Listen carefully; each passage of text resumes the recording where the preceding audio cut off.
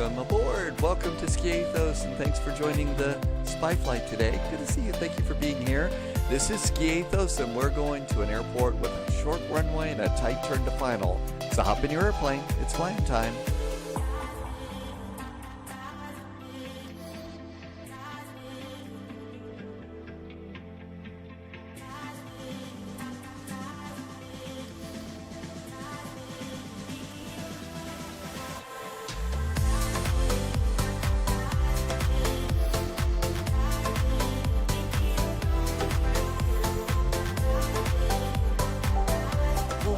Welcome. Thank you for coming in today. It is so nice to see you. Thank you for joining me on a semi-chill out Sunday. I think that this will be a little bit of a chill flight for us today.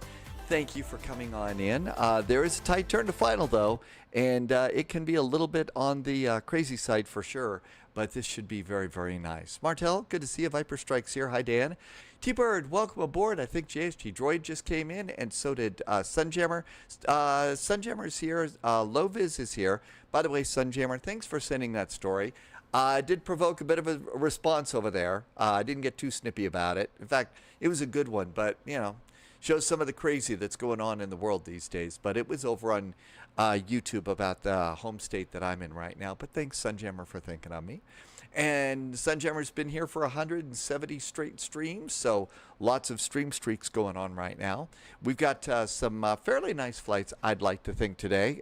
This is a chill out one until it's time to land. I'll explain why in just a second. And then we're taking off from our favorite little airport in Canada, Victoria, and we're heading up to, not Price George. Spelling error. It's Prince George. Oh, no. P-R-I-N-C-E. Okay, see, you got to have spell. There we thank you. Spell check. Jeez. Got to have Prince George Airport. That's north of Vancouver for West Coast weekends. And then I figure we're going to go and do something around Chicago. I saw Salt Lake in chat earlier. Do I want to take the A350 on another flight? You know, okay, sure. I mean, you know, we had a big old WASM problem yesterday, back when I thought we were done with WASM problems, but I guess, nope, came in there. Least we were able to land at Boeing Field, and there were not pixels scattered all over the runway, but we did get some grass in the tires. So that was a little bit of good news, and we got a touch and go at SeaTac too. So anyway, thanks for coming by. I hope you're doing good. Good idea. Let's do something with the A300, a cargo flight into or out of O'Hare. Haven't taken the A300 out. It's gotten an update. I think all the reviews on the update are in, and it's really good. So the A300 just keeps getting better and better. Plus, if you instead of doing a cargo flight, if you do a passenger flight, if you do a passenger flight in the A300, you can use the new double jetway thing that they've got at O'Hare.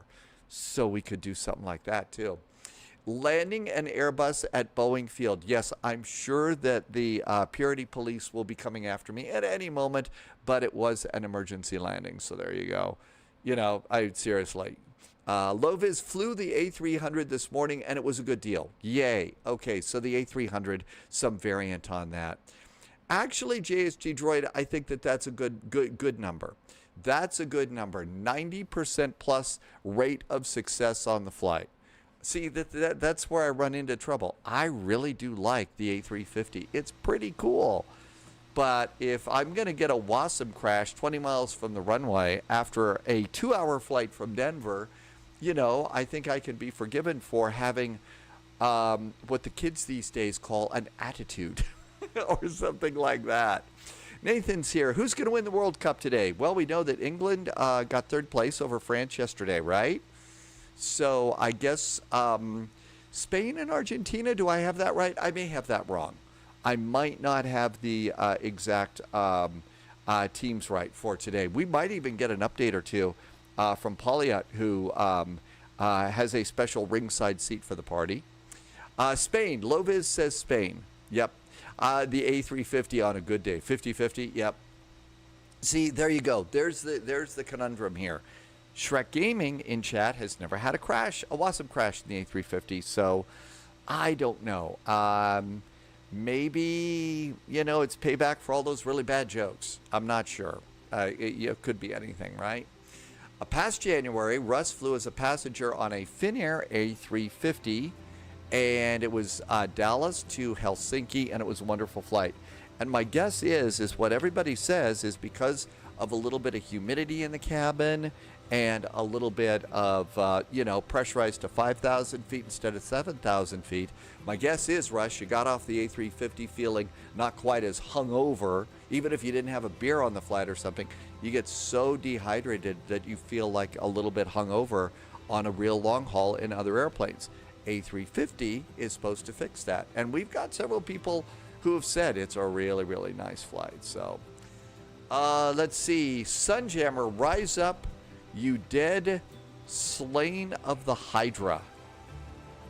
Avenge those of us, those who... Is that really old move? Jason and the Argonauts, maybe? Jason and the Argonauts? Possibly. Right. Sunjammer likes to put a movie quote in. Cracker is here. Good afternoon, Cracker. Good to see you. A350 is low vis's preference for a long haul IRL. Russ, I meant drinking fluid finish or finishing fluid. I got off speaking fluid finish or finish fluid because I have a goddess on. Yeah. So I did something silly today. You probably seen it in your social media feeds and stuff like that. I decided to go and make a frivolous purchase today. So let's see, where is it? Let's see if I can find it. It was a little frivolous. I'm going to put a link in. I don't know if it's going to be any good or not. Polyot, I believe, has one and says it's good. I decided to pick up a flight wall. It's about $175 US, so it's sort of like, okay, no pizza for a while, but this looks like it could be kind of fun to have, especially for someone, you know, that's into aviation and stuff like that. I've been seeing this advertised for like months. It's been out for like 6 months or maybe a little more, and so I'm kind of excited about it because it's not going to be like brand new, but it's going to be all sorts of really cool information. And I think it might be great. I think it works with an app with your phone or something. I'm not sure. I got to learn all about it, but it might be cool for aviation enthusiasts. So, again, this was a frivolous purchase.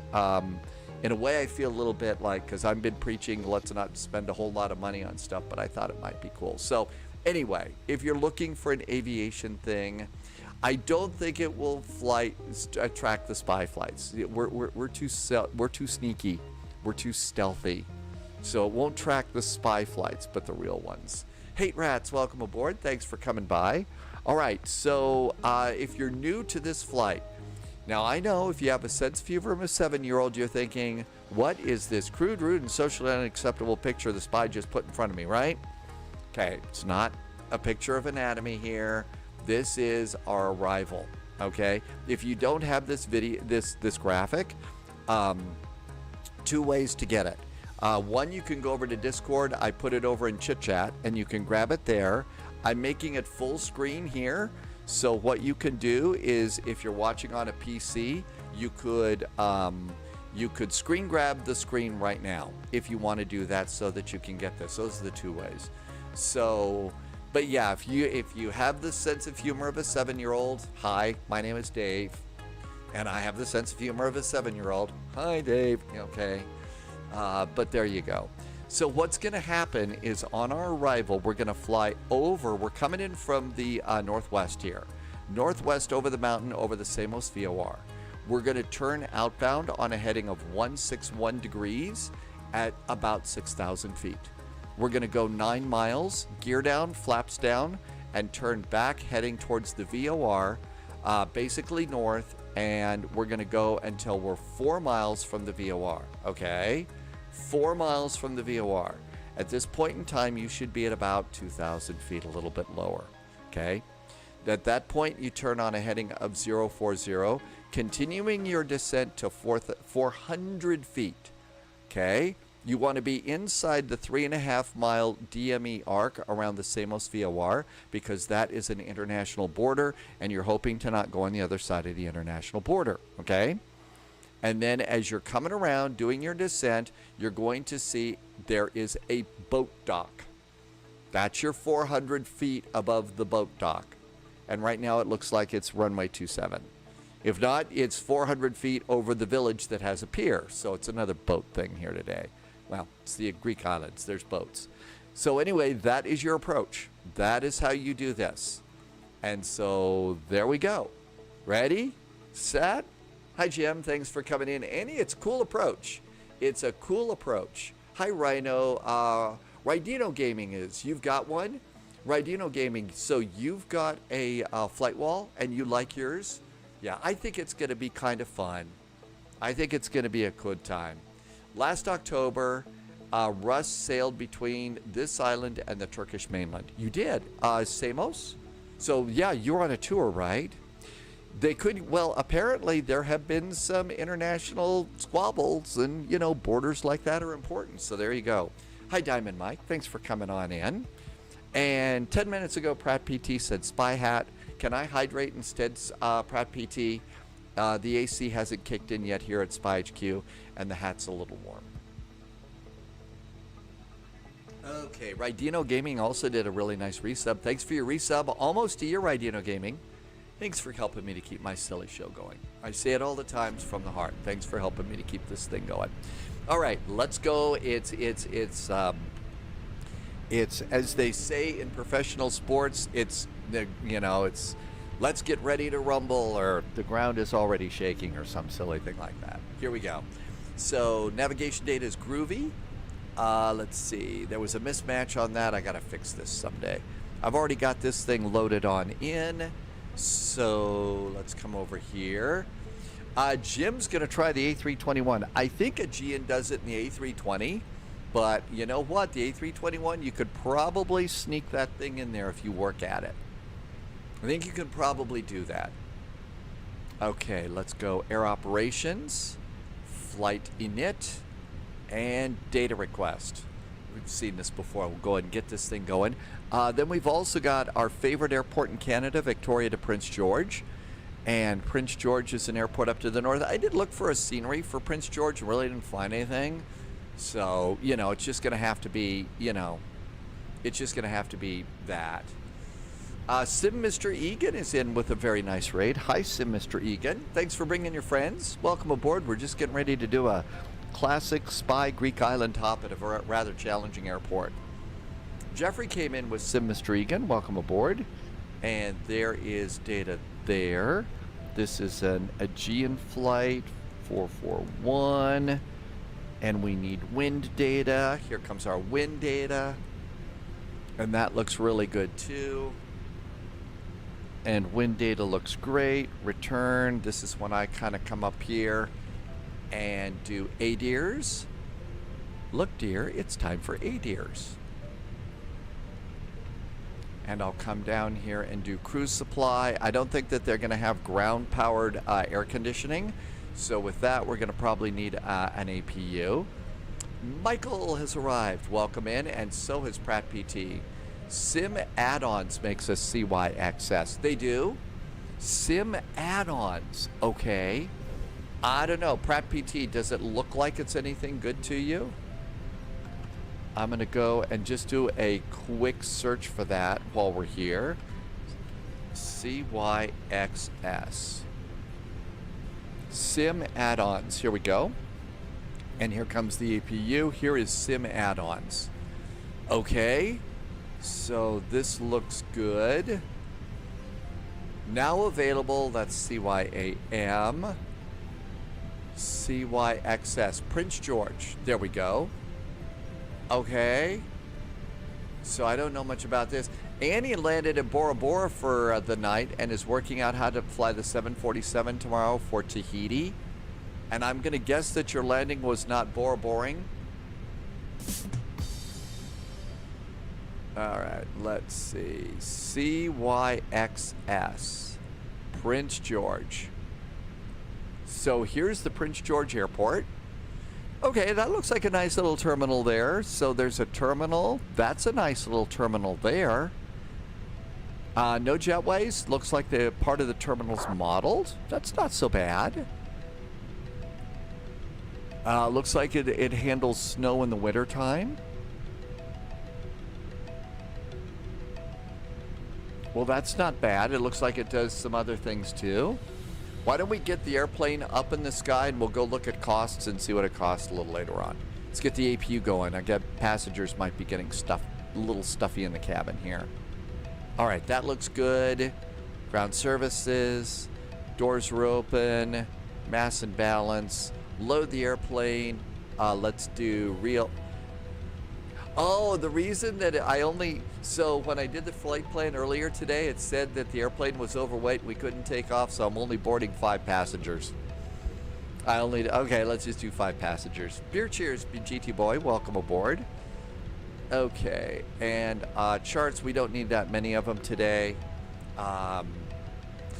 So coming out of LGSK, our departure is going to be, it's a really nice one. Diamond Mike's off today. You can never play flight sim. I'm sorry you can't do that. You know what? Dad duties are important though. So RNP sits runway 1. And I don't think that there's an initial climb clearance on our departure here today. So it's going to be Iteki 1 Alpha? No, 1 Echo. This is it. Okay. Minimum is flight level 190. There's no ATC, so we're good to go there. Let's see. What's everyone's RW at LGSM? Runway 27. Runway 27. Zero Pod, you're a passenger today. I hope that you've got all sorts of tasty beverages and the food's looking good. I've noticed that floodlights are back. They weren't working earlier. Now floodlights are back again. Very cool. Okay, that looks great too. So let's see. Cost index for today is 37. Cruise altitude for me is flight level 230. And let's do fuel numbers. I have not had kids. No. No. It's always just been me.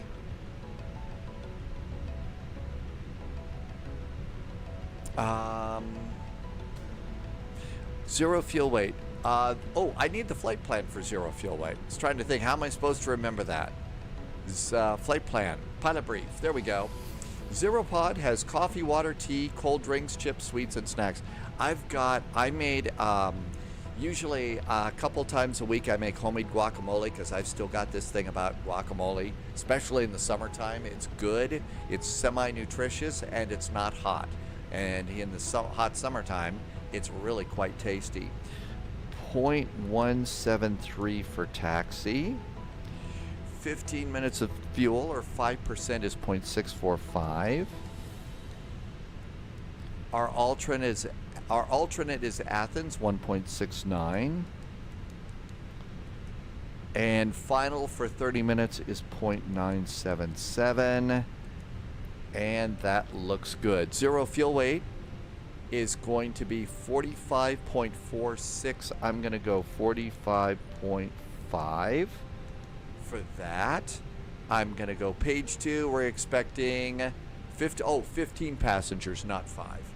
Center of gravity is, sometimes that looks like a 3, 29.2. 29.2. And there's our zero fuel weight center of gravity. Fuel planning should be groovy green, and it is.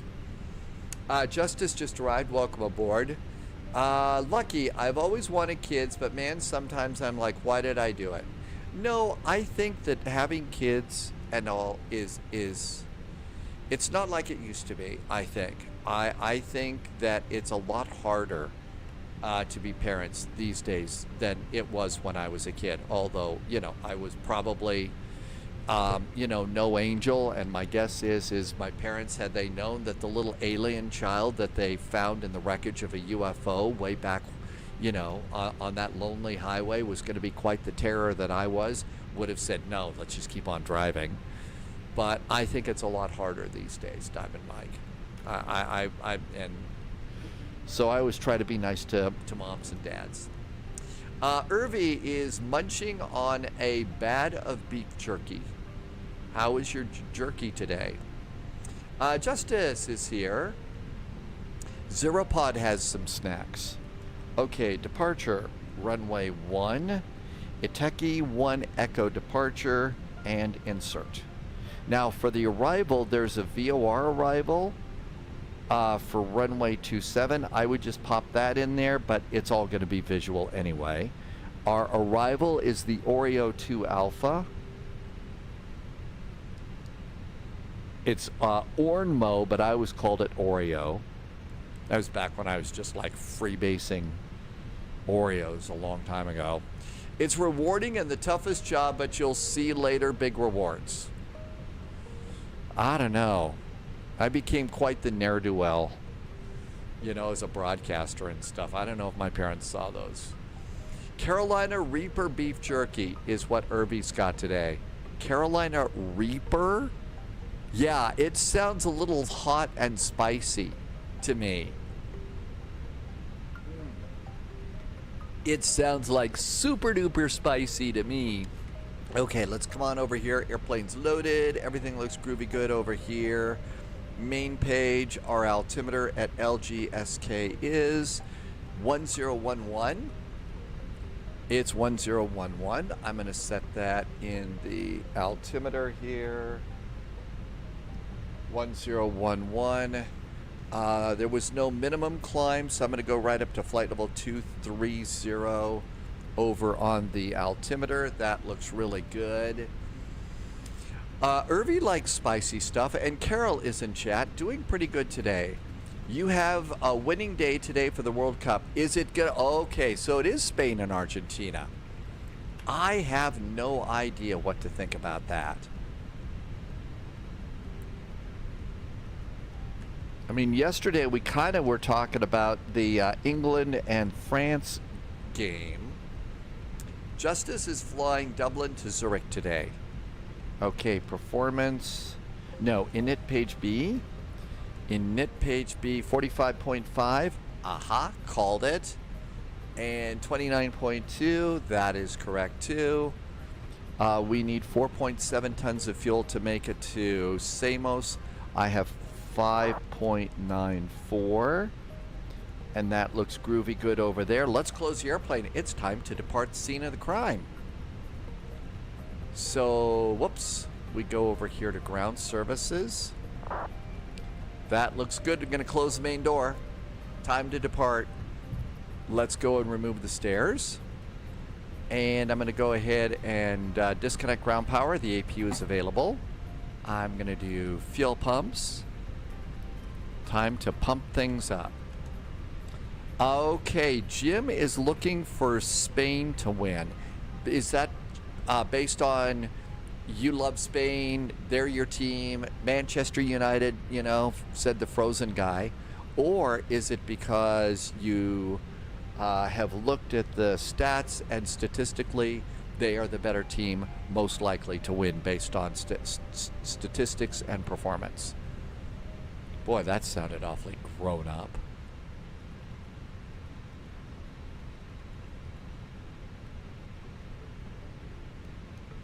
All right, that looks good.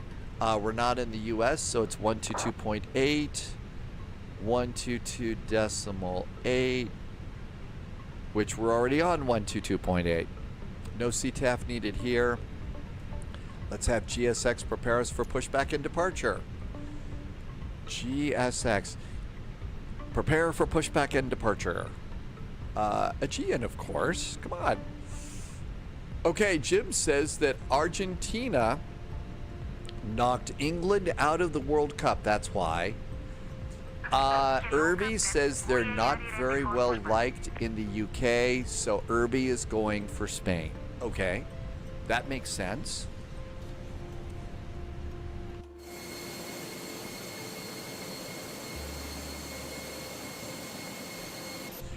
Is one team better at finding the golden snitch than the other team, or is that kind of not a thing?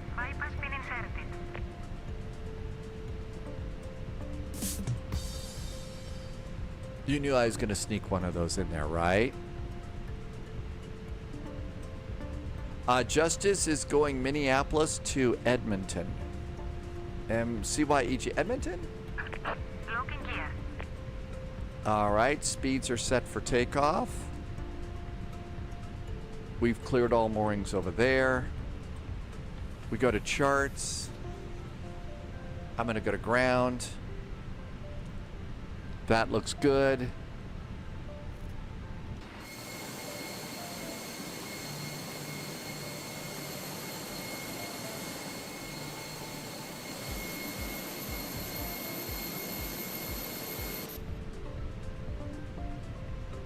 Let's go nose left, tail right. I've really got to learn how to do a custom pushback on this thing. That would probably make my day so much better. Beacon on, cabin call, ding dong. And away we go. KT Plays is in chat. Hi KT, it is the Phoenix A320. I think that this is really one of the best airplanes you can get in Microsoft Flight Simulator. The Phoenix airplanes are the best. Zeropod is safe all the way from, you could choose either. This is a tough game to make the call. Start engine one. I'll bet we got airplanes coming up behind us. We don't want to hold anybody back. Engine one starts. iFly is a very, very good airplane. In fact, we're going to do the iFly 737 MAX on our next flight. And then our third flight, we're going to do an A300 out of Chicago. KORD, and we're going to take it someplace, and we want to fly the passenger version of the A300 so we can do the double jetway thing. Because, you know, double jetways are cool, right? Buenos noches. Good to see ya. Dad game time. Parking brakes are set. Engine number one's coming on up. So let's see. We ought to go and see what kind of passenger jets we have for the A300.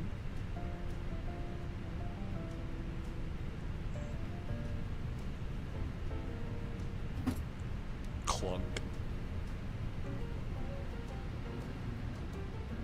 Available. Starting engine number 2.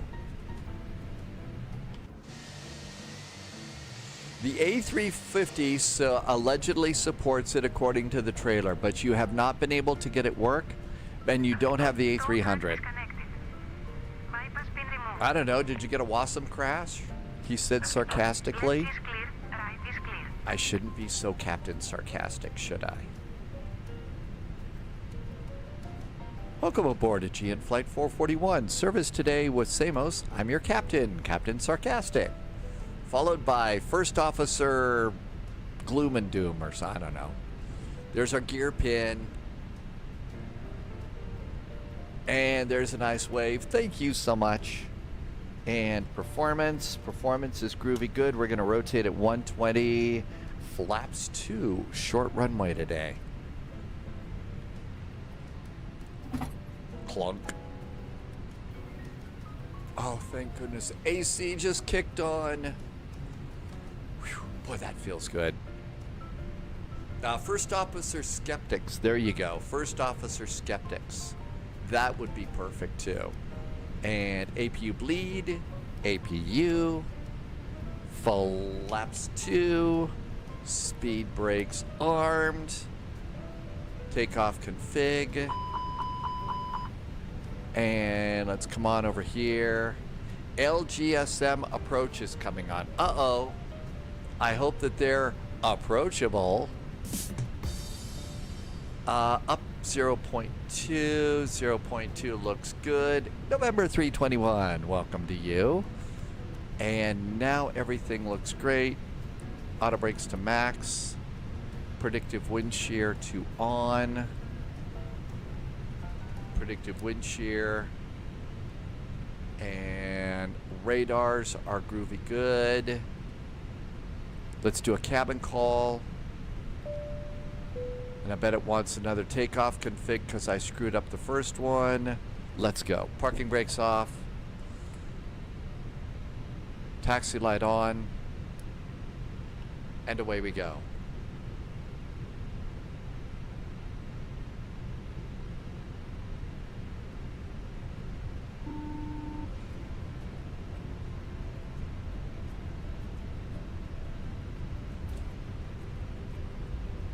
That's going to Skiathos. So we got an airplane coming in here.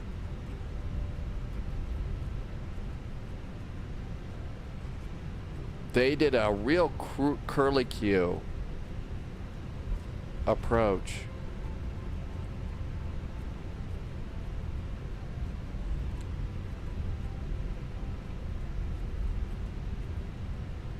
Skiathos traffic, Aegean 441, back taxiing runway 01 for takeoff.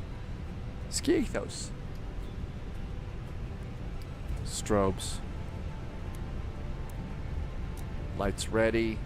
I think we can get out of here before that airplane makes the final turn.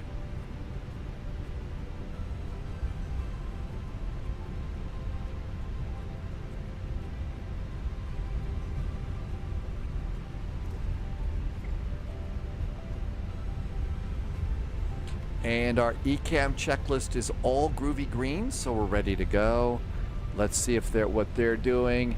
Yep, they're starting a turn.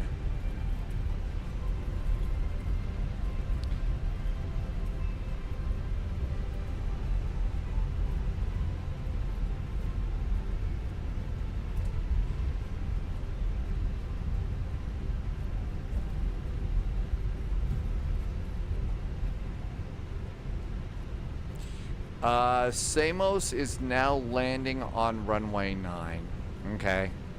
Well, that means we're not going to be able to do the really cool approach, I guess.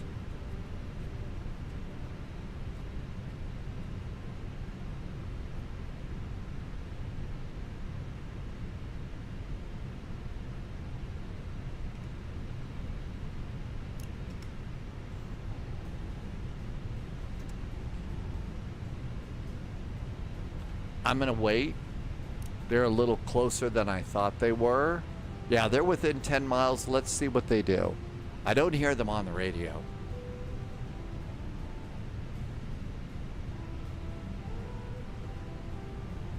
Is the Katie Pilot app on? That's probably why. Nope, the Katie Pilot app is on. I hear them just fine. El Presidente. Hey, you're going to do...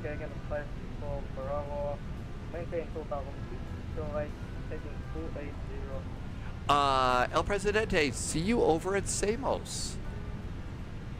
Thanks for coming into chat today. They're not doing. Let's get out of here. Let's get out of their way. All right. Skiathos traffic, Aegean 441, doing a fast departure runway 01. Skiathos.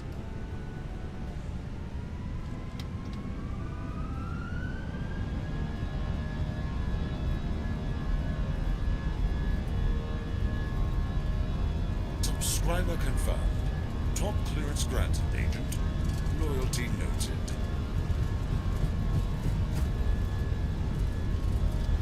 Martel is very nice today. Gifted a sub to El Presidente. Wow, that was nice. V1, rotate. Up, up, and away. Positive climb, gear going up. So long, Skiathos.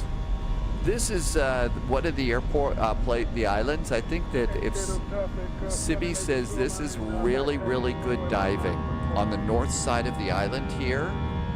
So if you ever want to go and do some scuba diving and stuff in the Greek islands, Sibi says this is a really great place to go in Greece.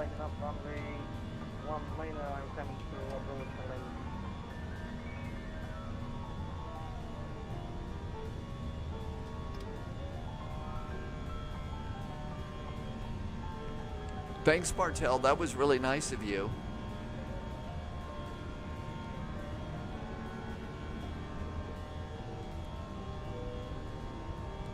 Direct to Atika. We're going to get out of that guy's way.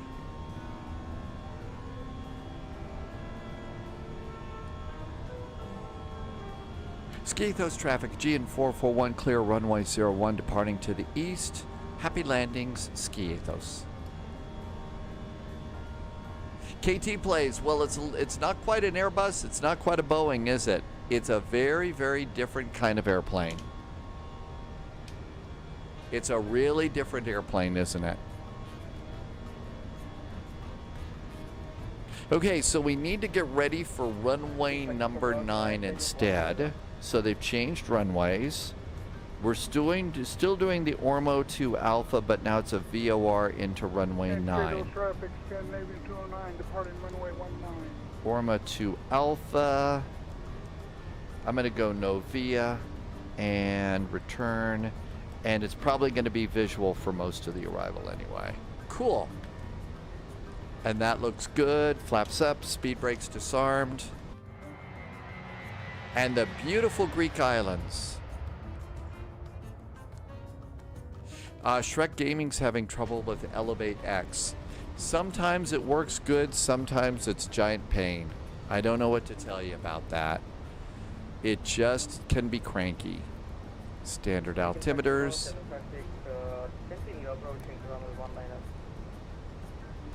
And now we go.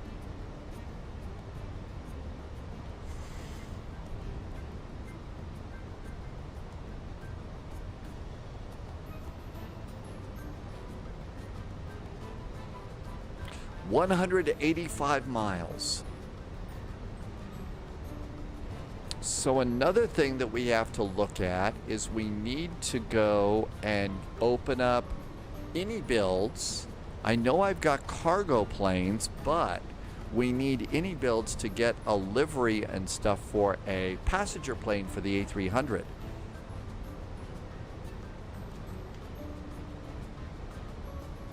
And out we go. Passing 9,000 feet. I'm going to do the lights off right now. Let's do a 10,000 foot cabin call. All right, so the A300 has been updated. Let's go to liveries. And it's an A300. And we want it for your particular sim. All right, so what do we got? We got Airbus colors. We got a Singapore. We got a Delta.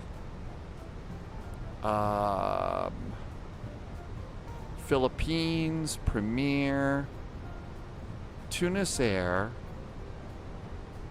Air France, Alitalia,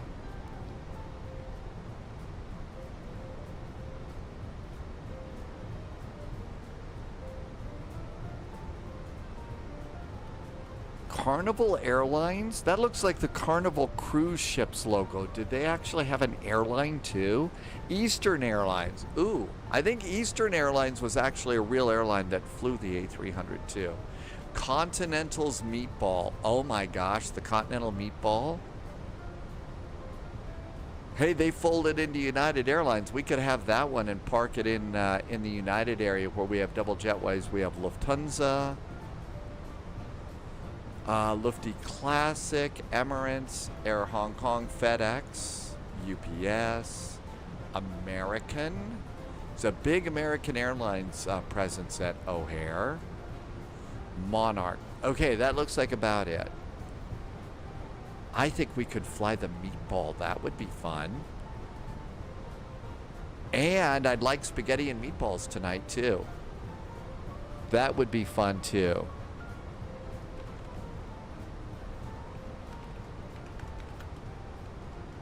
Their call sign would have been COA for Continental Airlines. The tail number is November 209 209EA. All right. So we got a meatball now for the flight. Okay, that looks good.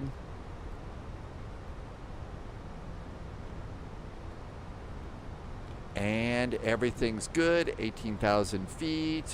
THX wings. You know, we probably ought to make one of those things that shows all the commands. Don't really have many of those. Okay, so we do have a VOR. We probably ought to get a chart on this one. VOR DME.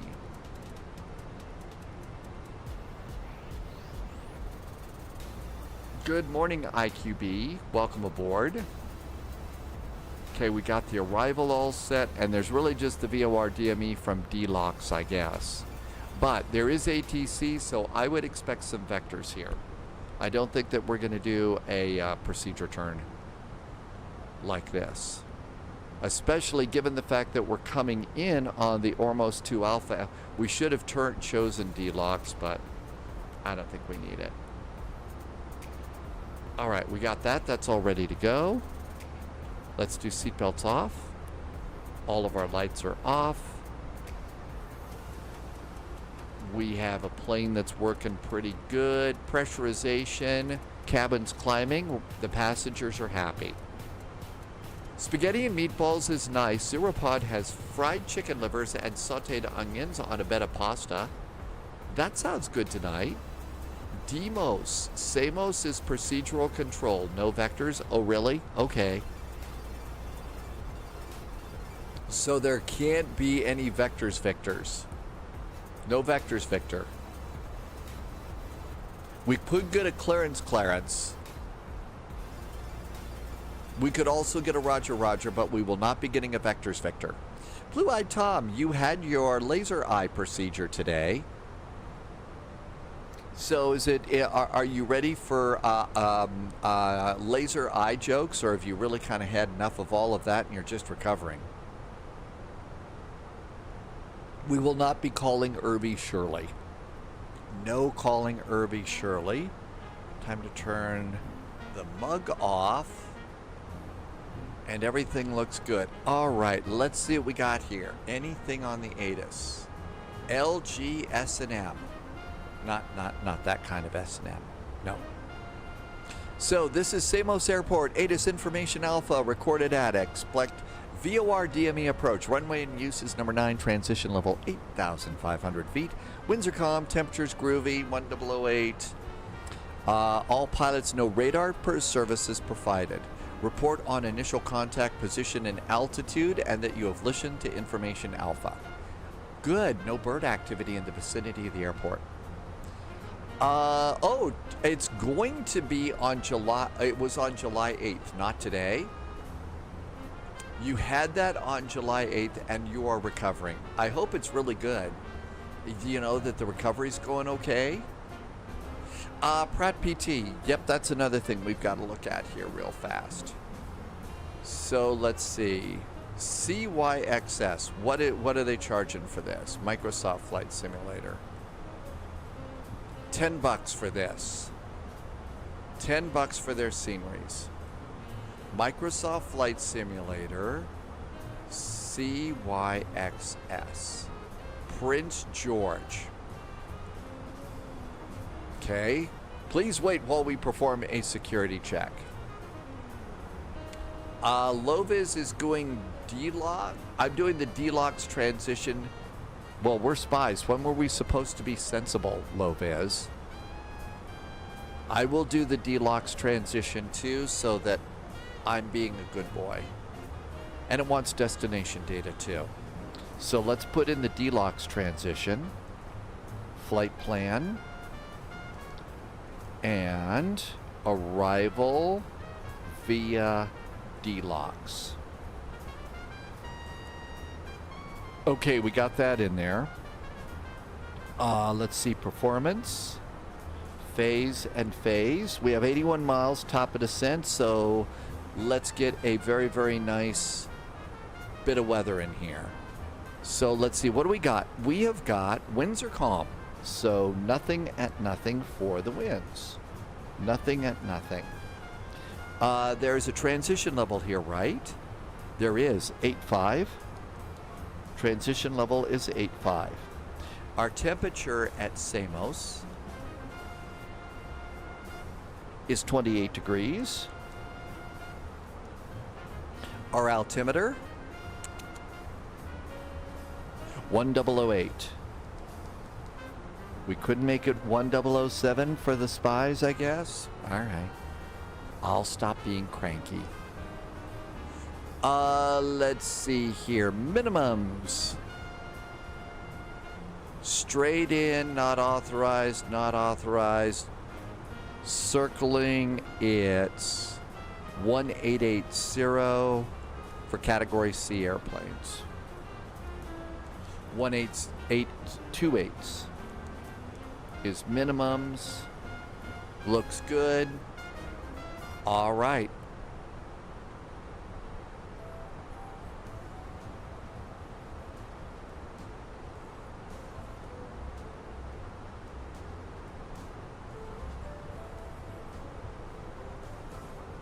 All right. All that looks really good.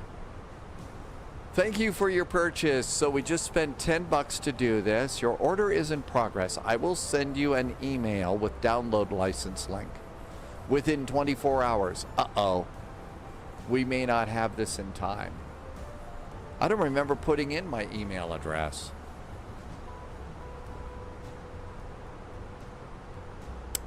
And we might not have it for the flight today. Oh well. Let's see. Blue-eyed Tom, my eye was swollen bad the day after. It looked like you got knocked out. Swollen shut, but now it's a lot better. It's going to be light sensitive for a few weeks. Is it okay for watching the computer okay? Irvi did the laser eye surgery many moons ago, and it was about 3 weeks to be fully comfortable again. JSG Droid, I'm turning right for spacing. Space is, of course, the final frontier. Without a doubt, Irvi has 20/20 vision since then. Low-vis is on with approach. We can follow the coast and do a visual approach. So does that mean we'll be going coastal? Zach is saying, hey, Blue-Eyed Tom says, not for the PC, you're using your phone. Let's see. Zach is going to Minchin tomorrow in the A320. And I think that all is right with the world. Okay, we have an ATIS. We have an LGSM approach, 124.1. 124.1.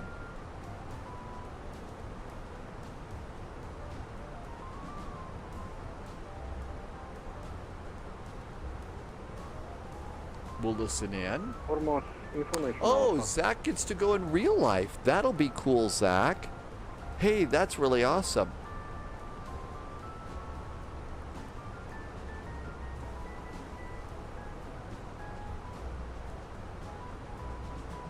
Okay, so we may not get the sim add-on thing. Well, we'll just go ahead and enjoy. Samos approach, transfer 30 Papa. Let's see how we're all doing here. JSG Droid, did you see the message for the visual? Low-vis, I'm on approach and you can follow the coast for the visual. Is that it, Low-vis? There is Russ. There we are. There's JSG Droid. There is Samos. They've got 5 arrivals coming up here. I think that's a little unusual for Samos, right?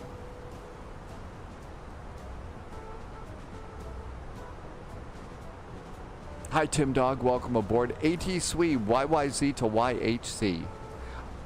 Actually, we might do Halifax tomorrow for Moncton Monday. So we might do that tomorrow for Moncton Monday. Today there's ATC in Canada on the West Coast. So we're doing Victoria to Prince George.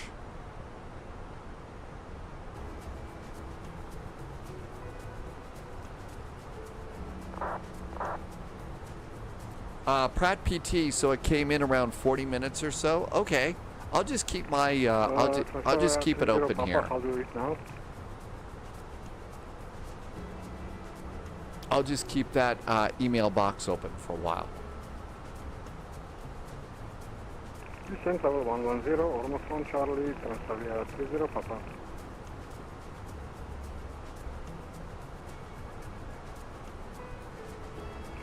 Vehicle, transfer 30 Papa.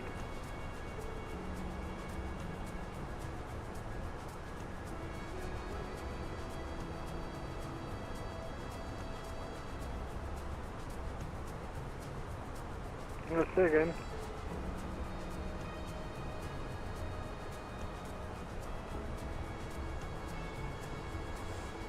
Coming up on top of descent here. On the arrival miles, Transavia 30 Papa. at Ormos. At Level is Deluxe. passing 171, descending.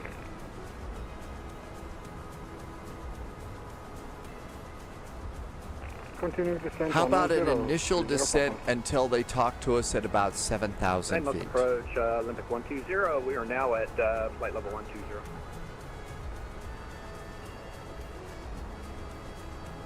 I have both, Olympic 120. Thanks for letting me know, Pratt PT. I'll Cleared keep that the, email box 19 open. and, or 09 and we'll call base, Olympic 120. You have to check your email and ATC Sway. Yep, Big Canada. So there's Sundays. It's always West Coast weekends around, Vancouver, all up and down, British Columbia. And then Monday, it's always Moncton Monday. So that's some of the Canadian. And it's Toronto Thursdays. So those are some of the big Canadian events. I, for one, think Roger, that there expecting should you be RTME 09, no visual, and report level 130. Terrence and Phillip Fridays and Timbits Wednesdays. But VATSIM doesn't take my ideas about things like that. So nanny, nana, I guess.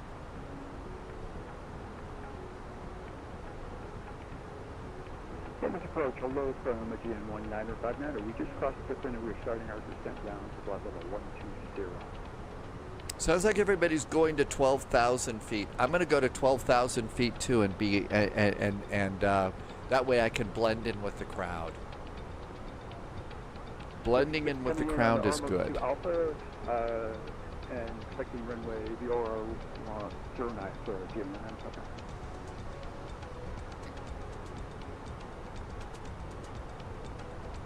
The 1 Charlie India for Aegean 1959. Sounds like everybody's doing the 1 Charlie. Maybe we should do the Ormos 1 Charlie arrival. I think we ought to switch our arrival to the 1 Charlie like everybody else. Otherwise, there's going to be a lot of trouble. 6,008. Ormo 1 Charlie via Roger, Deluxe. All right, now I think I'm in compliance. Boy, that sounded scary. 30 miles, top of descent. You know what might be of value on this arrival? Range rings, flight plan, fix info, We are practically LGSM, LGS and M. We are expecting runway 09. Aegean 1959, we Our radial for the opposite direction. Hi, Jimmy boy. Our radial for the opposite direction of 27 is going to be too small to read. indicated is 30 Papa. 269. So 269. And give me a 5-mile circle. 100 Page 2, LGSM 9. 30 Papa. LGSM 09. How about a 10-mile range ring? Hello, flight level 100 feet. And page 3, LGSM 09. The only thing that's easier to do in a Boeing than an Airbus is arrival range rings on the arrival like this, fixes. Okay, flight plan and performance, 20 miles to top of descent, and now you can see we've got an extended center line and we've got range rings. So we're all good to go. Now all I've got to do is not screw it up. Samos approach, Olympic 120, turning base. Let's see, Loviz is flying Olympic, and I think Loviz has got a Boeing. I think it's a Boeing Max on this one.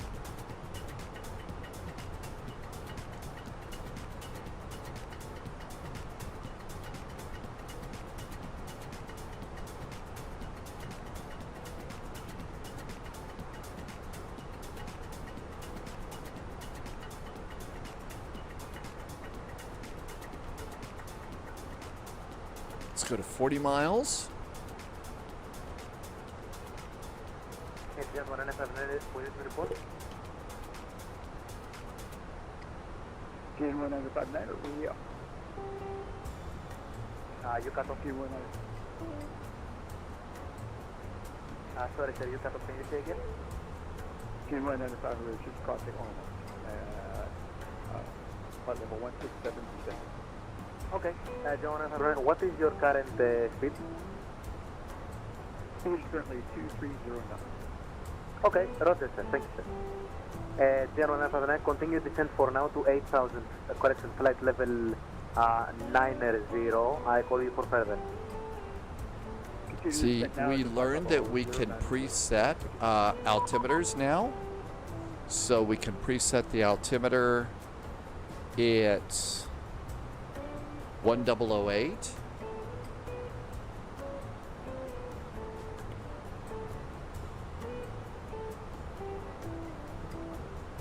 Reservoir 30 Papa from Deluxe, cleared VOR, runway 09, report reaching Deluxe. Okay, we're good to go there.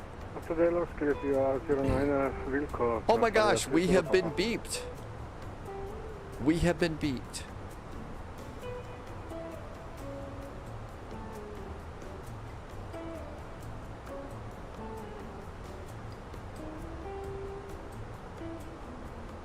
Samos approach, very good evening. Aegean 441 is an A320 10 miles east of Nisos with information Alpha descending now to flight level 120.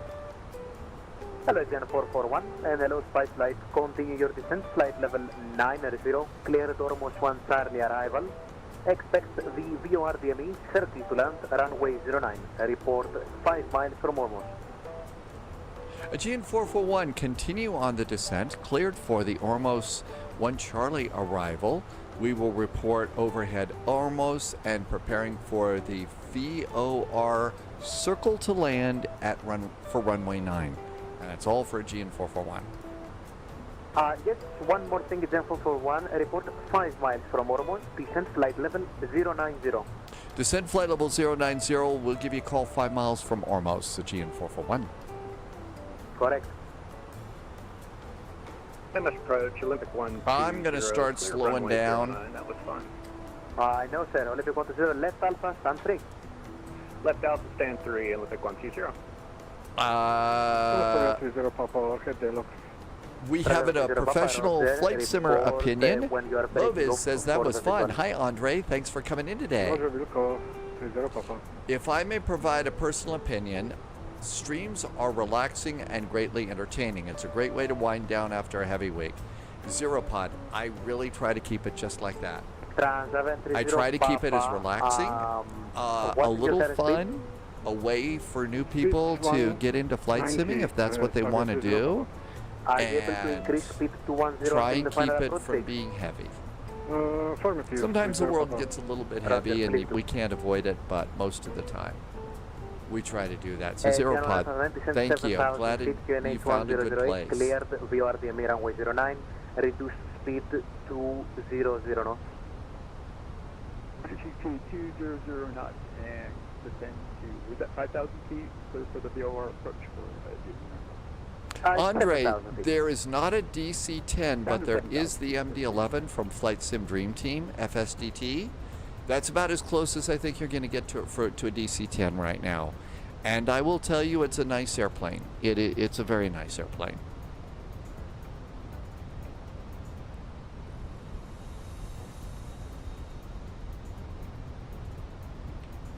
Seat belts.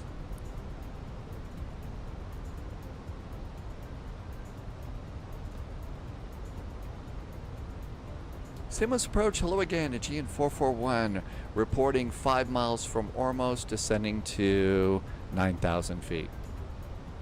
Correction, Aegean 441, copied, continue your descent 7,000 feet, report 3 miles from Deluxe. Report now 3 miles from Deluxe and continue our descent to 7,000 feet for Aegean 441.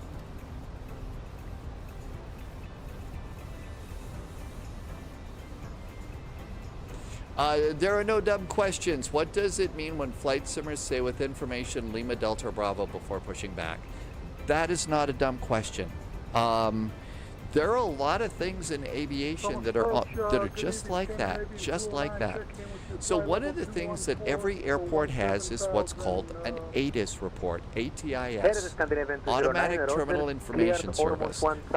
Used to be recorded on an audio tape and it played in a continuous loop, round and around and around and around. That's all it did. Well, now it's digital and everything. In Flight Sim, we get most of these over here on the application we use to be on VATSIM. This is called vPilot. And there you can see this is the LGSM ATIS. And it always has a different letter, information alpha, information bravo, because each one of these is different. And they always add a letter whenever they update it. That way when we report in and say, hi, Samos approach, this is Aegean 441 with information alpha, the controller knows that I've got the latest information about their airport and we're all ready to go. And so that's what that information Lima Delta Bravo is all about. Andre, thanks. We are looking for a happy landing. Have we figured out Chicago? Right now it looks like it's going to be an A300 passenger variant. It's going to be a passenger variant departing out of Chicago, and I don't know where we'll go. Don't know where we're going to go on that. I'm going to look below. We could go to Atlanta. For one, continue your descent to 7,000 feet to QNH 1008. There's 2 traffic ahead, but should be no factor. Continue the descent 7,000 feet. The altimeter 1008. Continue the descent for Aegean 441. So there is a vote for Chicago to Atlanta. I know, Jim, the weather's nice today. Yes, sir, you're okay to descend at your own discretion from Point Elox. I descend at our own discretion. That's under the procedure.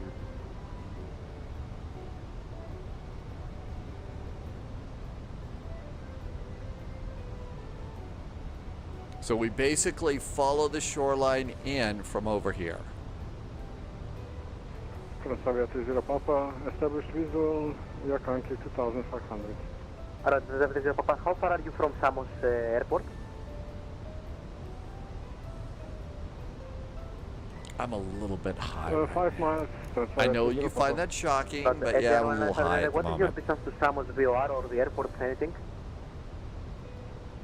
We are approximately 10 miles from the airport direct, but we're going to come around over to Aegean. Okay, General 159er, you will need to slow down to your minimum approach speed to the best of your ability, because from what I've understood, you're a little high on the approach as well. Traffic ahead should be about 5 miles from your position reported. That's right, it's not a spy flight if I'm not high or fast or there's a big giant orange screen in front of my face. We're going to a little bit further to the left to further descent for the final push. General 159er, Roger, maneuver as necessary.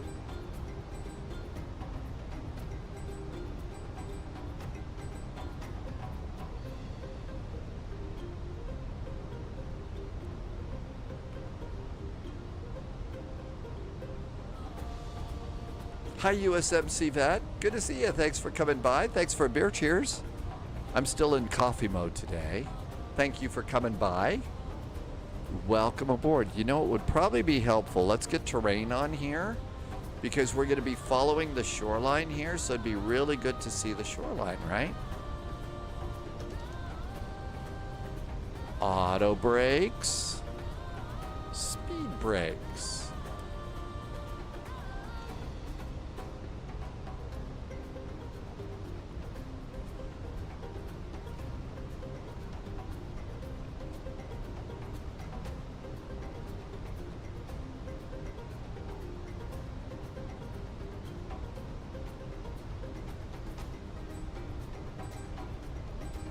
And Transavia 30 Papa, clear to land runway 09, wind variable 3 knots, QNH now 1009. QNH 1009, Transavia 30 Papa. All stations new QNH 1009. 1009 on our altimeters. Aegean 441, position report. Aegean 441, sorry, we just actually crossed over Delox. We are now maintaining a heading of 130 for some spacing here. Okay, Aegean 441, because I don't see you on the radar at all, if you could intercept 357 radial and descend via the procedure cleared VOR runway 09. Descend via the procedure. We will get within your radar range. We're making the turn right now, and we can descend via the procedure. Aegean 441. Yeah, so the problem is I don't have radar at all, so I don't know where you guys are. 135. Scandinavian 209, we're level 11,000. What a great landing rate there. Scandinavian 209, Roger, descend 7,000 feet via Delox. What a great landing rate. That was really 5 miles nice. from Delox. Already, we'll report 5 miles from Delox and down to 7,000 for Scandinavian 209.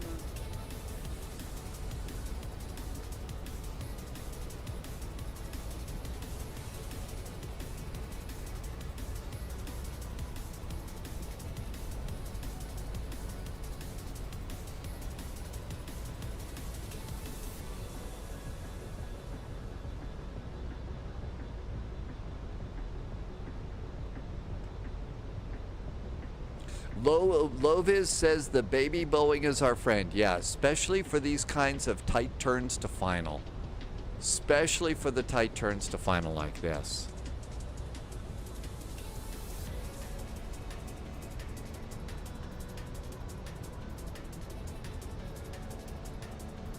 Radar 30 Papa, welcome to Samos. Expedite the backtrack, vacate the Alpha 3. Backtrack, vacate Alpha 3, Transavia 30. 2 more days till NASCAR gets to go to Oshkosh. Aegean on F1, expect late and the clearance traffic backtracking. Roger, late landing clear.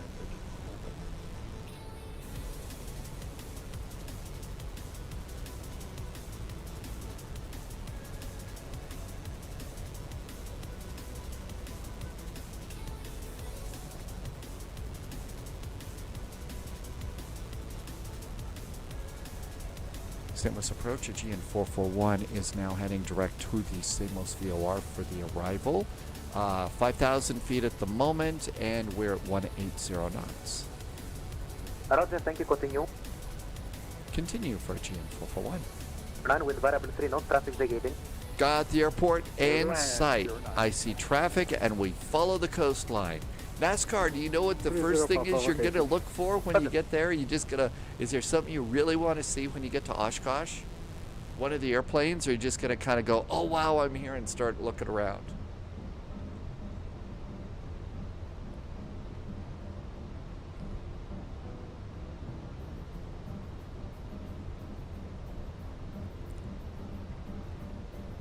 Okay, that 3,000 is 9 miles. 209 is at Delox.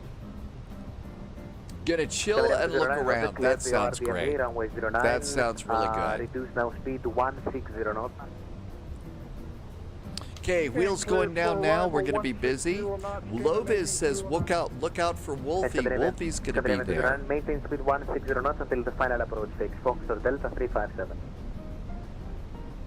And copy 209. You should feel like a regular.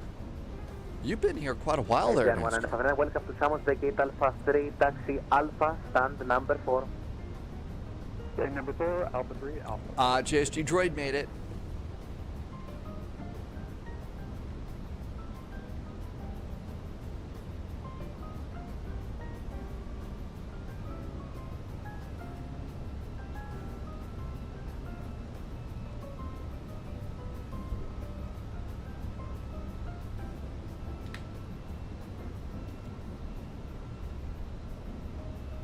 Loviz says, yeah, got to be a busy day here in Samos. There must be a big Greek festival going on here that everybody's wants to be a part of.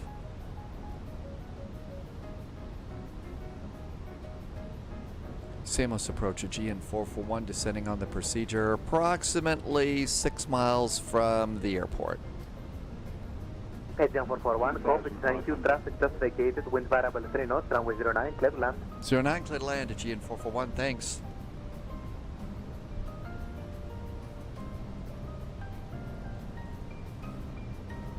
above. Minimum. Landing.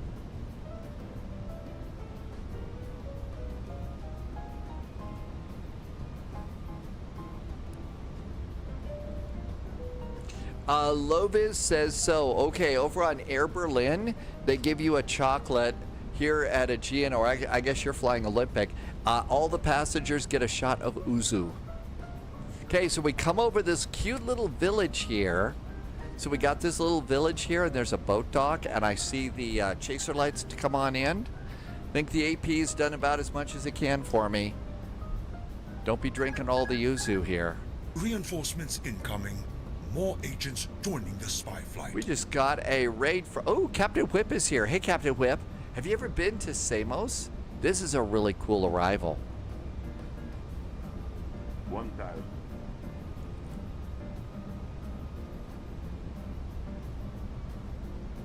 Keith, welcome. Thanks for coming in. 1,000.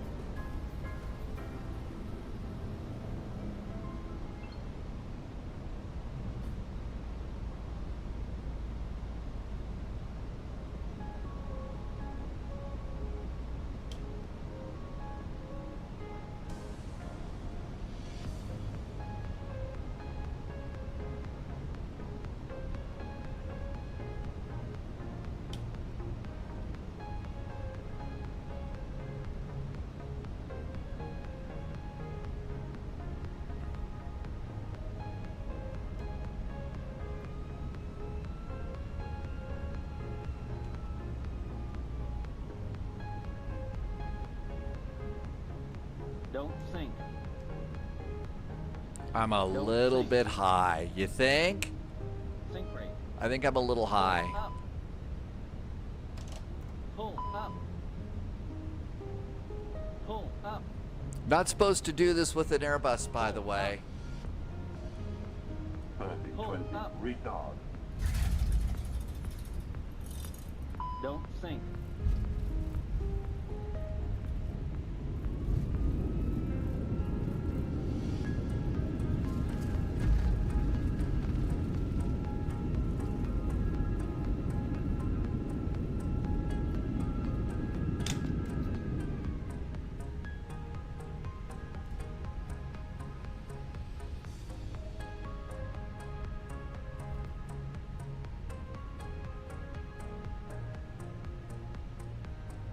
Aegean 441, welcome to Samos.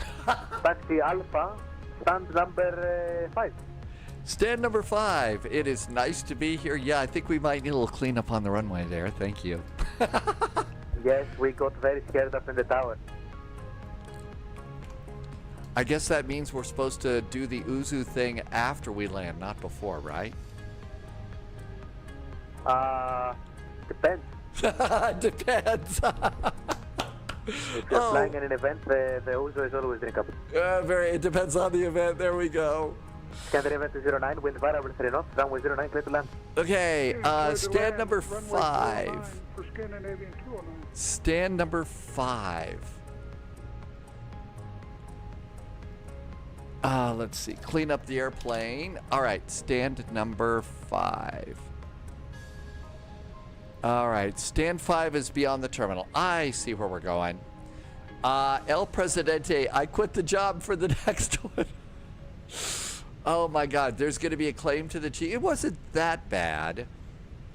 It was square on the runway. It was a little bit hard, but it was underneath the 500 point. Remember that 500 thing? 500 feet per minute is when, they've got to do an inspection. And we weren't, didn't hit 500, so shouldn't be a problem.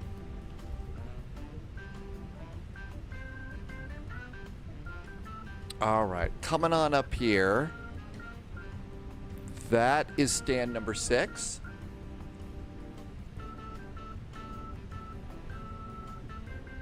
Hey, look at that. Stand number 5. The rate of descent was a little bit fast at some points. Yes, it was a little fast.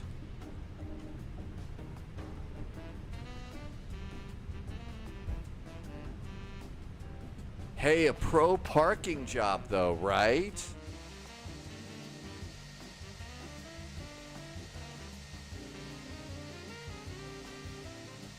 Okay, looks like Transavia has some kid with a Harry Potter magic wand in there. Did you see how it levitated there just a second ago? So, yeah, some kids do it practicing the Leviosa thing over there, and it just kind of went up and down again. More agents. That's going to happen out there. Hi, Gunslinger. Welcome aboard. Thanks for coming in today. APU is good. And engine number 1. Engine number 2. Let's see. Transponder above, standby, and standby. Reset the rudder trim for the next crew. And up here we go to do fuel pumps 1, 2, 3, 4, 5, and 6. Really cool. I wasn't expecting any ATC. Thanks, El Presidente. Super nice. Thank you for coming in. Beacon and seat belts. D-board. Give us a GPU. Stairs, stairs, and stairs. Open the door. And look at that. We made it. I just forgot to turn off my taxi light. Scandinavian 209, we're doing a go-around. Russ decided to be sensible. Do you hear that? Russ is being sensible. Something about lowering your cortisol levels. El Presidente, it was nice to be here. Did Honda Jet Salt Lake? Oh, Flying Eli. It was a Honda Jet flight from Salt Lake to Las Vegas. There was a really nice arrival. It was great.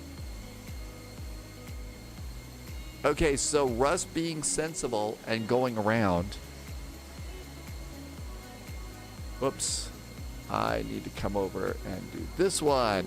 And so let's see. Where's Russ? There's Russ going around.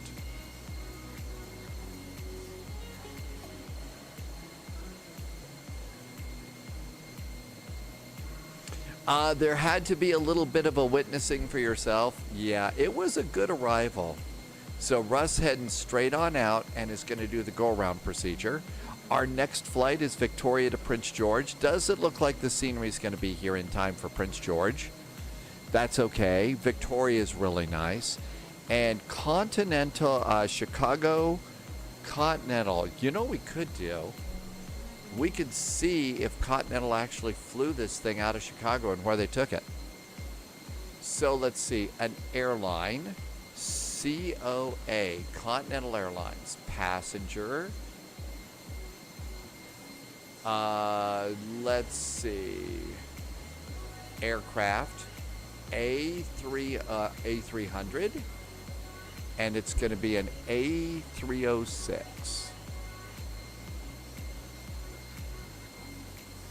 So we can turn the rest of these off. Top clearance granted. And it's an A306. Loyalty noted. Now let's do a departure airport. And we're going to do KORD. Did Continental do any flights of... I'll leave it at 6 hours. For an Airbus A306 out of Chicago to any place. Refresh the table. Let's see if they did anything. Probably not. El Presidente saw the landing, and that was enough. JY Gamer did a nice emote. Ollie's back with a resub, and it says 24 months. Let's see, 24 divided by 2. We're coming up on 2 years, aren't we, Ollie?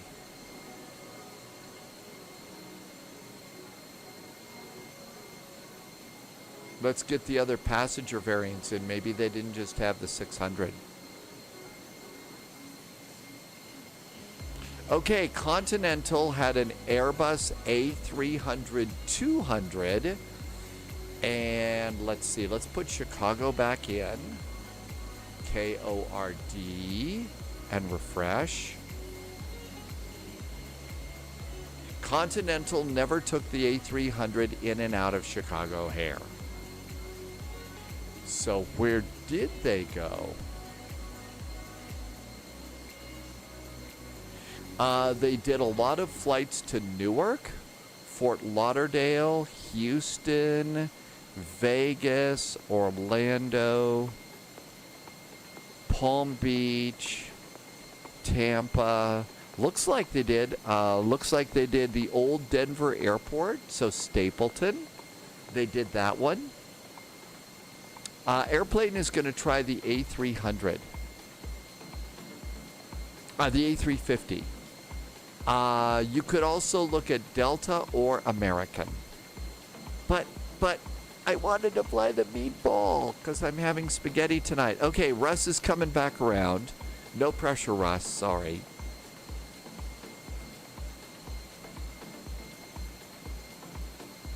Did they do anything in Atlanta? Because we had a request for Atlanta. We could go back to Newark. SAS is 6,000 feet on base. There really aren't many supported gates for multi-jetways at ORD so far. This really does have Kitec vibes, doesn't it? So Newark, Fort Lauderdale. Chicago to Fort Lauderdale is going to be a while. Newark isn't going to be too bad. KORD to EWR. KORD to EWR. KORD, KEWR, Newark. That would be a 625-mile flight, assuming we get a good ground speed of 475 or better. It's still 2 hours and 8 minutes, it says. I don't know if we want to do that kind of time, but we could. We don't have to decide immediately, but what we do have to decide is take a look at Russ's Landing. Greek Islands are a very special place. Looks like Russ is doing great. Well, see, that's one of the things I love subsonic is islands. You know, airports, airplanes for island hopping and stuff is great. And you can't beat the Greek Islands for it. The beautiful Aegean Sea, the color of the blue. And a very, very sassy landing, if I do say so myself. And subsonic wants Uzu right now.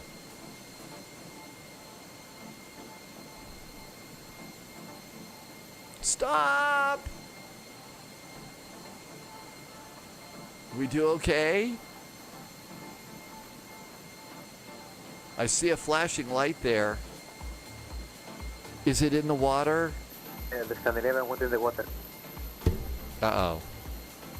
I don't mean to pick on somebody. Let's see. What do we got? It went into a black... There's a very nice beach off the threshold of 27 is there right now. Okay, so we have an airplane in the water. Well, you know, that was a very sassy landing. Hey, I only got stopped by the skin of my teeth. And that's only because I stomped on the brakes. Fact is the airplane yelling at me about hot brakes? No. Really? You've got to be kidding me. Wheels. I stomped on those brakes so hard. Well, it's warm. 235, 255. Russ's aircraft is okay, but there were flames.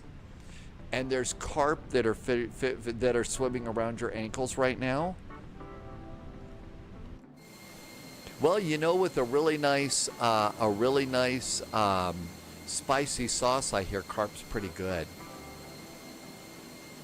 Thank you, El Presidente, for a really, really nice ATC. Ooh, Loviz has got taco breaks tonight. What kind of is it? Just regular homemade? Are you going someplace for something really cool? Really cool tacos or something? That would be neat. I think Newark's a little far. Wasn't St. Louis STL one of their big ones? Then again, this airplane is not meant for small hops. It really wasn't. So it was Newark, Fort Lauderdale, Houston, Vegas, Orlando, Miami. Did I see an MCO? They did do Houston to MCO in the A300. We can yap about that a little bit later. Right now, we've got Victoria to Prince George. Let's see. Loviz is ordering the ingredients, and they're going to make pork tacos tonight. That sounds great. Yeah. We had a bounce. Oh, I had a bounce. So minus 768 and minus 213. I didn't know there was a bounce in there. We'll just pretend that didn't happen. There, what bounce? I didn't see any bounce. Let's see. We need to get ready to use. We don't need SimApp Pro anymore, so we can turn off SimApp Pro. And I think I need to put in MobiFlight has to change. There could have been an alligator on the runway too. You'd always got to worry about alligators, especially on the spy flight. Okay, so for MobiFlight, yeah, I have the A350 in there, so I delete that one, go to hold, and the iFly Max. And we'll copy that and put it in the main MobiFlight folder, paste. There we go. So we're all set to do the A300, except for the fact that I have the wrong controller here. Can't have an Airbus controller. Let's see. Black Dog is here. Hello, Black Dog. I spared him from becoming luggage. Always good to spare an alligator from being luggage or shoes. Man, tacos sounds really good today. Maybe I will get ingredients for tacos on grocery store day. All right, we got that all set up, so that looks good. Now we have to start MobiFlight. You gonna do the ORD flight, Shrek? We'll let you know where we're going. We'll debate that for a while, as only spies can do. Tango wants to know if we heard about the Qantas A350 project from Sunrise. Toulouse to Sydney, it's about 22 hours in the air to test the aircraft limits. Toulouse to Sydney, it's 22 hours in the airplane. Well, you know what? That is like one of the only airplanes that I would ever want to spend 22 hours in.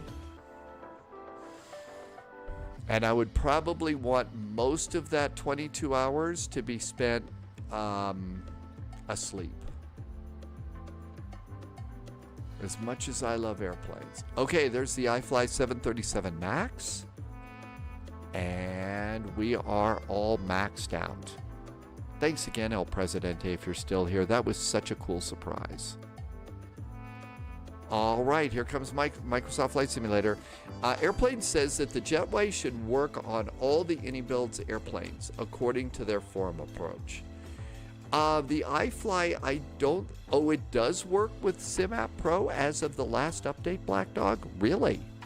Shall we experiment? Let's experiment with it. I'm going to exit out of MobiFlight and start SimApp Pro. Let's see. Tango would take 2 sleeping pills and place some Mago de Oz in your headphones, the Spanish power metal band. Really? Okay, let's give it a try. Let's see if it works. SimApp Pro. I didn't know that. Hey, if it did, that's great. That's one less thing to change. 3 cheers for MobiFlight, though, for letting us use things with our airplanes that technically it's not ready to go with.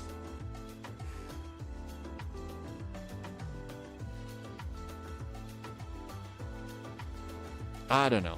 Probably, if I were going to be on that flight, it would probably end up being maybe a Tylenol PM, a adult beverage, a little bit of a movie, and then hopefully a lot of sleeping. All right, so over here, what do we got going on? Hey, we've already got Victoria is up.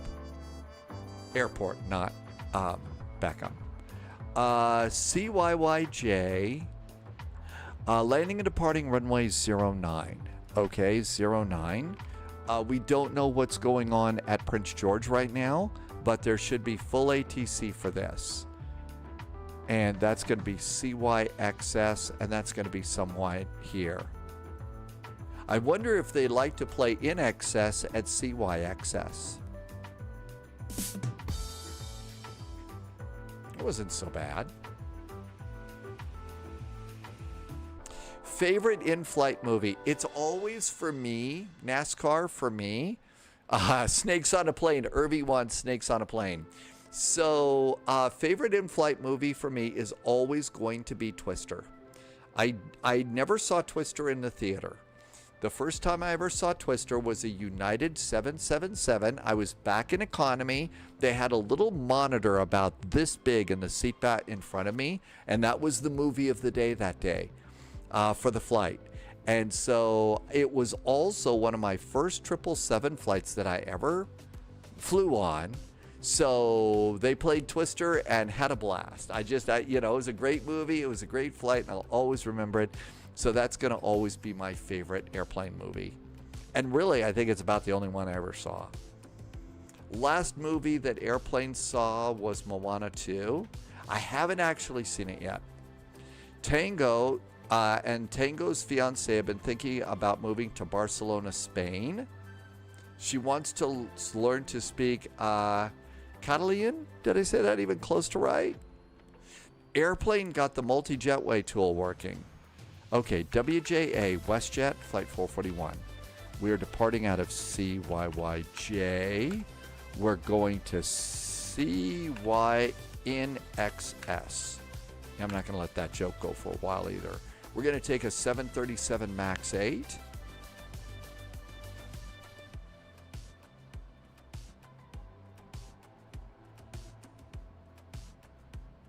And we're going to do... very annoying. It does that when you're trying to flight plan. Okay, we want to take a WestJet. WestJet. Oh, it's WJA. Let's see. Got the multi-jetway tool working in the A330. Martin has landed the 777-200 on the marks with a -98 at Ponta Delgado. That's a nice landing. Very good landing rate. Finally figured out how to fly the 737. Congratulations, Jimmy boy. Hey, these take some work. So Tango, are you serious about moving to Barcelona? How's that going? It says landing runway 15. The weather right now at Prince George. It's rain. The winds are 180 at 10. I'm guessing runway 5 is about as good as we're going to get for that. Do I have a couple more waypoints here?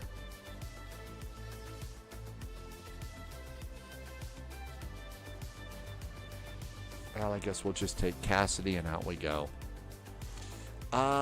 Don't think we need a ton of extra fuel, but I am going to go ahead and board 15 minutes of ATC fuel just in case.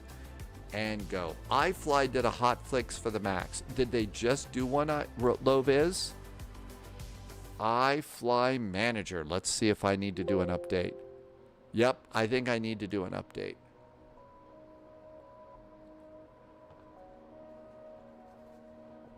Barcelona, Spain. You know what? That sounds really kind of cool. There's an 80% chance we'll end up in Barcelona. Her favorite YouTubers from the area too. Oh, really? Your favorite YouTuber, huh? See, that's what I got to do. I've got to go and move to some really cool place.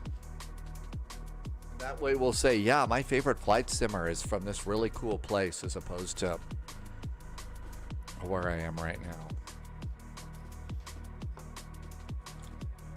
Maybe I should think about moving to Princess Juliana Airport.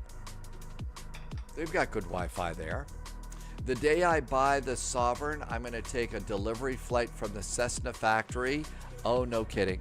Okay, let's go ahead and quit to desktop. We got to go and get the latest update here. iFly Manager needs an update. Let's get it.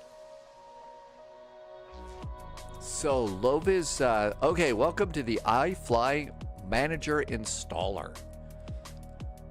All right, Manager Installer. Usually these don't take long. I agree to the terms and conditions. Good thing that Polyod isn't watching. They would say, now you didn't read those terms and conditions. Yeah, if I can say he's called Aaron Play, his first videos were the phone pranks. Oh, really? Aaron Play? iFly Manager has been updated. Now let's activate it. Retrieving data. I don't know if Brent Spiner's going to be a part of this or not. Okay, here we go. Update to 1.1.0.3. Hotfix brings a number of fixes. Please see our Discord for what changed. Update now. I actually think that I monitor them. I think I do. Let's see. Hotfix 3 is ready to install. The hotfix focuses on refinements to performance and stability, contains a model fix and a couple of EFB updates. The cabin voice in use remains selected. The number of custom cabin announcement folders can be increased. The manager is updated. Pro trip, always remember to exit Microsoft Flight Simulator and reload your aircraft when it's first installed. This ensures that all systems are properly loaded. Okay, never knew this before. So if you look over on their Discord channel, pro tip, remember to always exit the Microsoft Flight Simulator main screen and reload your aircraft when it's first installed. Exit to the main screen. Okay, so I guess we select the airplane and then go back to the main screen and come in. I never knew that that was their pro tip, but we will try that from here on out.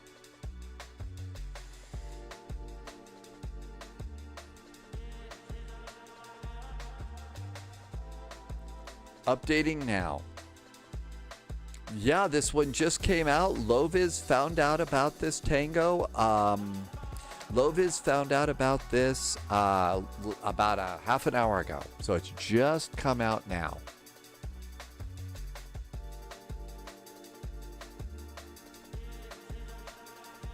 Unpacking update.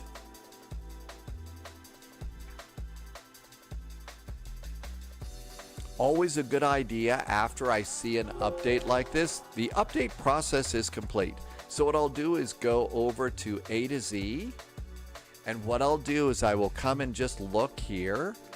And let's see. Can I see only installed? So these are all of mine that are installed. So what I can do with this is I can look and see what needs to be updated. So Southwest needs to update. I'm going to just fly WestJet right now. So I don't think that we need to go and do these updates this time. But if we were flying Flare, the Southwest Independence, or Southwest, those would need a quick update. But we're not flying those, so it's probably okay. And that's how I check to see if any of the liveries that I've got needs to be updated. It's fairly cool. All right, let's go and start Microsoft Flight Simulator again. Hi, Ontario Baird. Welcome aboard. It wasn't long, Tango. I mean, took less than 5 minutes here. So really good on the update. Do we have a flight plan here? Yep, we do. Let's get a PDF version of our flight plan. I'll put it in chat so that you could look at all my numbers.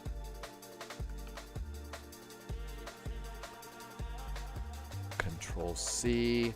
So the question is, with this update, Loviz was saying, we're going to take a break and go and do tacos. Now that the airplane's updated, will the taco update be, pushed back just to check and see if the airplane worked? All right, that looks good. I need to save this to my desktop.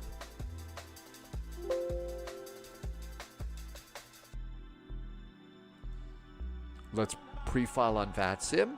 The Jokester is here. Will the 777 fly again? You know, it was looking a little bit doubtful, actually, because it's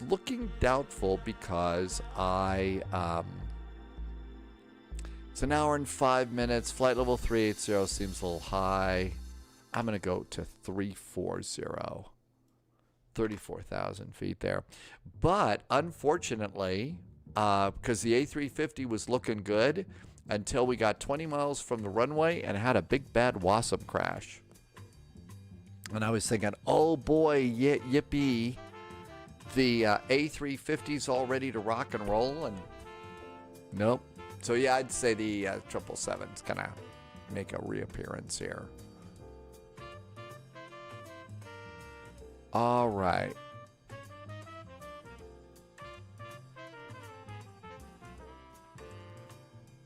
Never heard back from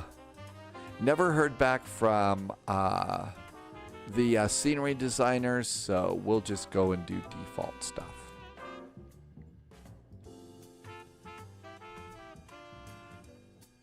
I don't know what it is. I think that maybe part of what it might have to do with is somebody was saying, and okay, I don't know if I have this right or not, but somebody was saying that one of the things that causes WASM problems is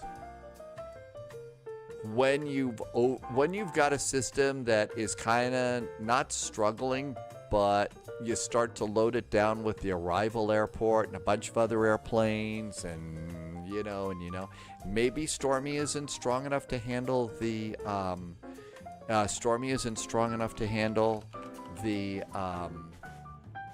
the A350. Maybe that's it. Tango, I do have a Discord. I just sent you an invitation over on chat, and that should get you the invite over to Discord. And we do have it, and it's a very friendly group of folks. It's a great place to go. Late at night, if you're trying to do something and nobody's out there, you could always pop a question into chit chat, and somebody might answer you. There's some pretty smart people in the Discord too. PMDG is working on their issue. Hope that works, Tango. Okay, let's see. We're going to be in a Boeing, so controls need to be in Boeing mode. What else do we need?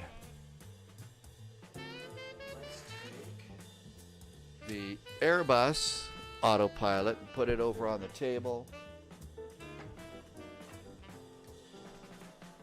because it was over there on the floor, and we do not want to step on the Airbus autopilot. It's too nice.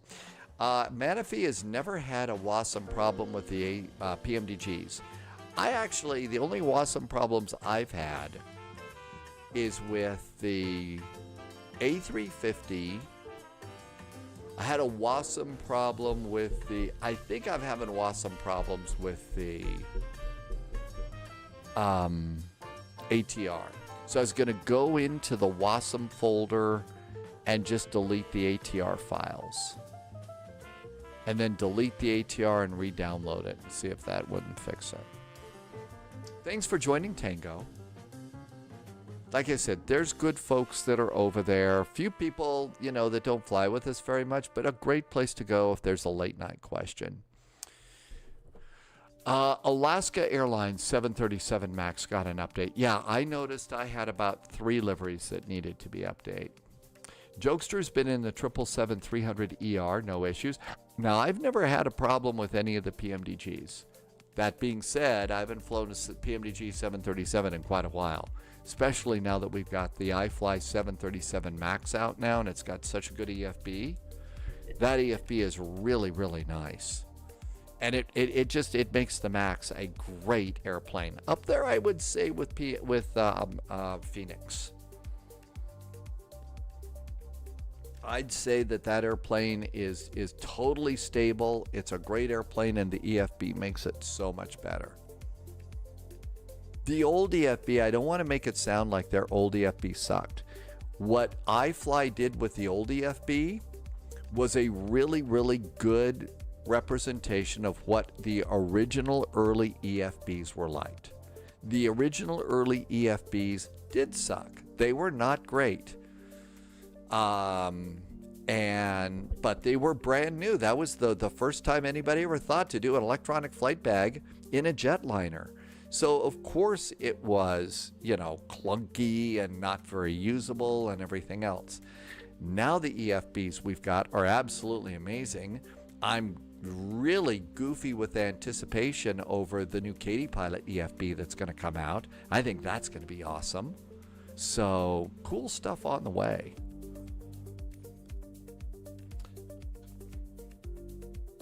All right, let's see here. I'm just going to look and see.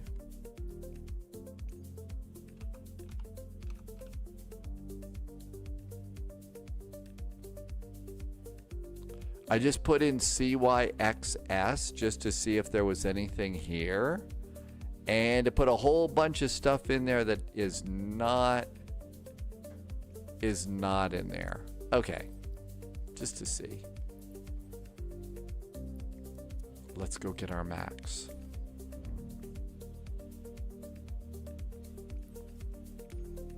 Okay, so the Maxes are all the way at the end. Hi, Max.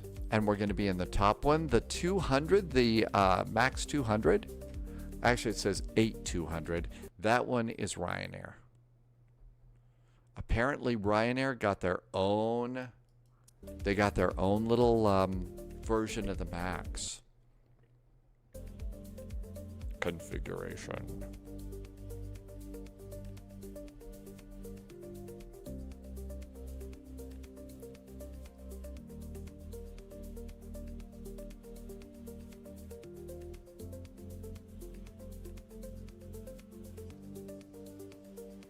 think since it's WestJet, it's going to be at the end. Aeromexico, Caribbean, lot. There's our WestJet. 166 seats.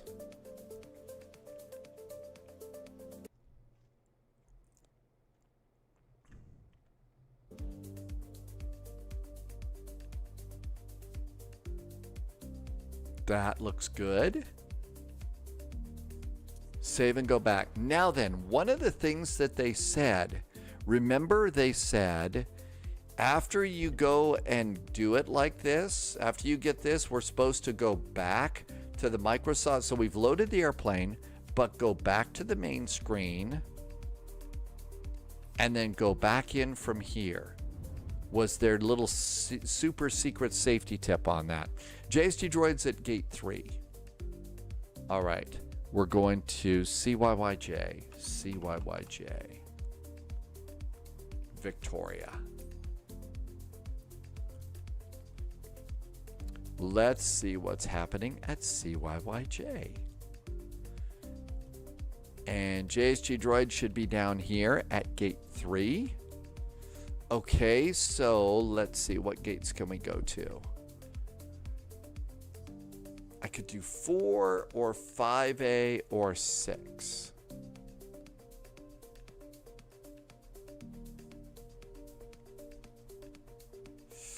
JSG droid went all the way in and then backed out to the main menu. So did you also select your airport? Gate 4 has a jet wide. So go to gate 4. Okay, I'll go to gate 4. Martin is has been streaking for 50 consecutive streams right now. The internet, the only place where it's safe to streak, unless you have a camera. Okay, JSG droid says gate 4.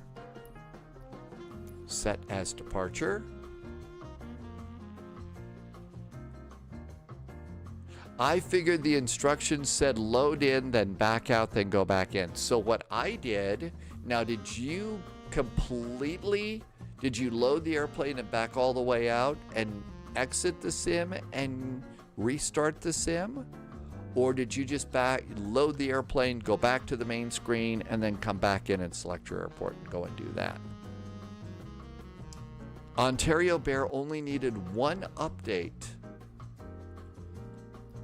And let's come on in. Start. Load the AP back to main, then load back in. Got it. So I think we did the same thing. So JSG Droid, I think that we are, as Corporal Pharaoh said, in the pipe 5x5. We'll see if that's true.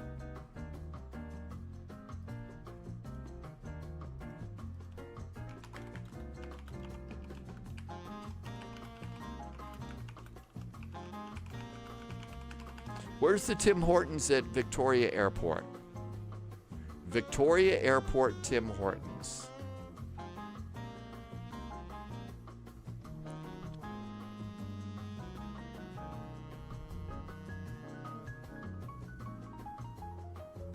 Oh, you could actually order it here. Looks like it's on the south side of the airport.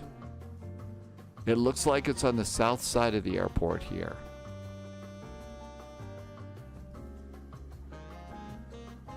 So maybe it's somewhere over here is the Tim Hortons. I thought it was up over in here.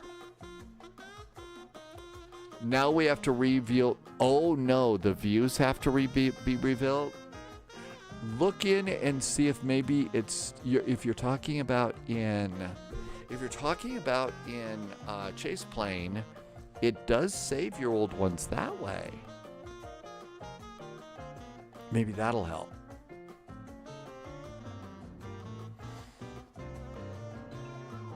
Oh, 96 degrees, says 98 for the high today.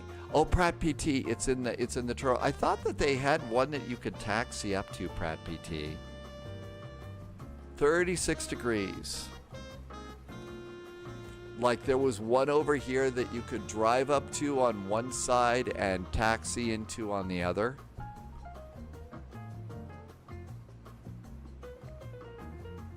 But the Timmy's is in the terminal, huh? Let's see if I've got any toll fines to pay. No toll fines today. Scammers are slacking.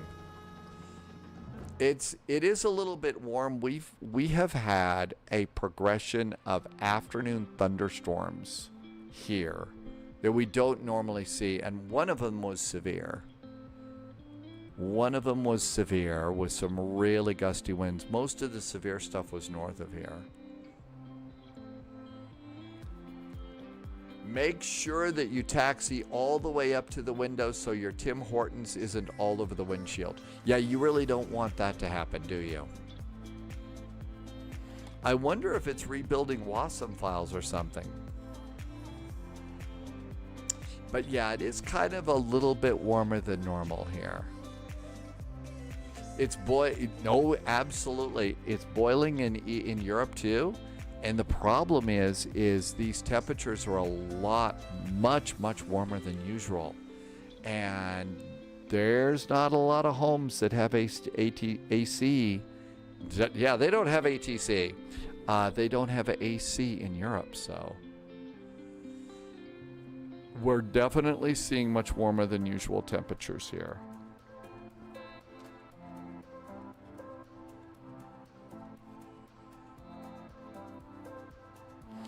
I think we're rebuilding WASM files after the update.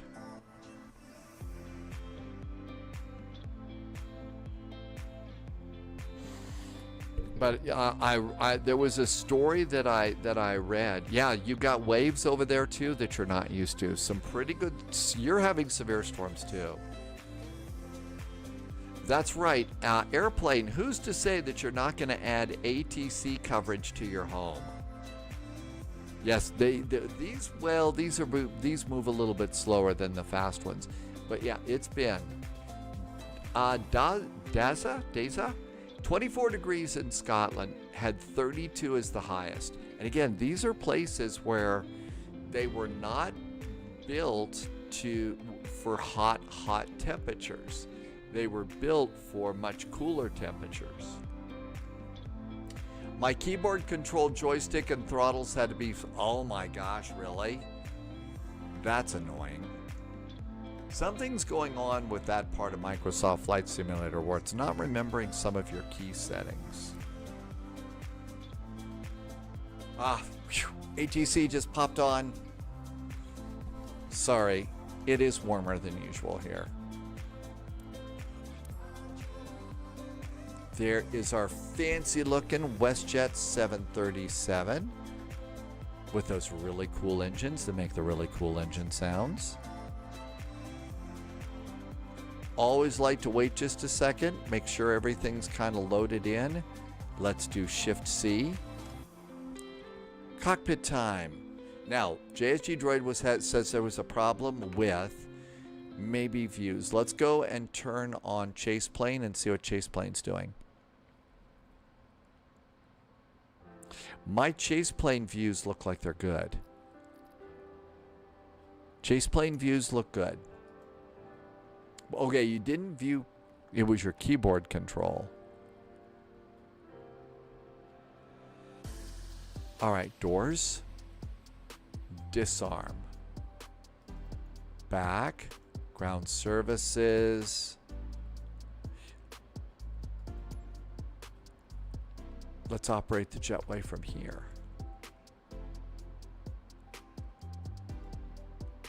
And we have to request our own ground power unit from there.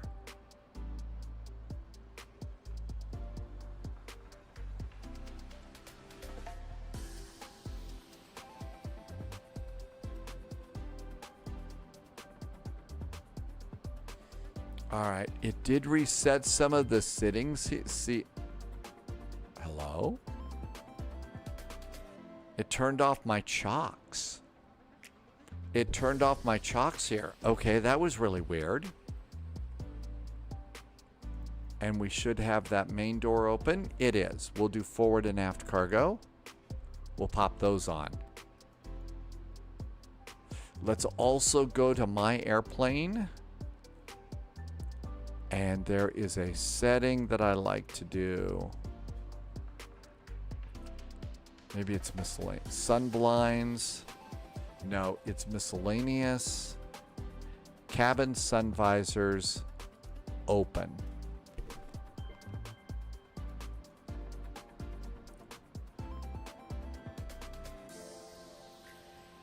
All right, that looks really good. I'm also kind of deliberately moving it around here to see how frame rates are when we go and, you know, move it around like that, and it doesn't look too bad. Let's see if VATSIM will let us on. So we'll see if VATSIM's going to let us on. Here comes VATSIM. I did the WASM load, then back to main, then back in. Wait a minute. Maybe I don't understand this. Maybe I'm doing it wrong. Maybe what you're saying is the trick here is you load the airplane up like this, get to the gate, then go back out of the sim and then back in. That kind of makes some sense. Why don't we do that? Let's give that a try. So I'm going to exit here. I'm going to go to the main menu and main menu. And now don't just select the airplane, load the airplane, but then go to the main menu and then go back in and try it again. Let's try that. CYYJ. Victoria.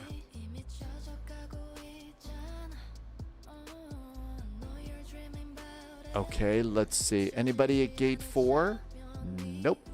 Still a good gate. Gate 4. Controls. Start flight. Okay, so I was misunderstanding. So their super duper secret hint is they want you to load the airplane the first time, get to the gate, and then back out to the main menu and then go back in. Very good.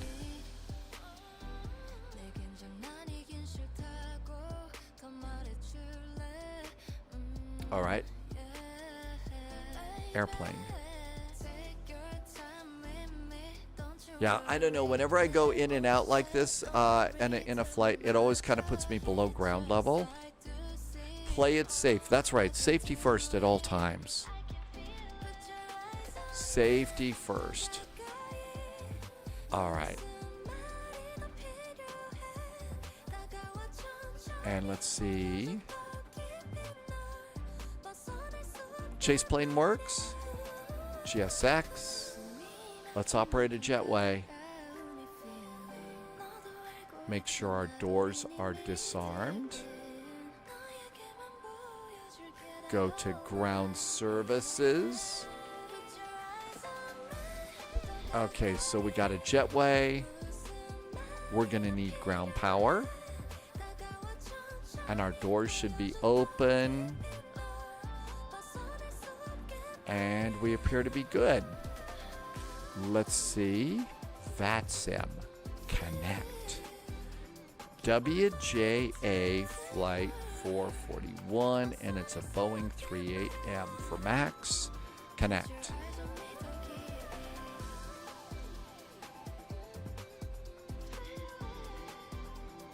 I see another WestJet. Hey, look at this. This time, JSG Droid, look.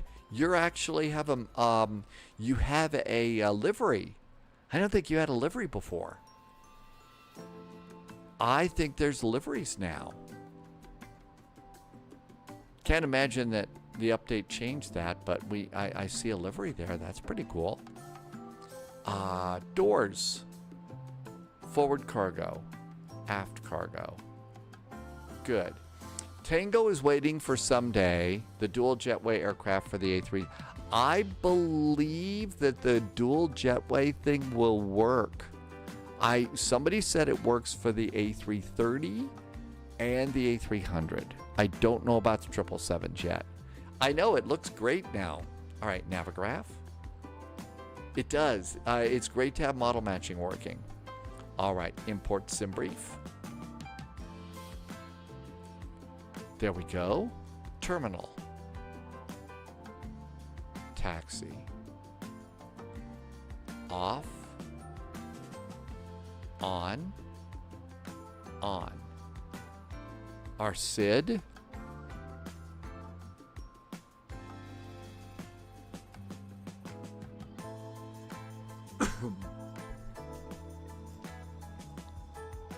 There is no SID going out. This is going to be a real simple flight plan to plug in. Okay, so no SIDs going out. There is the Victoria departure, though. I bet they might assign the Victoria departure. So the Victoria departure says runway heading for runway 9089 degrees. Let's see. That's lost comms. Maintain 3,000 feet or as assigned. So 3,000 feet might be our departure. Hey, Paul. Airplane says the only thing's going to work right now is the Anybuilds aircraft. That's about it. Okay. So that looks good. Let's see what we got going into Prince George. Prince George, I don't have any SIDs or stars. There's no arrivals, just a SID. It's runway 15. We have an ILS X-ray. We have an ILS Yankee. I'll bet it's gonna be the Yankee. I'm gonna go for the Yankee. I'm gonna get the airport. And we have no standard parking. There's our airport. Landing runway 15. Ooh, auto brakes. I'd say good. Otherwise, you got to do a back taxi, and nobody wants to do that, right? Okay, that looks good too. We have charts. We have the flight plan. It's time to turn the airplane on.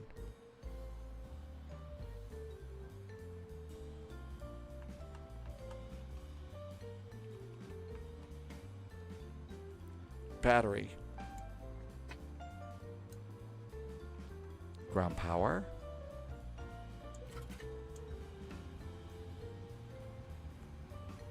Left forward fuel pump. Although maybe somebody in chat maybe said I'm selecting the wrong fuel pump for the APU. Maybe you're supposed to be doing the left to aft fuel pump. I better read my manual about that. Let's do APU start. Let's do navigation lights. Let's do emergency exit lights, armed and guarded. Let's do windshield heaters. And let's do navigation, heading and status. Nav. Somewhere out there, Starflies is freaking out, saying, what, did he just say he was going to RTFM? Said it was time to RTFM. DWD, we've had a few folks come in and start talking about the final, about the Quidditch World Cup today. I don't know if anybody's keeping track of the score for us. Captain Chris, welcome aboard. Did you survive today's shift, or are you still hard at it? All right, FMC. Nav data is August 6th. Nav data is good. DWD says it is 0-0. Boozy Sheep, RTFM, cool Japanese airport. I don't know anything about the manuals. Hi, excessively salt. Oh, it's halftime too? Really? So there was this news anchor talking about, and so basically said, well, folks, you know, this was a big TV station in a big major market, and said, hey, folks, you know, we're going to be a little bit short on TV tonight because we got the big baseball game today. So you could still, we'll finish the show over on our YouTube channel, but we're going to have to cut it here on TV so we can go to the big baseball game. And then said, you know, it's going to be a good game tonight, our home team against some other team. And the big cool thing about our game tonight is we'll actually play till somebody wins. And I thought, I just went, oh, zap. A little zappage right there towards soccer, I thought, or football. I thought that was entertaining. Boozy Sheep, I don't know if you know, RTFM is something that Starflies, a live streamer here, started. It stands for Read the Effin' Manual.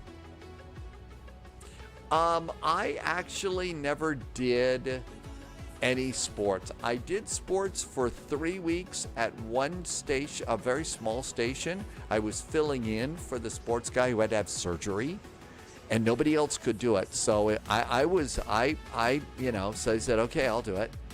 And I had a blast. It was a fun week of doing sports, but yeah, I've never really done that. I'm sure they'll actually play the final for someone who wins. That's right. You cannot have a winner airplane. You're right. They're going to have to do that. Position in it. We are at CYYJ. CYYJ. It totally cracked me up when he said that. That was great. Our gate number. We're at gate number 4. Gate number 4. Not in database. Man, nothing's in the database these days. And fill the boxes. Note our gate number for ATC. Hello, Brenton Burke Outdoors. Welcome in, Brenton. You know, it has become quite the event, hasn't it, Smokey Dave? CYYJ. We're going to CYXS. CYXS. Oh, gotta get the X in. We are at WJA, WJA 441, WestJet, page 2.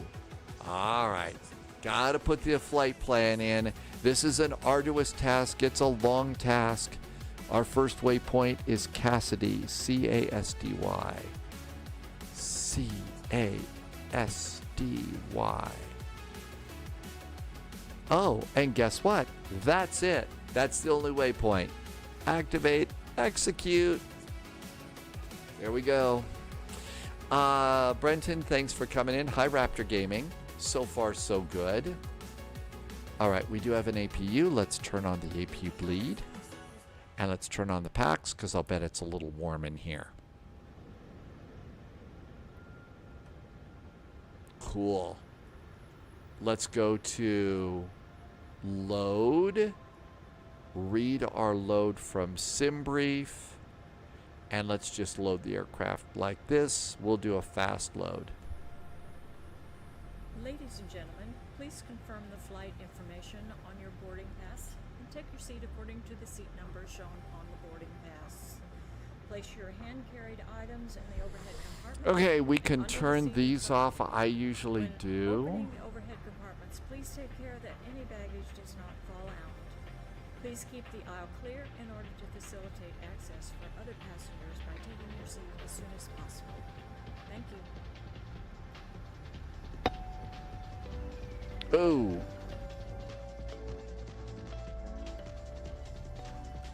Uh-oh. It's playing music. Gonna get tagged here. Cabin background sounds. I'll leave those on. Let's see. Cabin sun visors. We're gonna leave open. So it started the music. We gotta go and do that. Fuel pumps. Okay, it's not there. Other systems. All right, let's see. Maybe it's on this one. Beacon, hydraulics, 24-hour, lavatory smoking light, high altitude, ice, parking brake. I have it realistic. Alignment time is good. Okay, that's not it. It's not going to be colors, CDU. It's not going to be that. Runway awareness, RAAS is on. Ground proximity, multifunction display, navigation, primary, autopilot, general. Did I miss it here? So, unit sensitivity, forward stops, Wi-Fi antenna, built-in air stair. No, it's not there. Raptor Gaming, we're going to Little Prince George Airport up north. Okay, so that was my airplane. Cabin voice. Maybe we turn it off here. Up, enable autoplay mode off. Good. Autoplay is off. Now how do we turn off the music? Boarding music. Zero it out there. Okay, that should do it.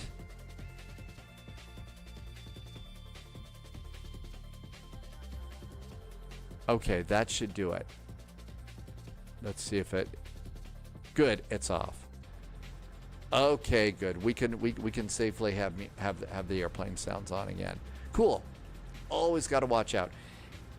Can VATSIM distinguish the Hawaiian aircraft from Alaska now that they use the same call sign? I think they all go by the same call sign in the air too.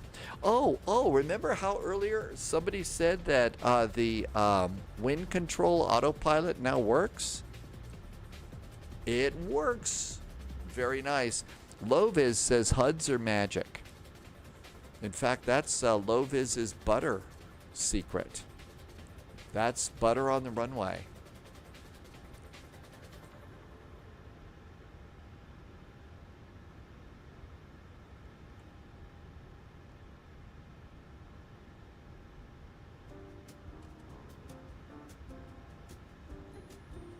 Yuan, welcome aboard. Thank you for coming in today. CYYJ, we do have an ATIS. What do we have for ATIS? Still using runway 9, landing and departing. And it's YVR approach, 128.6. Let's get a clearance. 128.6.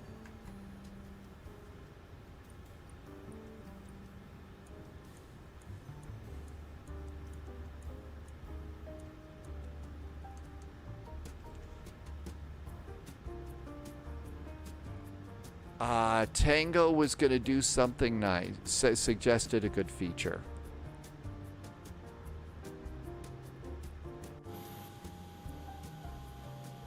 Okay, we should be loading. And let's see if we can hear anybody on ATC.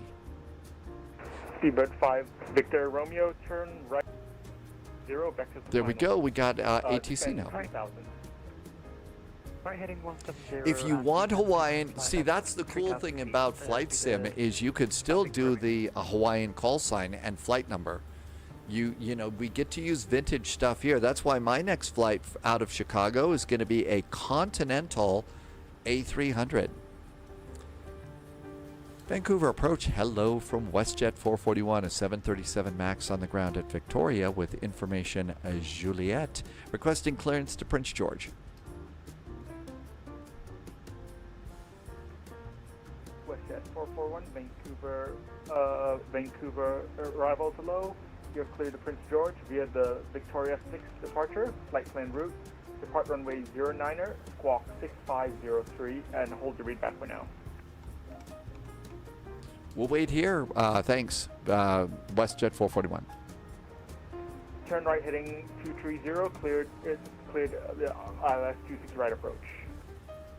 Cleared ILS, Subscriber 26 confirmed. right approach. Top clearance Runway granted, 9. agent.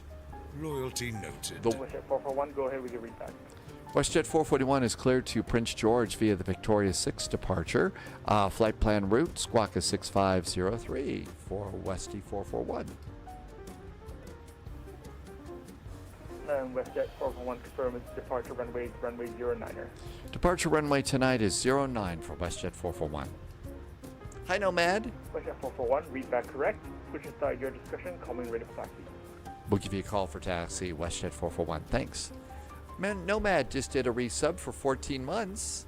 Hard to believe it's over a year, Nomad, but thank you for a really nice resub. And welcome in. Thank you for coming by today and helping me to keep my silly little world going here. Thank you. Arrival to low, runway 26 right. Subscriber confirmed.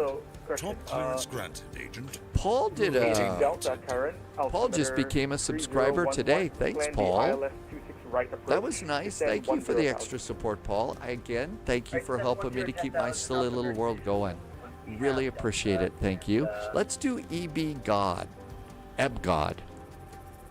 Let's do that transition and execute. That should be good. Nomad, it's so nice that you're here. Thank you. Thanks for being keep being a part of a fun place to be. It's, I get up in the morning, first thing I look forward to is, hey, what are we doing today with cool people? Vectors and then Cassidy. Altimeter 3011 to plan the ILS. After Cassidy, it's going to be EB. And let's just do it that way. We'll probably be on vectors, but that's all right. 5 Victor Romeo, contact tower 118.7. Okay, we're good to go here. Route and init. Thank you, Nomad. Okay, we're going to go to flight level 340, 34,000 feet. Our cruise winds today are over on the OFP 283 at 20 knots. 283 at 20 knots. Our ISA deviation +8. +8. Our cost index is going to be 23. And 2818, descent 8,000. 8,000, 28. Actually,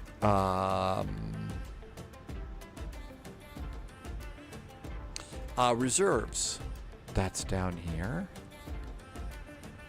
Finres and alternate 5.776. I'll bet that rounds to 5.8.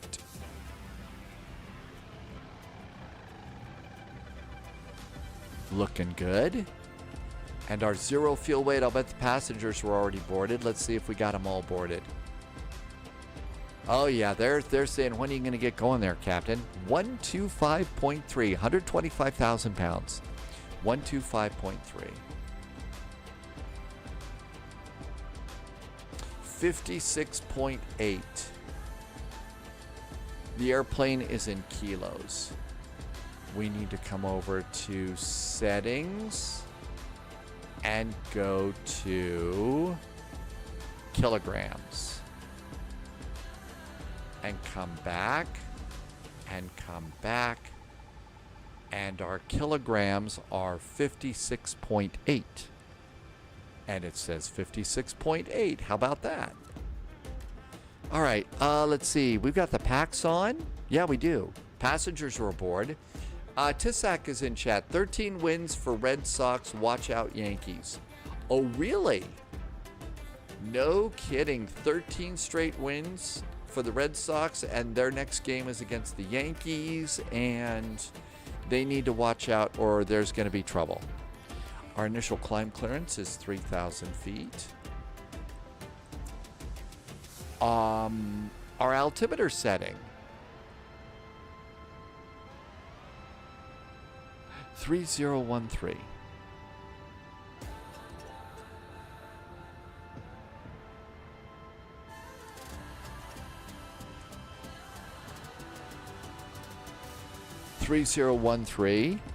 Is there trouble in River City? There is almost always trouble in River City. And you know that it rhymes with pool, right? It's really, really bad. Airport, we're departing off of runway 9. Runway 9's heading is going to be a little hard to see. 089 degrees.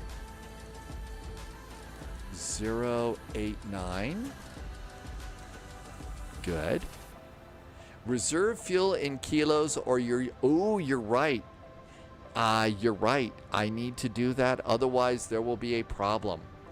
My reserve fuel is 5.7. That flight plan is in pounds. That could be a problem. Let's switch it over to kg. Otherwise, there's going to be trouble in River City. Pounds to kilos. Yes. And regenerate, and we'll regenerate the flight plan, and it'll be good. Keymac, good catch. Otherwise, it would have been yelling at you, saying, don't have enough fuel. You're going to die. All right. There we go.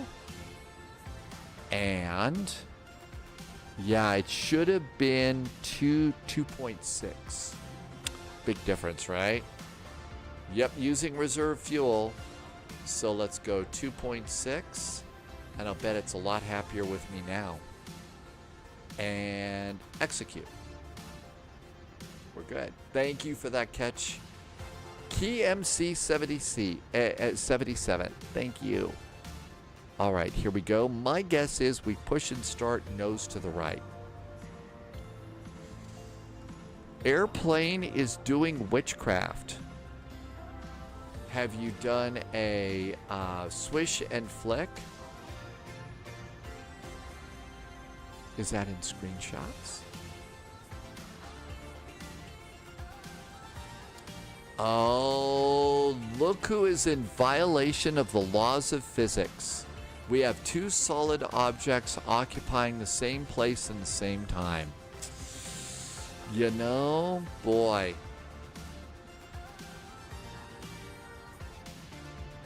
Stephen Hawking will come back from the dead along with the physics police to get you. You know that's going to happen, right?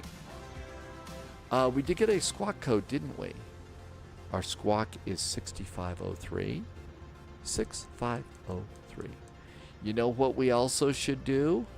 We should turn on Elevate X.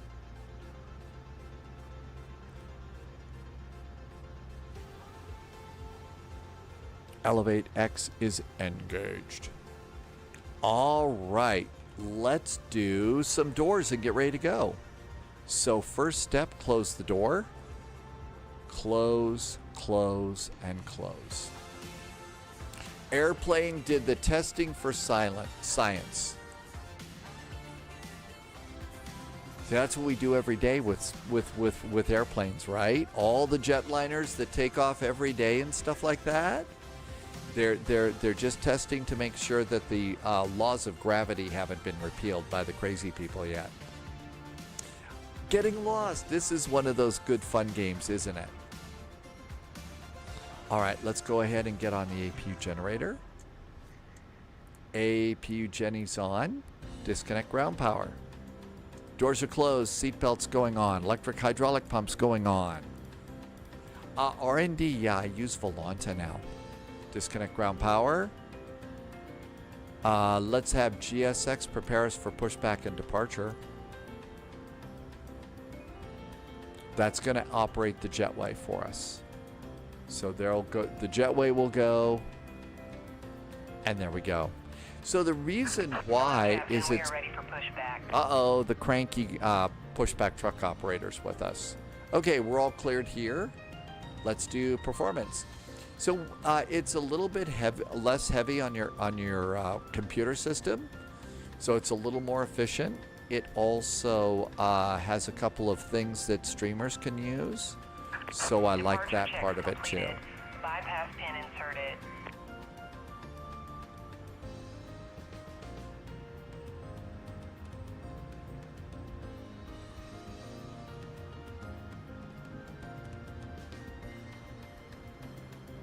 All right, so we're not going to do any derate. How about if we try and do a derate to 1?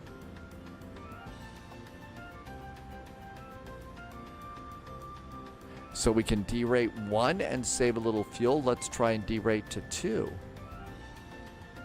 We can still take off here. So derate -2 and 41 degrees Celsius. -2 and 41. Nose left, tail right. Release parking brakes, please.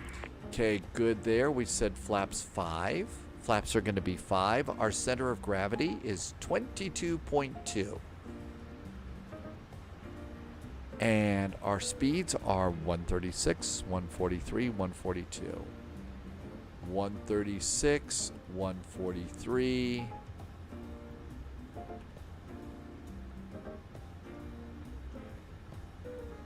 This is interesting. Oh, 136, 136, 143. 136, 136, and 143. Let's do 143 up here.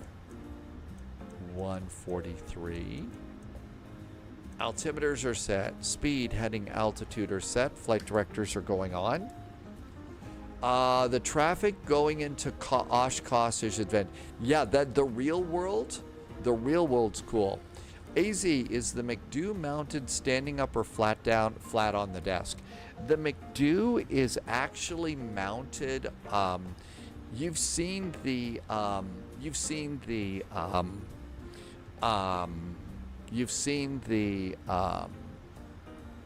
desk clamps and stuff.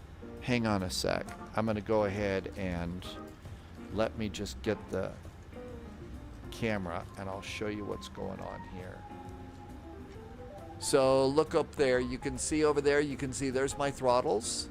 So there's throttles. And if you see the towel over here, you see that? So there is the McDo, and that is the desk clamp from wind control. Now what I've gone and done is I bought some extra brackets, and the McDo is kind of right where it's supposed to be in a real world airplane. And so that's where it is right there. And so it sits up at an angle, and that's kind of the way I've got it mounted. The way that wind control talks about the new stuff is what you would do is you buy 2 or 3 desk clamps, the same kind of desk clamps like that, put them 3 together, and you could build a center console that way. Or one of the people that makes the hardware for the really, really nice upper panels, they now have a center console frame that you can buy for like $200, and you can build a center console. So if the economy starts to, make itself not so crazy, I was going to go and do something like that eventually.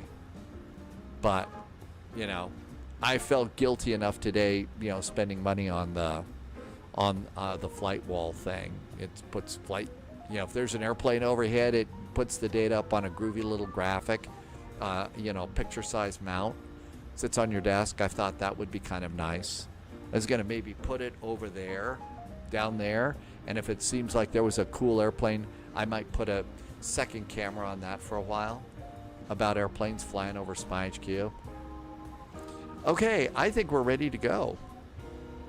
I think it's all set and ready to go. Yep, we're done with this page. Oh, let's do landing dispatch. Real pilots do their landing dispatch before they go. It is dry, I believe. Let's go and see. We can also look and see the METAR. I saw it raining there earlier. Yeah, it's not dry. It's raining there. Ooh, good catch. It's wet. Flaps are going to be 30. AC is on. Anti-ice is off. Brakes are going to be 2. I want 5 extra knots. Here comes weather. And calculate. And we're going to be fine. Our weights are going to be fine. We got plenty of runways, so we're in good shape for that. But yeah, that's where it is. That's the way I have it set up right now. And again, it's just 2 little brackets that come out of the side of the desk clamp that you get from wind control. And it's been perfect. It's been great.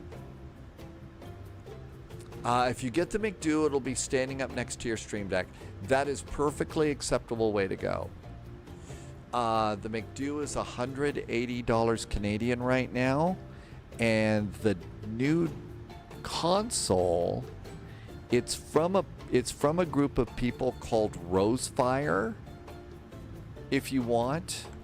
And we've had a few people that have picked it up and thought it looked pretty good. It's about $219. I think they've had it on sale. Limited time offer, $193. It's been on sale like this for quite a while. And even though it's Rosefire, it's supposed to work with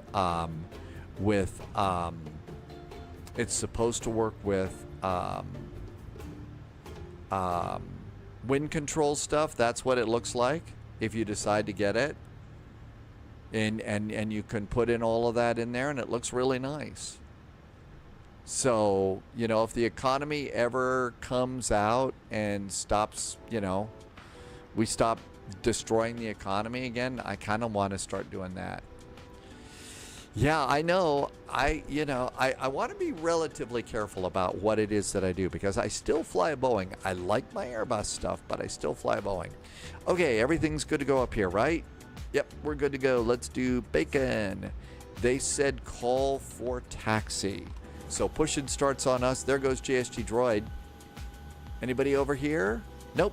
Let's go. I'm going to go and start squawking. Squawkage is occurring. Cabin call. I think we're ready to go. Bacon is on. Parking brakes. AZ says there is a sale at wind control right now. Really?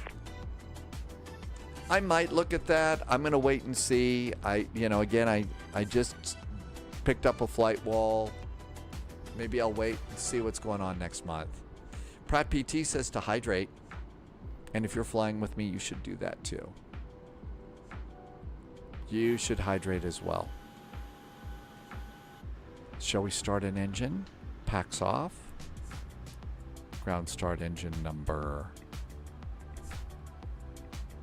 2.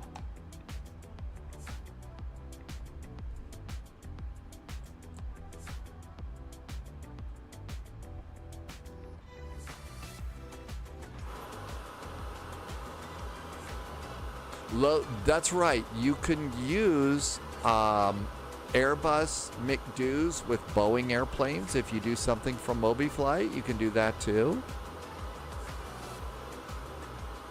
Hey, I said nose right, tail left. Right? Oh, crazy airplane.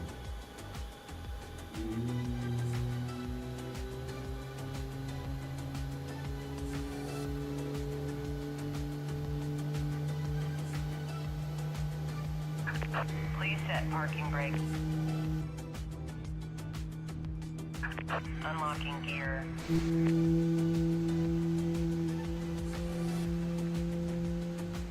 WestJet 1959. Departures with me. The wind 090 at 7. Clear for takeoff. Runway 09er. Okay, so what we'll do is we'll do a little turnaround, I guess. WestJet 19. Because they're going to have us go out on Bravo Charlie to runway 9. But yeah, if you use MobiFlight, you can make there's a lot of MobiFlight profiles that you can use with lots of different airplanes. Bypass pin removed. Left is clear, right is clear. Ground start engine number 1. Oh, the start switches don't work anymore. Last one calling, saying your call sign. Flightsim.to, yes. That's where you would get those. Book of busy 183. There is our gear pin and a wave. Runway 26 right. Hi, thanks, Cranky. 3011. Plan the ILS 26 right approach. Descend 10,000.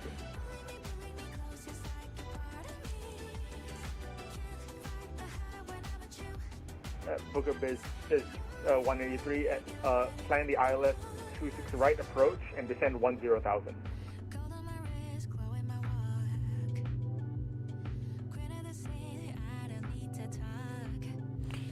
We're starting to get really good 10,000. engine start sounds from cabins now that look really, really good.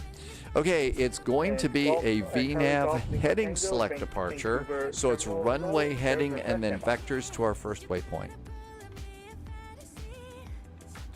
Good start on engine number. Looks good.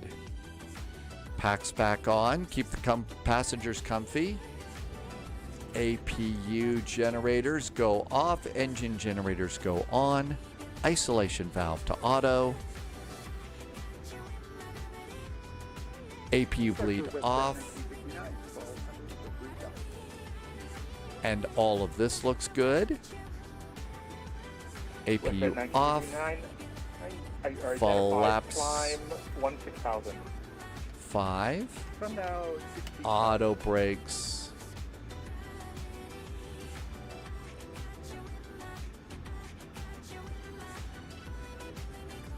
Taxi light. All right, I'm going to flip us around before we make the call because I'm facing the wrong way.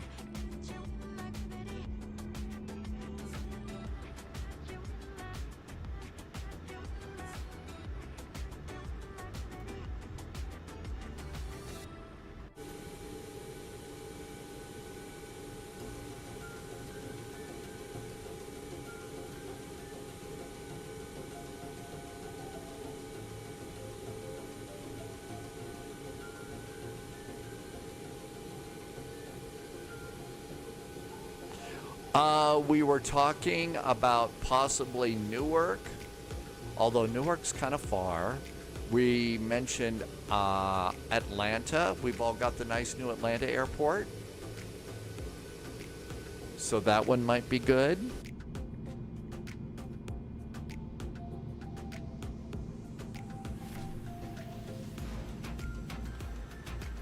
WestJet 1959, turn left heading 170. Correction, 180. Correction, turn left heading 360, sorry. Hey, I had a terrible time talking yesterday. Prep PT, thanks for suggesting a hydrate. Gotta do that. Golf Lima Tango, you are cleared to Tofino via the Salish 1 departure. Flight plan route. Depart runway 25. I think we're all ready to go here. Let's go and get traffic on right now.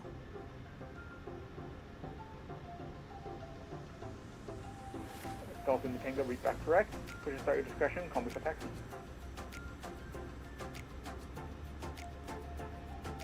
Vancouver departure. Hello again from WestJet 441 on the ground at Victoria with information Juliet. Pushed and started from stand 4, requesting taxi. WestJet 441 and runway 09er, wind 090 at 7, altimeter 3012. Taxi via Bravo, runway 03, Golf Echo, hold short 09er.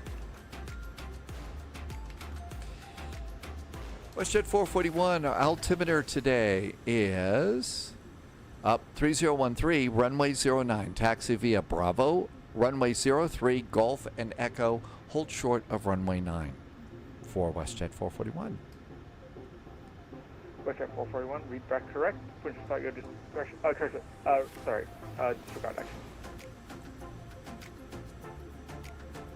LaGarbage, we could do that. I think Continental was a Newark. I think that if we were going to be like Continental, although we don't have to, we go any place. 1959, turn left direct Casby on course. Left direct Casby on course. WestJet.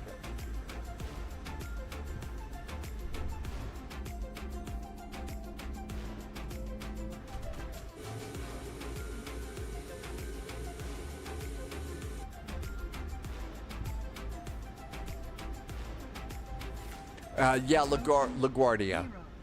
Well, a lot of people call it LaGarbage, including some real-world pilots on the actual airplane radios.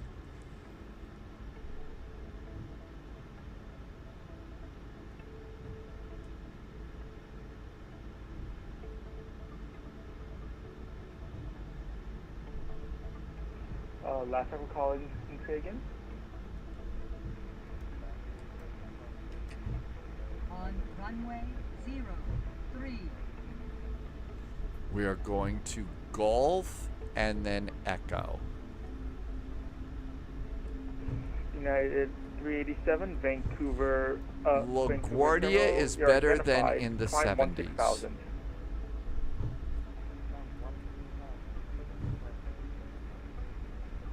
Golf is the next available. United 387, for future reference, you're supposed to maintain a heading until you're given a turn after the departure.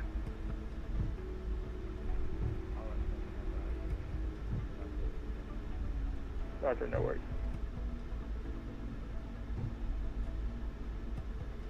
Approaching Golf Lima Tango, runway 825, so wind 250 at 11, altimeter 3012. Taxi via apron to discretion. Echo 1, Emergency Butter likes going to LaGuardia.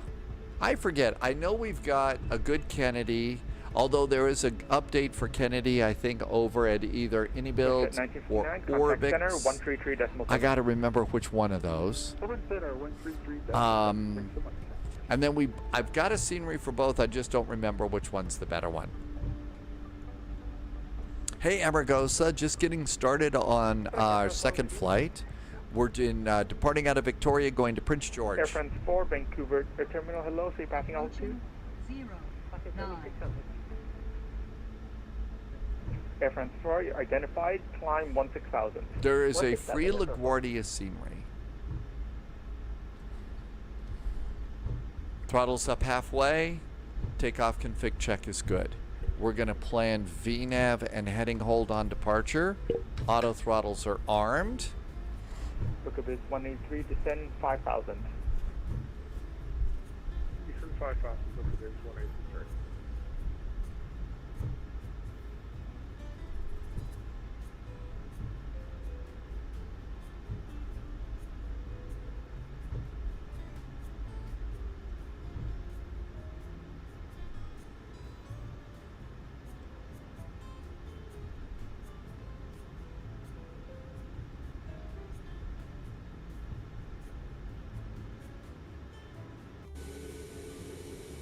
And we made it.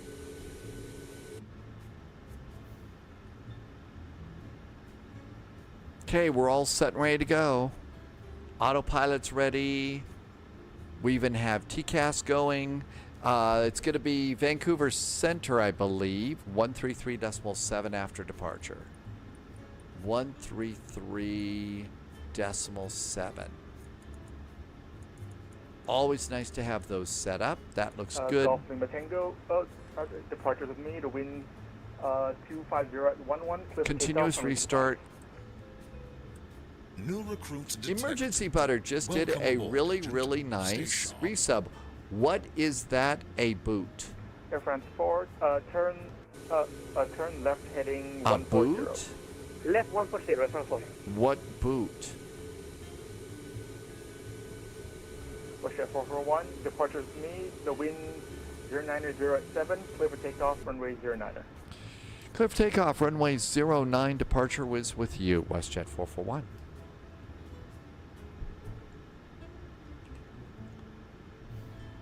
All right, strobes? Approaching. Oh, already got those on. 4211, Vancouver terminal identified, climb 16,000.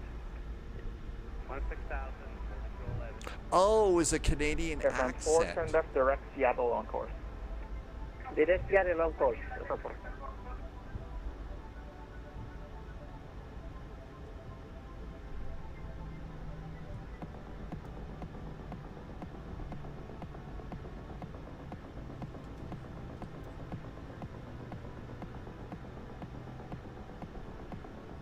On runway. Doing a 09. tight turn here. It is not the longest of runways.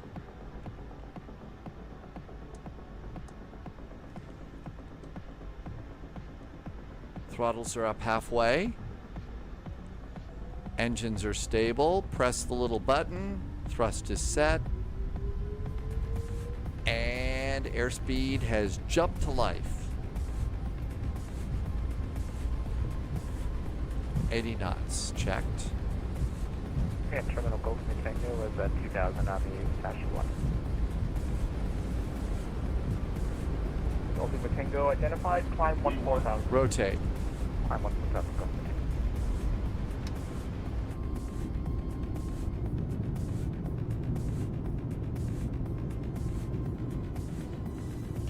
Positive climb gear going up.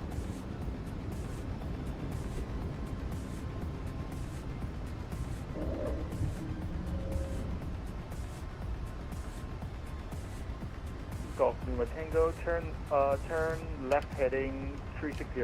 Flaps 1. Left 360 Gulf Tango.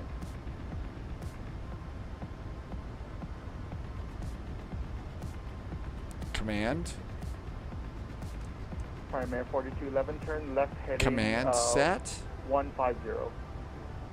150. AP's got us. 4211 heavy. Stop at 3,000.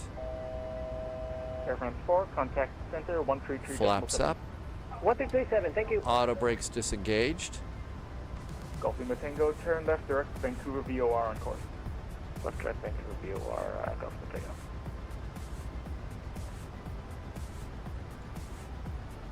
Vancouver departure. WestJet 441, 3,000 feet runway heading.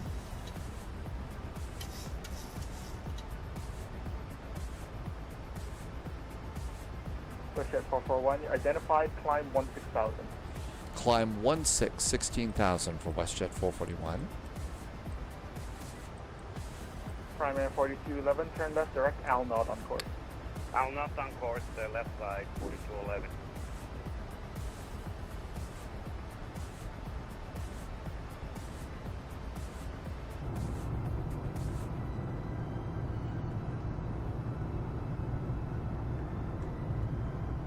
Nice views outside, and there's lots of, this is almost like island hopping here. I mean, this whole bay area is so cool. Water's probably pretty chilly, not great for swimming, but Piper Foxtrot Yankee Oscar X-ray, Vancouver Air Terminal, hello, go ahead. Lower VFR 2, contact to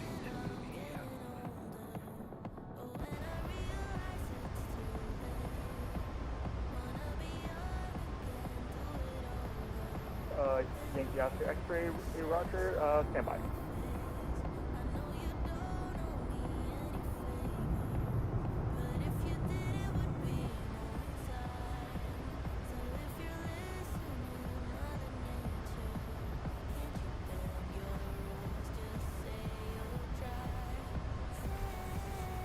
not a bad departure. Perfect. Ooh, some good guesses. Hopefully we can do a good job. It's going to be, it's raining there. So there is a little bit of water on the runway. at where we're going. There's JSG Droid heading on out. CYXS is our arrival airport. WestJet 441, turn left heading 360. Left turn 360 for WestJet 441. Primary 4211, contact center 133.7. North turn. Thanks for getting me to us next time. Take care, buddy. Run low. RND is running low on fuel going into AirVenture over the. Oh, really? Once you cross Cassidy, you need to request direct to the YXS VOR, which is the beginning of the runway 15 approach. Landing lights off. Continuous restart off. 10,000 foot cabin call. Flaps are up. Auto brakes are off. After takeoff items. Oh, you're listening to live ATC? Oh, that's probably pretty interesting. So people in the real world are saying, hey, they've got a little bit of a gas problem. They didn't plan for extra fuel.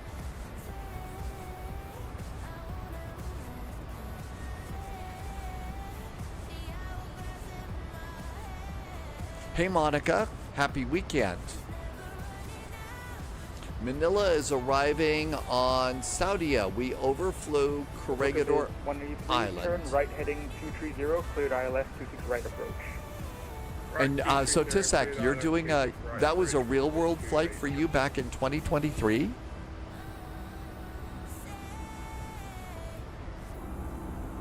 More cool islands.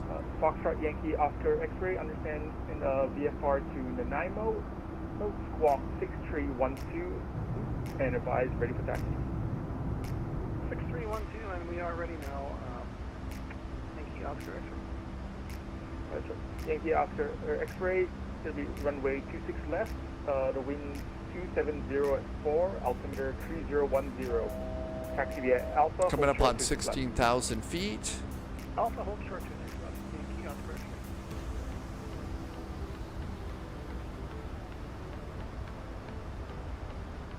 X-ray. WestJet 441, turn left direct Casby on course.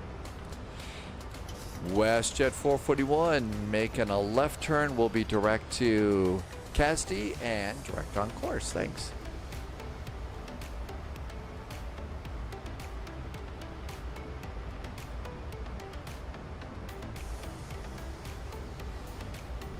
They didn't plan to get broken off the pattern as much as they have. I guess they haven't been able to get in the last 2 days to Kosh because of smoke. So today's extra busy. Well, that's the thing.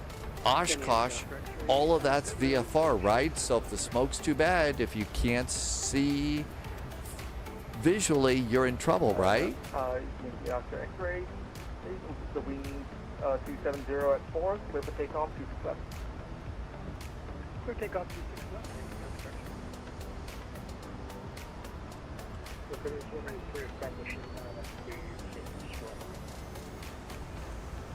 Look with 183, contact tower 118.7. 187. Hey Thalo, welcome aboard. R&D says the visibility is better. Okay, direct to Casdy.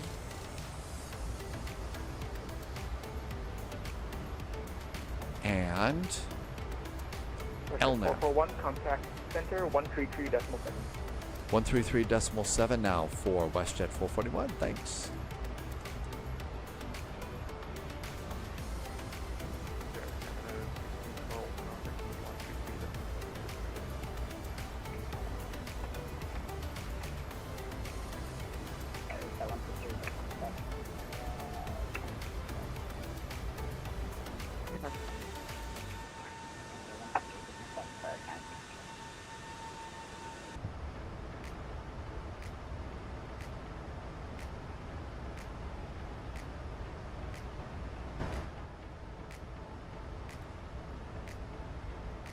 Vancouver Center, hi there. WestJet 441's direct to Casdy at 16,000 feet. WestJet 441, Vancouver Center, hello, climb, flight level 340, right turn direct, please George. Let's see, climb flight level 340 and right turn direct. Was that Yankee X-Ray Sierra for WestJet 441? Direct Yankee X-Ray Sierra, thanks.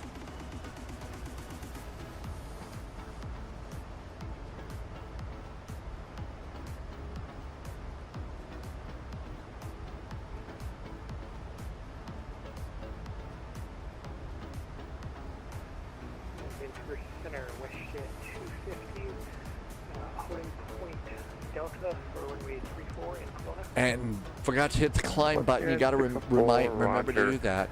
So let's see, we're talking about our next flight. It's going to yell at me about reserve fuel for a little bit, but that's not a problem. Let's see. So out of Chicago, what do we got here? So we're thinking about Newark. Nothing really going on in there. It looks like Kennedy has ground in ATIS. Atlanta has tower in ATIS. Birmingham is up. Fort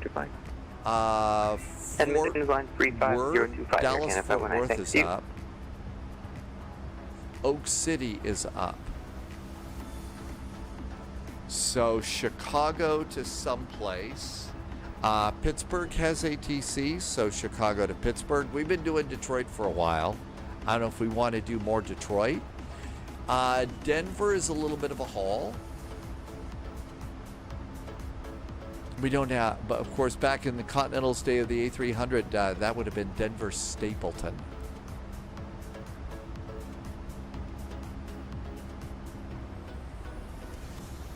Altimeters. Standard.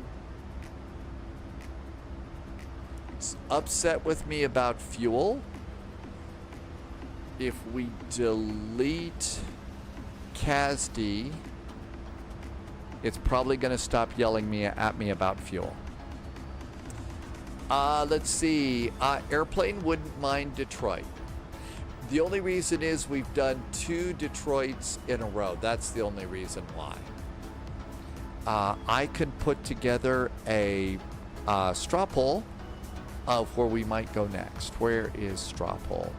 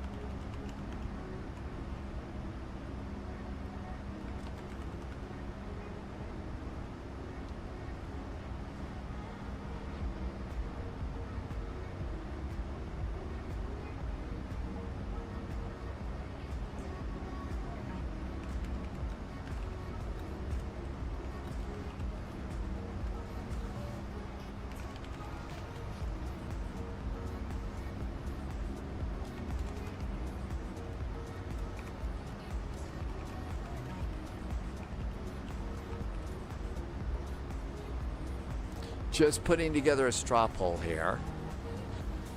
I believe I actually do have that on the schedule because there's a Monday VATSIM event for Detroit, and that's the reason. Another reason. West 604 Vancouver Center identified. Climb flight level 260. Climb flight level 260.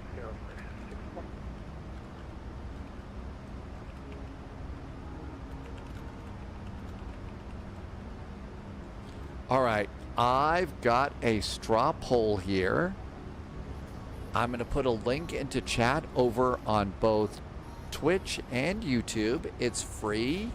You don't have to sign up for anything. You just click it and you can vote on where it is you want to go. You can also show the results and see where we're going. So I had Detroit, Pittsburgh, Atlanta, Newark. No ATC at Newark right now. Denver, it's kind of a long haul. Dallas, kind of a long haul. So you can decide on that, where we're going to go out of the Chicagoland area. 25,000 feet, seatbelts to auto. Auto.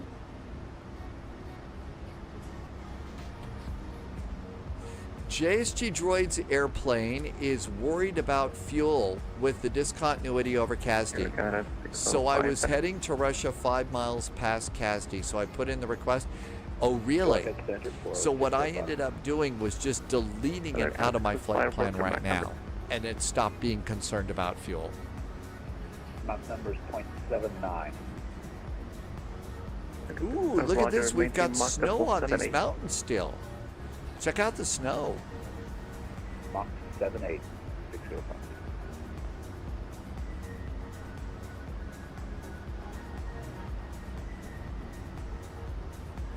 With all the really hot temperatures and fires and everything else.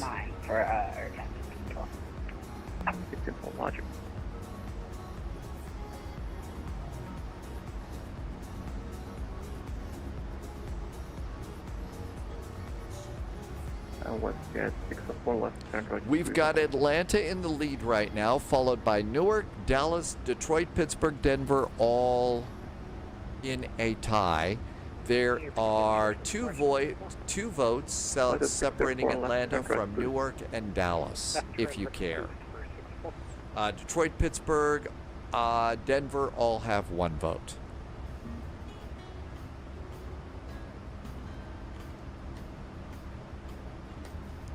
$29,000. Oh, that's really cool down there. Kind of get lost in with your boat down in that.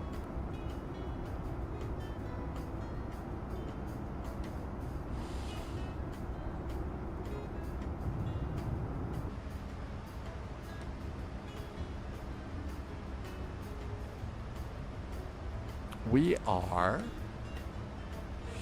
300 miles from beautiful downtown Prince George.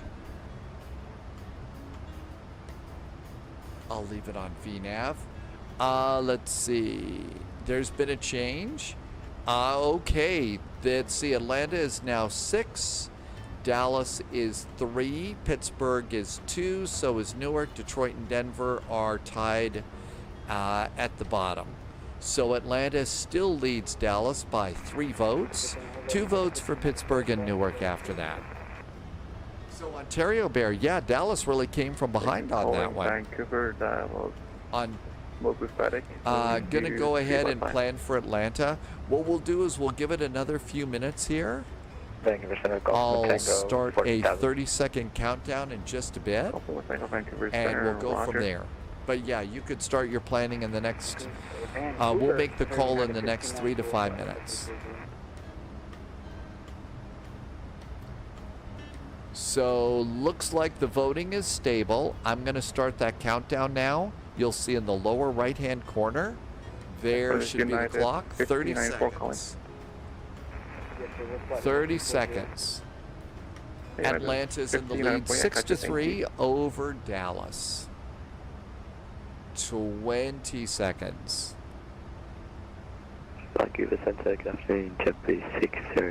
AZ did Chicago to Denver this morning. That's a nice flight. It just gets a little long. And if the winds are in your face, it really gets long. And there it is. We are, that's it. Atlanta wins by actually 1 vote. So Atlanta it is. Atlanta it is. ATL. Atlanta KTL. I'm going to update the next command here. The new scenery that just came out, it's got a few lumps in it still, but not as many as it used to. Not as many as it used to. Okay, next command should be good. Now I need to see, do I have a I think I've got the Continental thing already set up in this airplane. Saved airframes. Tango Lima Tango, which waypoint would like for the transition to the Continental Airlines, I have an A300 600 already set. Actually, for Golf and Tango. November 209 EA. I've already got a profile set in there. Master for the RNet 25. So we're good to go with that. I proceed direct mass up there at 25 Golf and Tango. And we're at our final cruise. We are 154 miles from top of descent. We are 277 miles out. We'll have 3.3 kilos of fuel. Atlanta by 1 vote. It was got close at the end. I'm going to go and sneak over and do a really fast adjustment of the AC. I think I have a little cold now. All of a sudden, it was really hot earlier. Hang on. When ready, descend 120 times and Vancouver, altimeter 3011. Alright, sorry, for our transition control, so that's center about 5 up Aircraft 1612, when ready, descend 12 times and the altimeter 3011. Alright, center 2000 and altimeter 3011 for our transition control, so ready. And Bear kind of 605, when ready, descend flight level 270. Down flight level 270, airplane 605.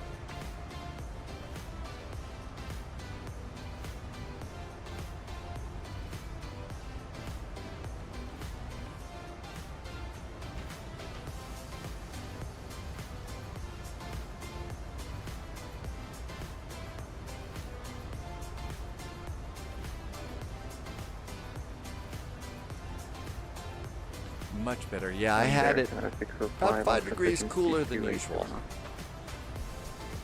It's amazing what 5 degrees will do. Fuel looks like it's going to be good. We should have 3.3 to land.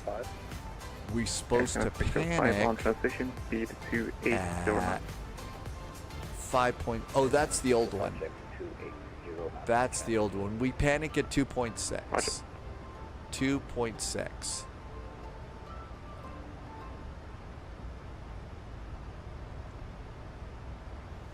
Ontario Bear, the vote was close but not close enough. It really was close. It picked up kind of at the end.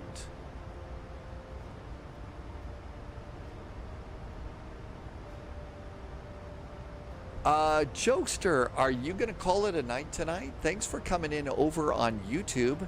Have a wonderful evening. First flight tomorrow is Nuremberg to Copenhagen. After Nuremberg to Copenhagen, we've got that regular weekly event in Detroit. So Detroit back to Chicago, since we're really excited about the new Chicago airport. At least I guess I am. So, yeah, Nuremberg to Copenhagen, Vectors to Copenhagen, then the Detroit event should be pretty good.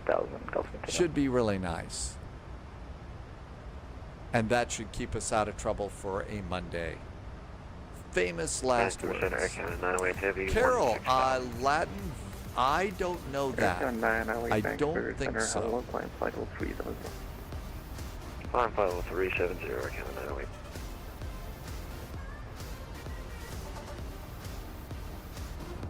Oh, wow. Check out the snow. Boy, if you're sitting at home and it's really hot where you are, holy moly, does that gotta look a little bit better. 9 Prince George inflation, Quebec landing 15 when the Eagles stay approachable.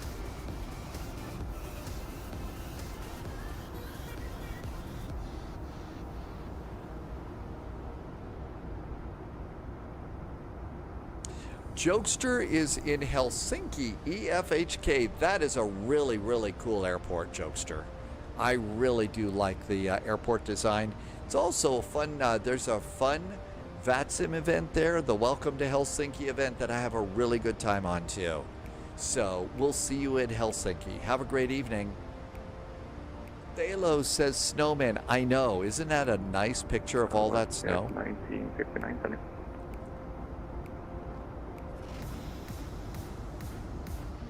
Westjet 1959, go ahead.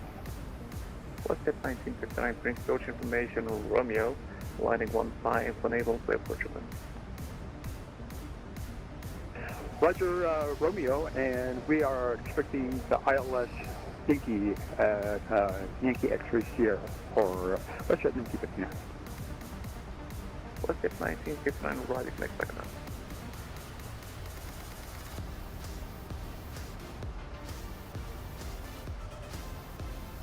So it looks like we're going to be able to do this from the Prince George VOR. So if we were to come in here and change our arrival, let's go to departure and arrival. Arrivals, it's the ILS Yankee via the VOR now. Execute that. Come into legs. YXS, Kinney, Voley, Manon. Kinney, Vols, Manon. Okay, so we're all set for that. Carol, is it snowing in Canada? It could be snowing on some of these higher elevations like this, but this could just be left over from winter time. NASCAR is ready for ski resort weather and ski flights. You're thinking about a winter blizzard arrival into Innsbruck, right? Snow flying all over into Innsbruck. Minimums, we could set that. It's 2432. Small number, it's really awkward to set this. Canada 1612, contact arrival 128 as 128. Thanks for the seat. There you go. There's 2378.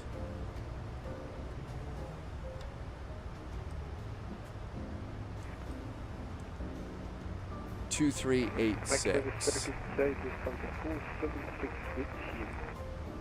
Lufthansa 476, thank you, Center Roger.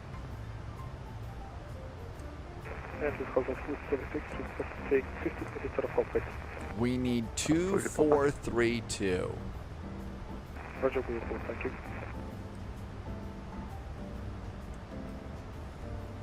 Golf Lima Tango, you're clearly on at 25 approach mass of transition. Cleared RNAV 25 mass up transition for Golf Lima Tango.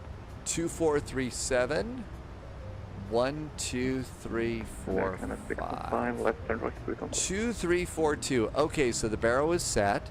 There is an altimeter. We do have the weather information. It is light rain. The altimeter is 3017. We can preset that in a Boeing. Didn't get the rest. American 65 left turn direct boost. Left turn direct boost. American 605. I have 3003.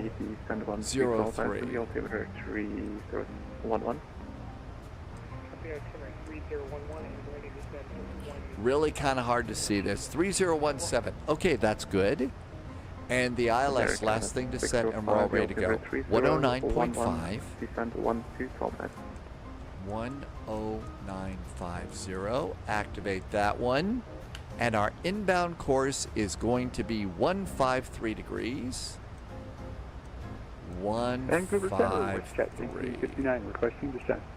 Okay, we're all good and ready to go. NASCAR wants to go to Aspen, but you want an Innsbruck. There's actually a nice new Innsbruck out there. There are some good Innsbrucks for sure. Alright, we'll call you on the ground for Golf 10.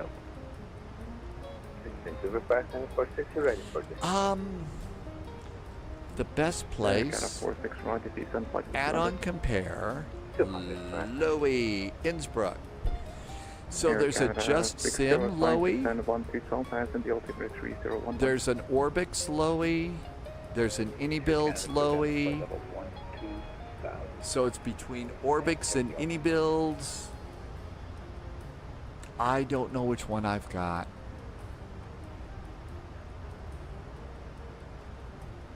I can look over here and maybe tell you which one I'm using.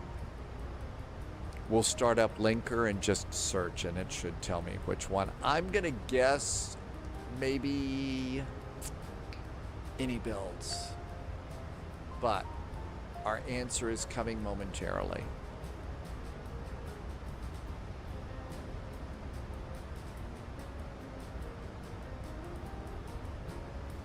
The yeah, wind control autopilot works with this airplane flawlessly with SimApp Pro. It's really, really nice. What's your airspeed? Really, really nice with SimApp Pro. 313. What's it? 604, Roger. Speed 280. All right, let's look over here. LOWI, Lowy. Oh. American 46 on transition. Okay, it's not in there. 60 knots on that.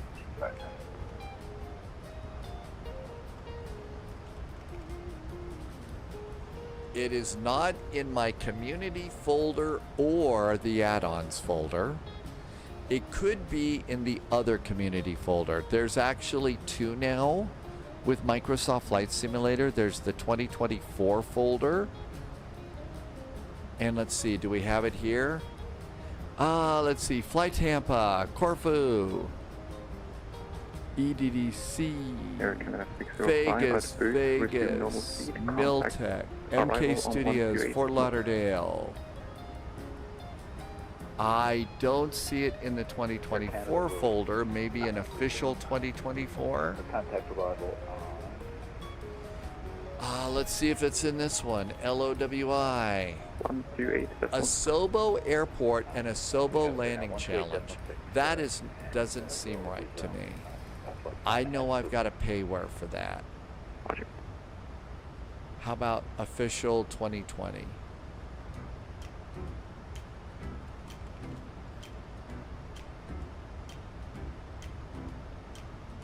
Let's get 441. The Prince George information, Romeo landing 15, enable clear request.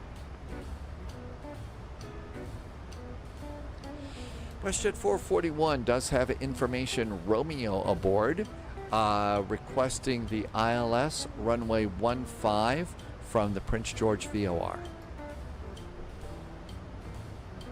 West Airport 1 working flight for the ILS Yankee from Prince George VOR. Expecting the ILS Yankee from the Prince George VOR for WestJet 441.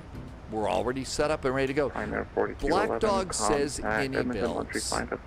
Black Dog says any builds. And Justice says the game is still tied 0-0.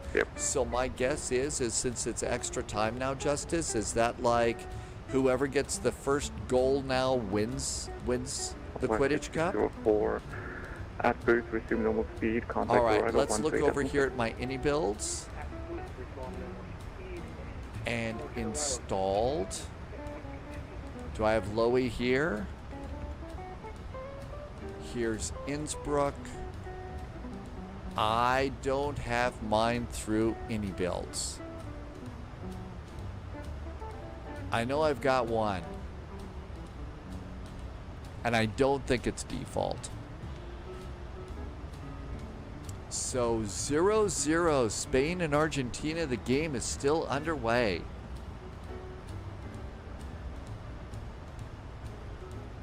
Is there a Justice? Is there a time limit, or did they just play till either somebody scores or everybody just on the field drops over dead?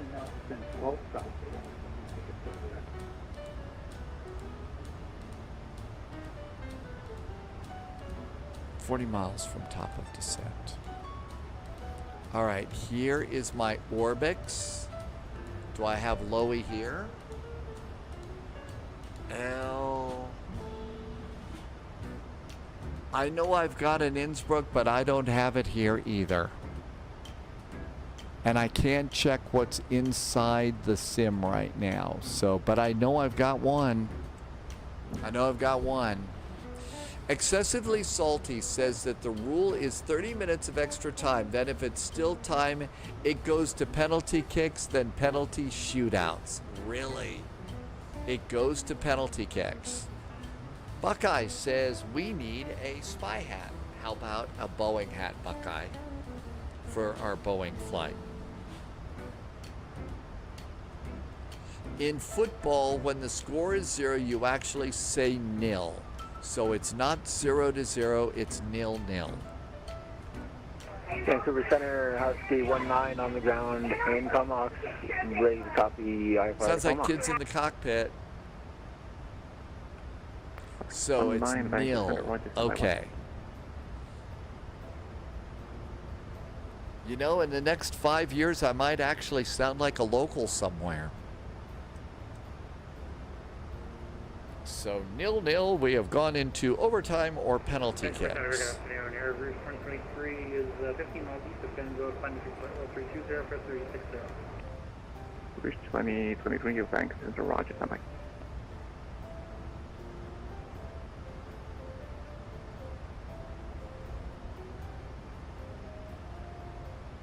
I'm going to guess that's just the basic ramp area where we're going.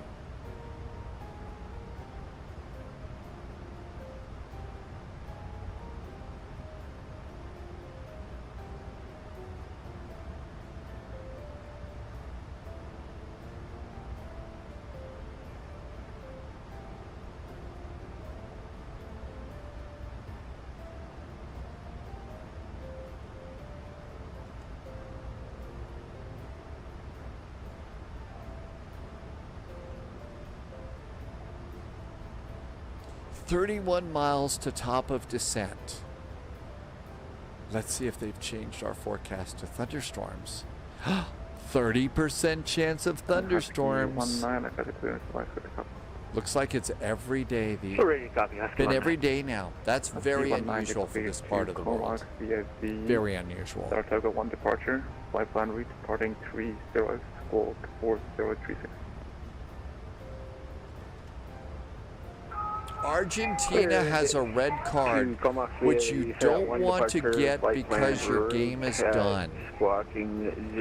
Did they just get a red card penalty? Is the game over now? Let's keep on 9 confirmed, that's 4036. 4036, Husky 19. So it's Spain? Readback is correct, Polish body photo discussion, call for taxi, break, air Canada 46. Fortunately, here on the spy flight, I am only capable of getting a yellow card. We don't have any red cards here, although I'm guessing Sunjammer might be happy to provide a red card. It's for the player that got it, so it's only that. They play with 10 players. Not the entire team. Resume normal speed, contact arrival 13. So the red card only means that one player just got shown the door, but it's not the end of the match, and they can still do penalty kicks. Roger. WestJet 441 when ready, descend flight level 200. When ready, descend flight level 200 for WestJet 441. Thanks. So dial in 200.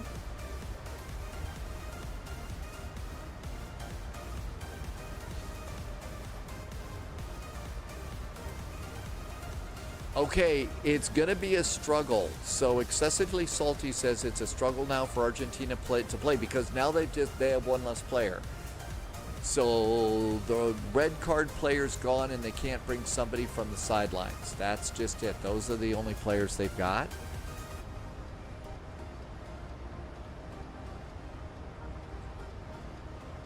So now Spain has a definite advantage.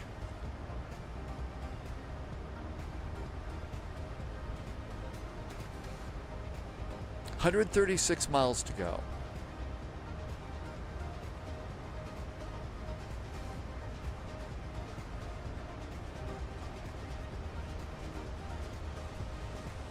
JetBlue 603 when ready, descend flight level 200. All right, performance. En route landing calculations. It's wet. Reversers are operative. There are no non-normals. Load the weather. Weather is reloaded. Calculate. Okay, we're going to be landing. Our VREF speed is going to be 145 knots for flaps 30 plus 5. We're going to need 7,000 feet of an 11,000 foot runway. So 145, flaps 30, and there is our speed to land. 5 miles from top of descent. Let the airplane do its thing. and all of our calculations are good.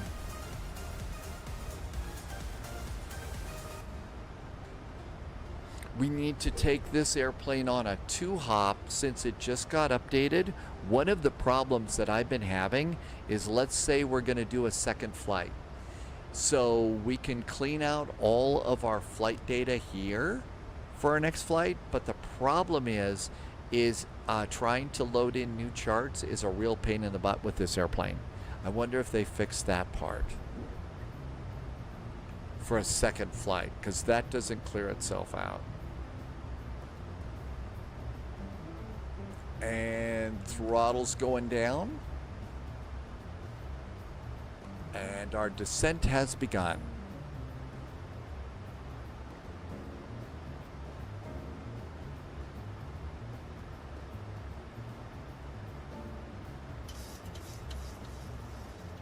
Ooh, clouds outside.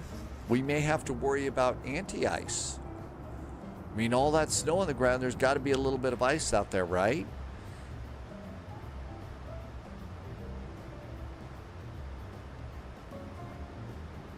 Our total air temperature is minus 27. And we're in clouds, so we may need to start thinking about turning on that engine anti-ice.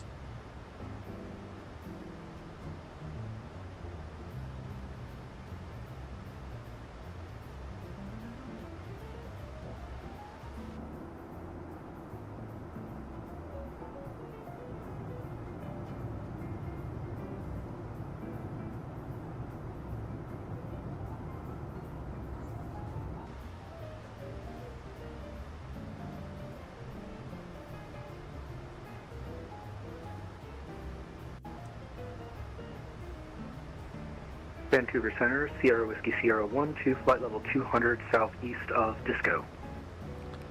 Disco, what a great name for a waypoint. Sierra Vancouver Center, hello. Let's see, Fort McMurray is up. Edmonton is up. Squawk 2540, Sierra Calgary Sierra. is up. So there's all sorts of Western ATC now. Vancouver, hello, Standard IB 937 heavy. What are my settings? Got a 937 Vancouver Center. I've turned off, you're talking about the options, right? For the Orbix stuff. I've turned off most of them. I chose the top mesh. It's still a little lumpy. Maybe I should choose the bottom mesh. It's still a little bit lumpy for me there.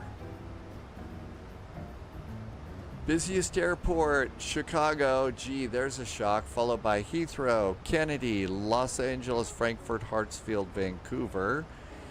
United, American, Delta, Lufty, Speedbird, EasyJet, 738, A320, 777 Whiskey. Busiest route, Miami to Chicago. Chicago to Kennedy, Chicago to Newark. Airplane, did you find a gate and it's working okay? I'm still waiting for it to load to tell you, Jimmy. But there we go, finally. It was taking a while. I was going to look it up for you. 9 descent 8000 via Prince George, the order clear dial Yankee 15 approach. Descend 8000 and at the Prince George Bureau, clear for the ILS Yankee for runway 15. Let's get 441, the Prince George altimeter 3017, descend 12,000. 12,000, 3017 on the altimeter for WestJet 441.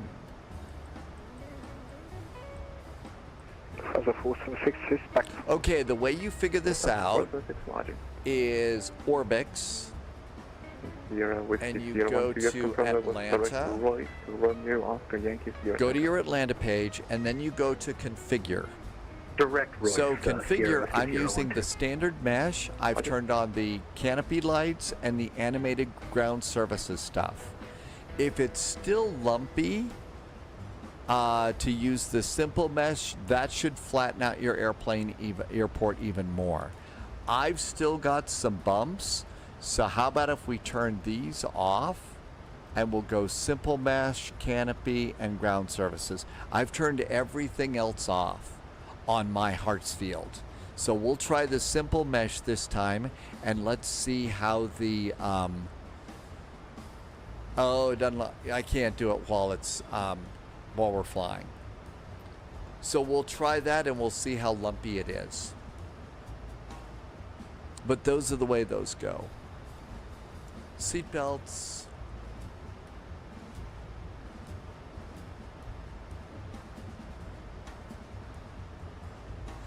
Let's see. Jimmy Boy did have it on simple mesh and it's really bumpy. See, I had mine like you said. I was on simple mesh before and it was really bumpy. I went over to standard mesh and it still had some lumps, but it wasn't as bad. So that's kind of why it is that I was doing it that way. So if you say it's even more bumpy on simple, I think I'm going to just leave mine alone. 19 Roger. There are 10 gates that work. Your best bet is Bravo 16, 17, or the Charlies. I'm going to write those down. Thank you. I'll go for one of those. Thank you, airplane. But that's kind of what we got for smoothing out things at Hotlanta. JetBlue 603, the Vancouver altimeter 3011, descend 12,000. Vancouver altimeter 3011 and now let's descend 2000, JetBlue 603. Confirm. Cruise 2020, step away for about 5 minutes. Step away for 5 minutes? How can you do that? Unless you've had too much beer and you've got to go, then 5 minutes, very important.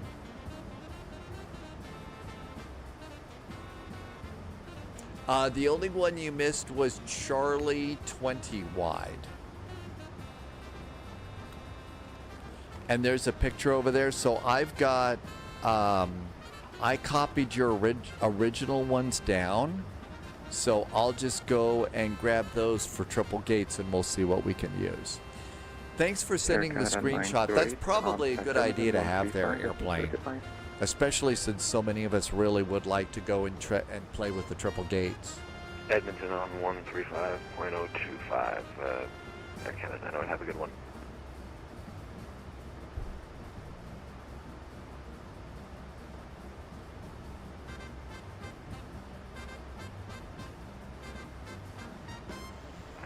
Vancouver Center, good evening, Air Canada 1020, flight level 380. Air Canada 1020, Vancouver Center, roger.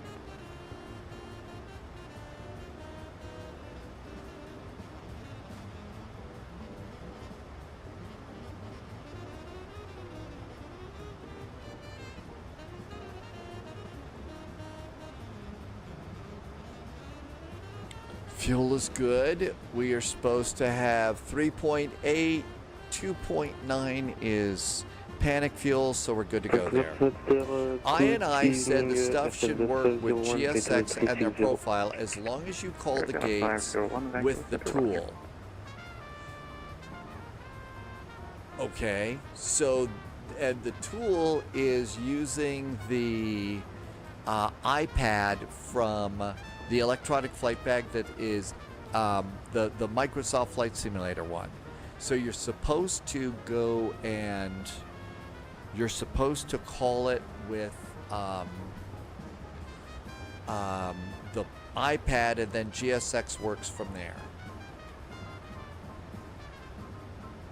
Wonder if GSX is going to incorporate that in their system somehow.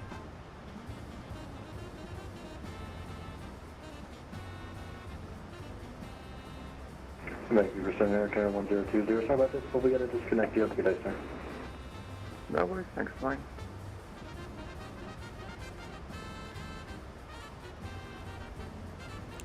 Boy, we're coming into some scary looking clouds here.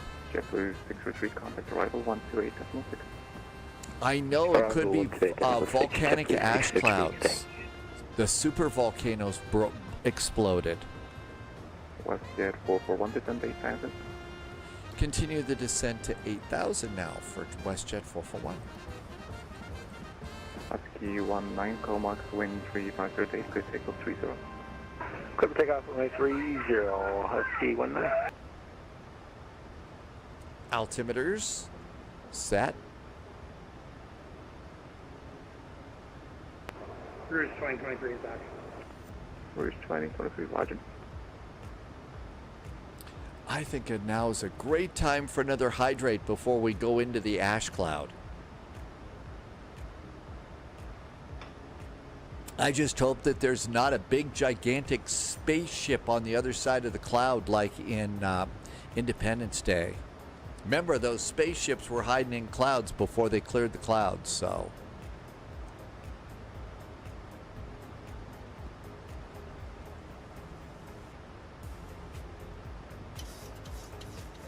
WestJet 441 at the Prince George VOR, clear guy, Yankee 19 approach.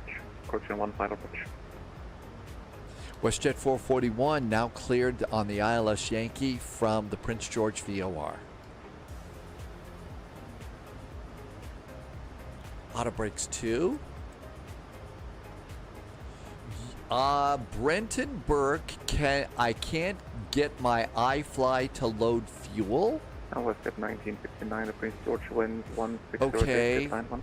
come over here. Clear land, runway 15. Go to payload.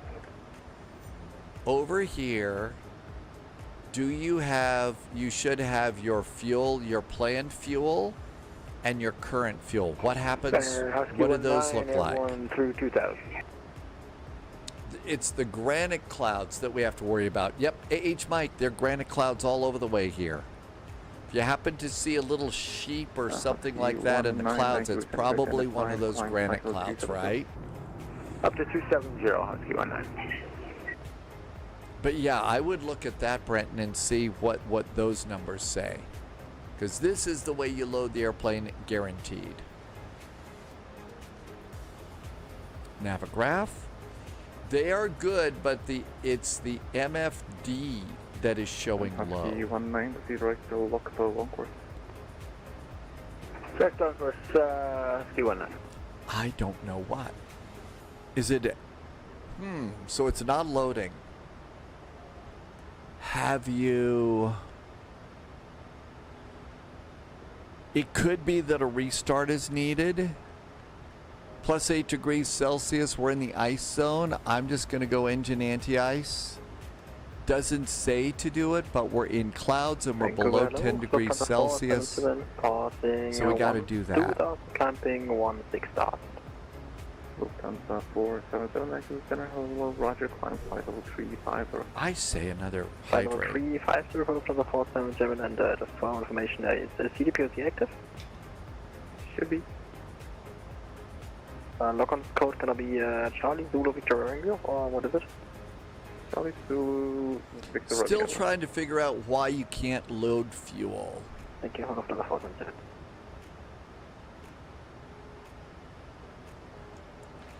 Flight attendants, go through that cabin and check for trash and sit down. Roger.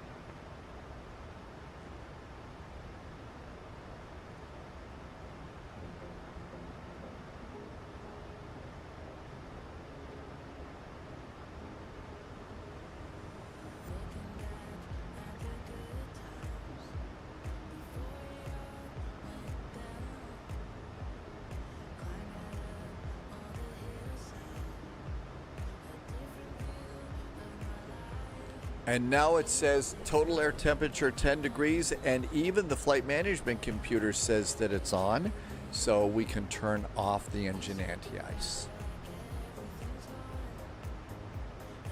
Always like to be a little bit careful with some airplanes. Some of them, boy, the anti. I remember one day in the Flight Factor 757, the airplane iced up, and there was just no starting the engines again. They shut down, the airplane crashed, pixels all over the countryside. It was bad.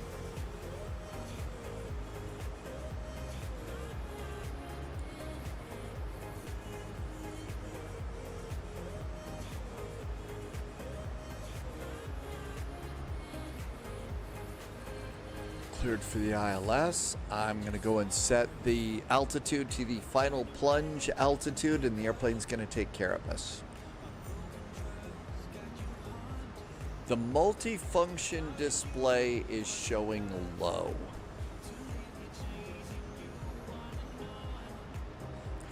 Do you mean this is says that one of these is low? How much money was it to fly the flight factor? It was a pricey airplane. It was a pricey airplane. And before it was all done, I pretty much, I love the airplane so much, I bought all the variants, all the stuff. So I've actually got everything for the Flight Factor 757 in a sim that I don't fly. How crazy am I, right?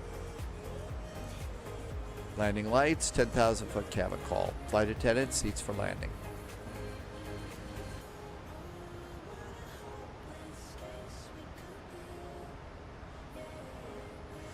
If I wanted to take the time to download X-Plane 278, climbing level 340. and take the time to go download it, I just have to go and find the email over in the other computer that's got the X-Plane key and the Flight Factor keys, and I could do it. It'd take probably most of the afternoon to download it all and get it set up. Oh, are you on kilos? You're talking about if it's the airplane, go to My Plane, and you go to System Units at the top, Brenton. It says Metric or US System. If it's your iPad, you go into Settings, and you can change that down here from Weight and Fuel down there. So there's two places you would change it: your airplane and your EFB settings.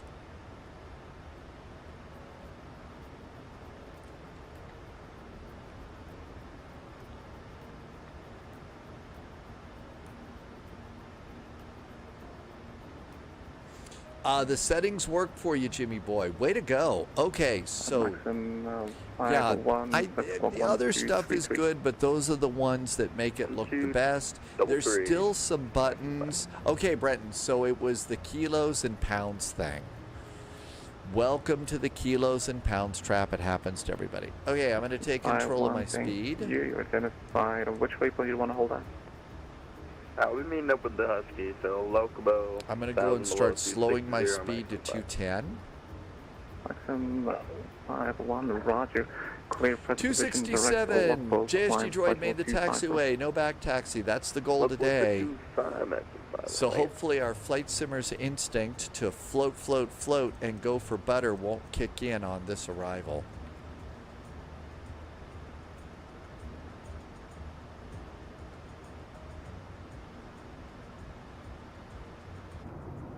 Gonna need some speed brake here. Minus 67, very nice.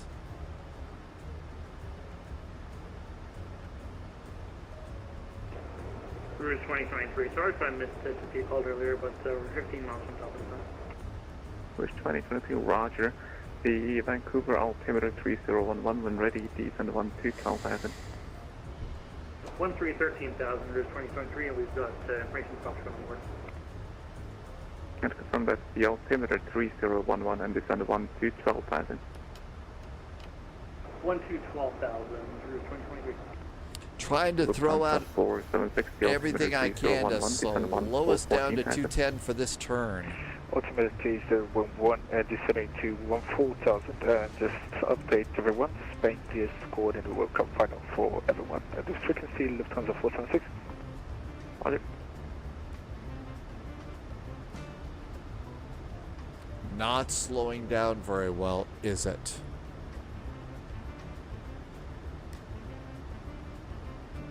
Thank you for sharing that call so fast, Russia. Let's go around and continue level 360 performance to get level 340. Golf Oscar Whiskey, say request again. There we Valuable go. flight, level Finally 3 starting to executive drop a performance, little flight speed. 340. Says maximum 210 knots around here. I don't think we're going to make that 210 right You'd now. like to descend to flight level 34, sir. Golf Oscar Whiskey, that's affirmative. Golf Oscar with Okay, you was descend flight level finally. 34, sir. Let's see what's going on. Finally. Thank you very much. WestJet 553, climb flight level 38, sir. Climb level 380, WestJet 553. 145 to land. Vancouver Central Sierra Whiskey Sierra 12 requesting descent to 2,000 feet. Flaps 5. Sierra Whiskey Sierra. Roger, confirm you'd like to cancel my far below later service. Spain has won. That's okay. Airplane. We're gonna start our descent now So, to intercept the was it a RNAV 30 sudden death approach like we were for saying and it Campbell was a River penalty kick? Do you think airplane, the Argentina red card made the difference? Roger. Did that red card make the difference for Argentina? Ladder, you want to cancel IFR at this point? You could do all sorts of flights for Innsbruck. We've done short ones from either München, Vienna, Stuttgart, Salzburg is a nice one. Or you can go a little bit longer. Sometimes we've come up from Nice and all that. Okay, Vincent says the game is not over. Spain has not won. It is 1-0 Spain, but sudden death still has 12 minutes left. So Argentina could still come back and rock and roll. Thanks, Vincent, for clearing it up.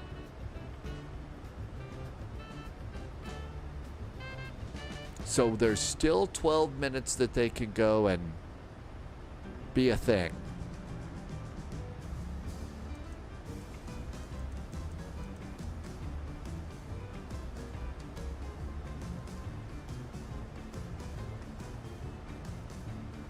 Got a little frostiness down there. Looks like maybe some snow. IRL ops, you could also Gatwick, Athens, Nice. You could go anywhere. Geneva, yeah, Geneva's a nice flight out. Switzerland to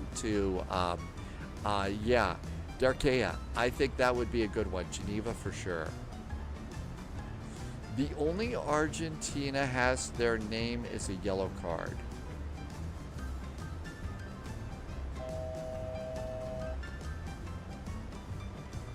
I'm going to arm my approach. Husky 197.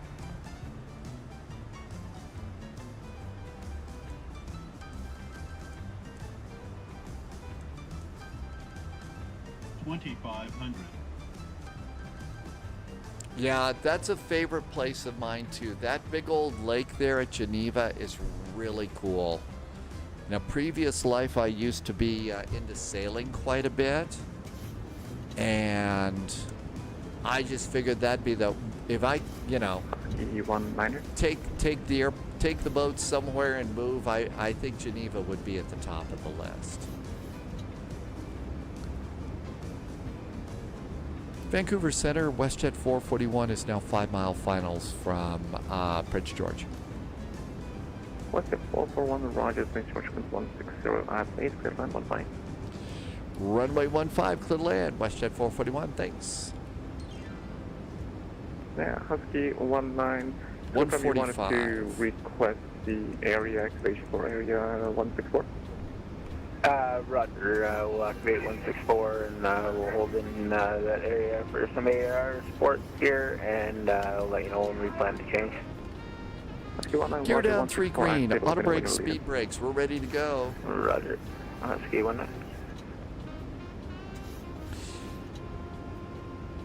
Plus, you know, just really, really great train service around Switzerland, and of course Lindt chocolate. You can't go wrong with that, right? Can't go wrong with chocolates. All right, we're established on our arrival. Autopilot is off. Captain's got the airplane. Panic time. Remember, we don't want to go for butter. We don't want to go for butter here. Man, Maxim 51 is visual. I'll construct the box for you. Call you when we're coming back. Maxim 51, roger. Yeah, you've got the company Husky traffic in the area. Let me know when you'll leave in. Thank you very much. Okay. Lufthansa 476, contact arrival 128 at Wilkes. Contacting arrival on which frequency? 128 at Wilkes. 18.6, thank you very much for the service and have a lovely afternoon from Slovenia, Lufthansa. Wind's a little bit variable here. Landing. 200. Minimum. Landing. 100. Flight slow. 50. Flight 40. slow. 30. 20. 10. 5. Speed brake. Speed brake. No reversers.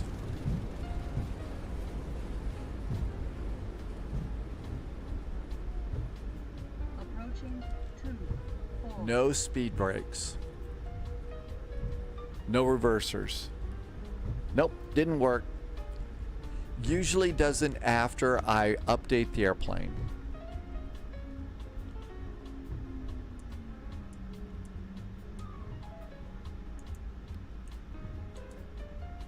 Westjet 441, welcome to Prince George Taxi Delta, apron your discretion. Alpha to the apron, our discretion. Thanks for the nice ATC on a West Coast weekend. See you next time. Thank you. Yep. Okay, we made it. So what happened was I was not able to get my reversers to work. Air 501. So I've just engaged them now and it didn't work. So we've got to fix that. The fix is very easy. Okay, we come around. The terminal is around this turn. Iceberg, good to see you. Always exit to the main screen. I did see that tip. Yep, and I did that one, and it seemed to have worked for us. Okay, Vincent said that they got a goal, but that goal was offside. So did they take that point away? Is it back to 0-0, Vincent? There's JSG Droid, who had a very good landing. And I bet JSG Droid's reversers work too. And it's cool to also see, since this update, now all of a sudden I see JSG Droid's airplane as a WestJet, because I couldn't see it, but there was no livery there.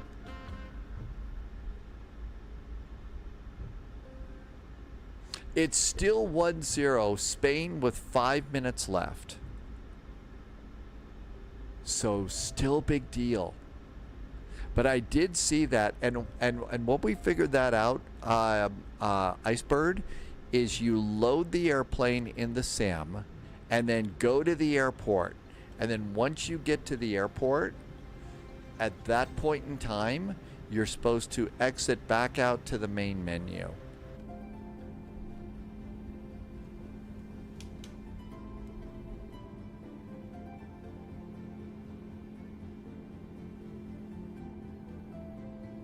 There we go. That looks really good. Parking brakes. I forgot to put my flaps up. Probably forgot to put my speed brake. Nope, I put my speed brakes down. That was good. And there we go. Flaps are up. 2023, contact arrival 1. Never good to be taxiing around with your flaps out. Okay. 26 per arrival. Thanks for the service. So let's do engine number 1 and engine number 2. Oh, I forgot. Flip the generators first. That way all the lights don't go out. That's an important thing to do. And we'll get the APU going so we keep passengers comfy, because they probably freaked out because somebody didn't turn on the APU first. And we leave one fuel pump on. That looks good. Come over here. We're done with navigation. Navigation going off. And seat belts can go off. Anti-collision lights can go off. And then we come over here. Let's start and disarm our doors. Disarm all doors. ground. No jetways here, so chalks 1, 2, and 3. Some stairs and a ground power unit. And a ground power can pop in. Come back over here, go to doors. Door, door, door. And looks good. And some nice WestJets all parked and ready to go. So the reason that my reversers worked, what I've got is I've got a setting in the sim. So right here, if I can come in and you can adjust the controllers. So what we need to do is go over to the throttle quadrant. And what I do is shift this over, and I think I've got one that says PMDG, Caravan, A380, A340, PMDG. And then I go to this one, and I go this one to none. Captain Chris, are you going to call it a night? Yeah, Captain Chris has still got one more late night shift to do. So it's been a long day for Captain Chris. Thanks for coming on in. We'll see you next time. I don't think it's going to let me go. So we'll just do that. And then we can turn this off. And now if we come back in here, you can see if we look over at the throttles, now all of a sudden my reversers should pop up. There they go. So I've got reversers now. And I have to remember to do that every time this airplane, I do this airplane. But hey, JSG Droid, we made it. Nice, not a bad looking little airport. It was a nice run. What we'll do is I've been starting to do the West Coast weekend as our second flight on Sunday. So one of the things that I'll do is I'll do a, we'll prepare to come back. So we'll come back here to Prince George and go back to Victoria or something like that. Because the Canadian flying's kind of good, kind of fun. Captain Chris, thanks for coming in. We'll catch you next time. One last shift and that should be great. Okay. I don't think we needed... We're going to Atlanta, right? So let's just recycle everything and it should be good. But yeah, JSG Droid, that was a nice flight. Thank you for doing that with me. So we'll depart out of Prince George and go to Victoria next week. I know some of these are starting to get perhaps a touch repetitive, like we always do vectors to Copenhagen. But I've kind of coming to find out that that's how you get good at some of this stuff, is things being a little bit repetitive and doing these same airports and flights. So I hope that that makes a little sense. Arrival ATIS in Atlanta. Simultaneous approaches 26 right, 27 left.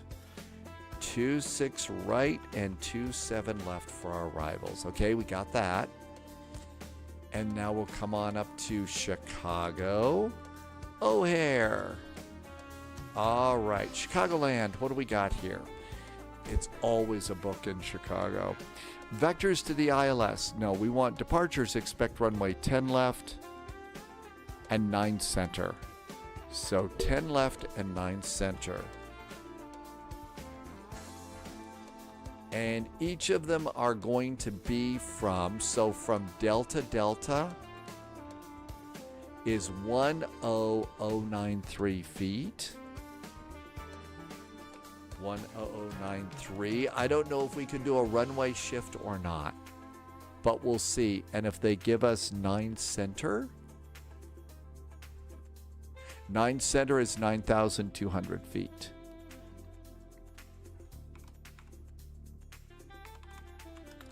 Okay.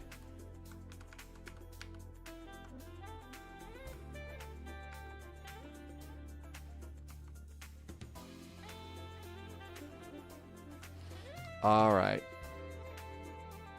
I messed up my approaches. So 9 center from Foxtrot is 9200. I'm going to guess that since it's a south flight, my guess is it's going to be 10 left from Delta Delta. So I'm going to plan 10 left from Delta Delta. I'm just writing this down. I think with this airplane we can do a shift. That's why I care about these numbers. 10093. 10093. And I already forgot the runways in Atlanta. Let's make sure we get the right ones. So I bet it's the southern runway here. Lead is popping up pretty good today. So Atlanta is going to be 26 right, 27 left. 26 right is what I think we're going to get.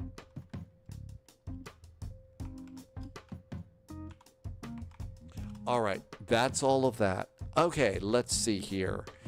I don't use any of the autopilots and stuff for the A300, although I think it probably does work here. So we'll just turn this off for now, and we can also turn off SimApp Pro. Could be that there is something for the A300 over on MobiFlight. I just haven't checked that out yet. And we also should recycle Elevate X. Probably a little bit of a heavy landing.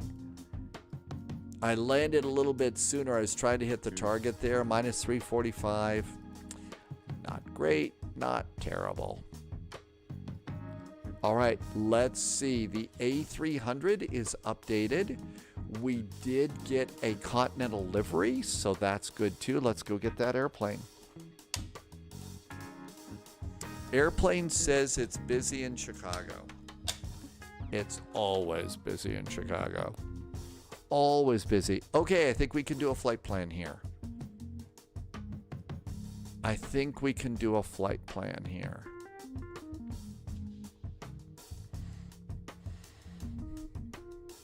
Ord.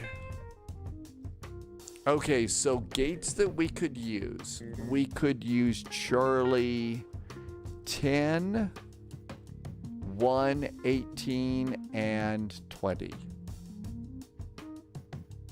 So we could use the wide gates over here, or we could catch these Bravo gates over here. So that would work.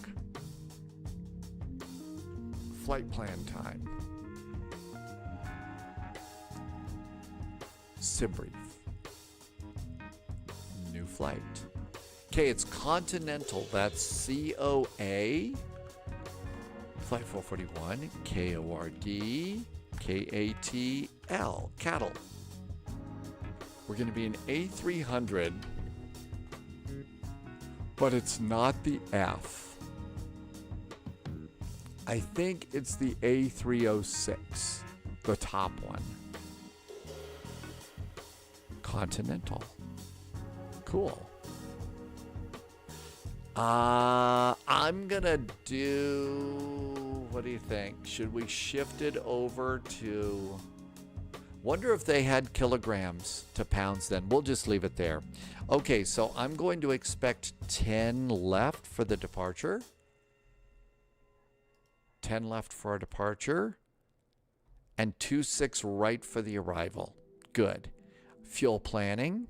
I'm going to add 30 minutes of flight plan fuel, and I'm going to add 10 minutes to taxi fuel. It's Chicago. Okay? Justice was on a long flight, San Diego to Chicago. Yeah, there's long flights. It takes time. This is an hour and 50 minutes gate to gate. It's just fine for us now, but yeah.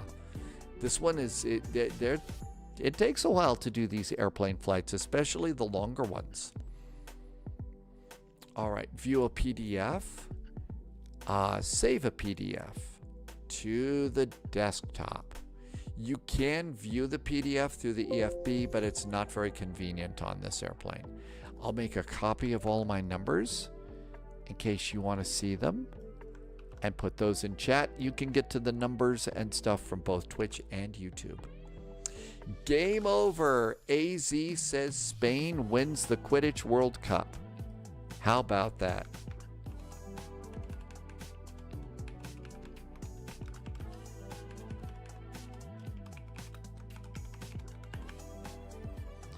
And I'm going to update the title on Twitch.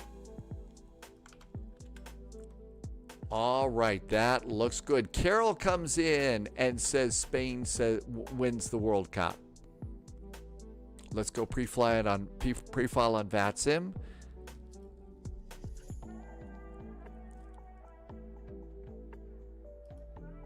All right, we're talking flight level 340. That sounds reasonable. Kaminsky, it's going to be the O'Hare departure. Chipper, remember departing out of Chicago O'Hare. 250 knots until ATC says you're groovy. If you're not, if you don't want to speed up until they say it's cool. All right, we can use any of the Charlie gates here. The wide body gates, I think. So Charlie 18. Yeah, that's one. Charlie 20. These two would work. So we can take one of those.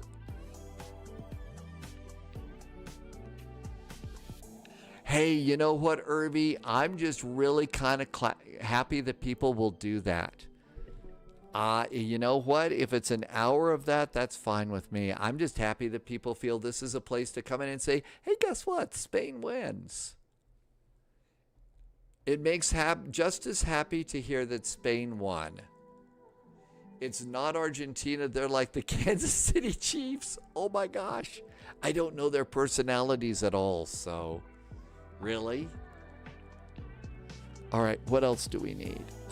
Charts are very good in the A300. Charts are good. Airplane has got 3 minutes until boarding is complete. What else do we need? Have we got enough beverage for this flight? Yeah, we got enough beverage for the flight. Let's see. Jimmy Boy, that's the cool thing about Flight Sim. You get to take any airplane you want to take. I am thinking very, very seriously of deleting on Tuesday. I'm thinking of deleting Microsoft Flight Simulator on Tuesday and reloading it. It seems like it takes longer and longer. And if I were to do that, maybe that would speed things up a bit.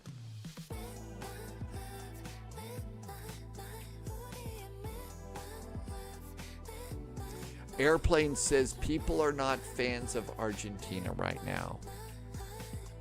Oh, is that because of the current world insanity right now? Icebird, the problem is solved in Sim Update 6. Okay, you know what? Maybe what I'll do is I will exhibit patience. I will have patience, Icebird, and I will wait till Sim Update 6. Thank you for taking the time to put that into chat.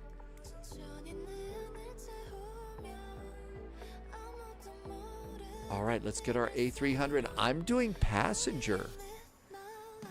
A300.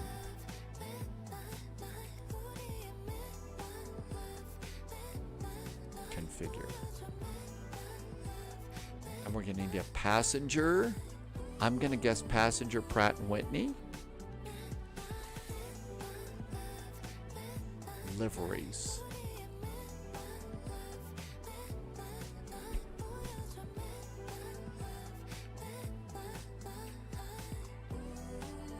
Not a good sign.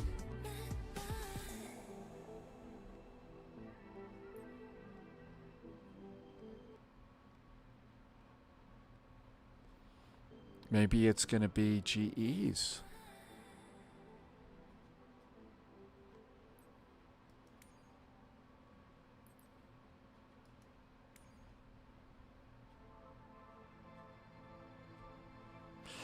Icebird says stability and performance fixed frame rate cap not ignored. Okay, so Icebird, thank you for taking the time to put that in there. You just saved me a big weekend, my 2 days off of sitting there trying to plug all that in. Thank you for doing that. I really appreciate it. Thanks. Zeropod, it is official. Oh my gosh, no kidding. Happy 44th birthday, Zeropod. Thanks for telling us. Not everybody's comfortable doing that, I understand, but it's always nice because we get a chance to say happy birthday welcome on in. Thanks for coming and chilling with us. Makes the day a little bit more fun. Little time to sit with people that are cool.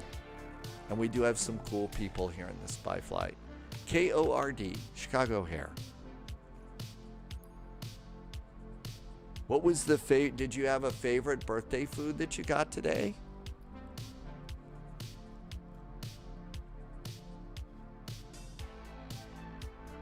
All right, I think one of the options is 18 whiskey. Let's try that gate.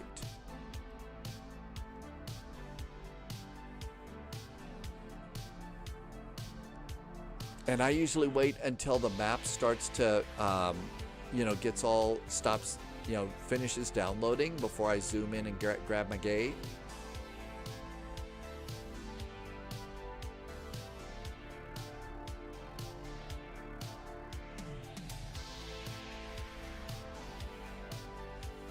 The Chicagoland area.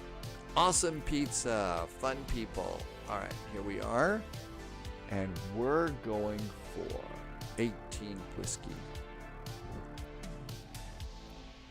18 whiskey. Makes me want to go and get an adult beverage.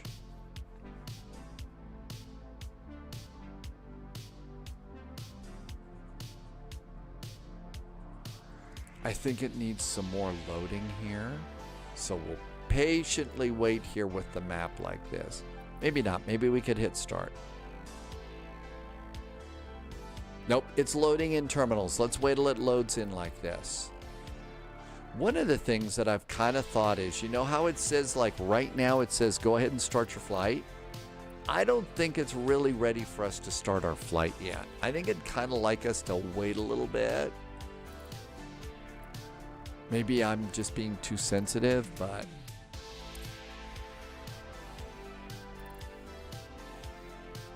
JSG Droid is going to 20 whiskey. Okay, that's good.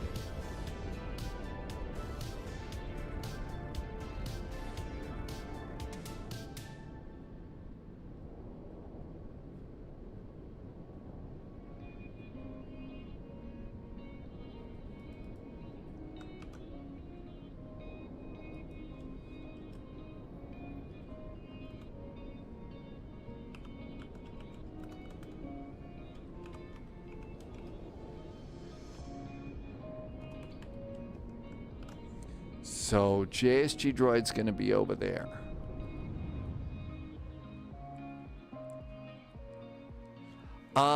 It put me back in Victoria. I'm sorry. Why are we back in Victoria, Canada today? And by the way, we're back in the 737 MAX.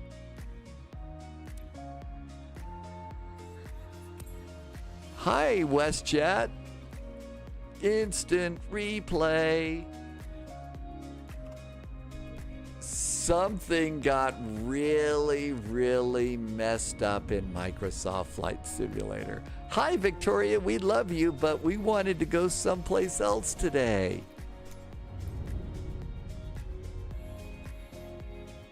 That was a little strange. I think I probably better recycle the sim. What do you think? That might have been a problem. I think that could have been a problem there.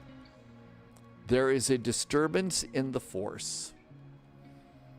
That was hilarious. What on earth was that? Iceberg, I can't wait for the stability and performance being fixed. I think we need a little bit of stability right now. Take two.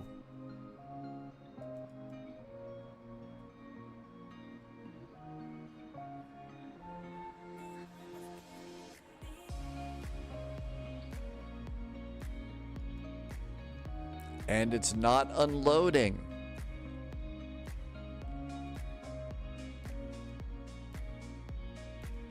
It didn't unload.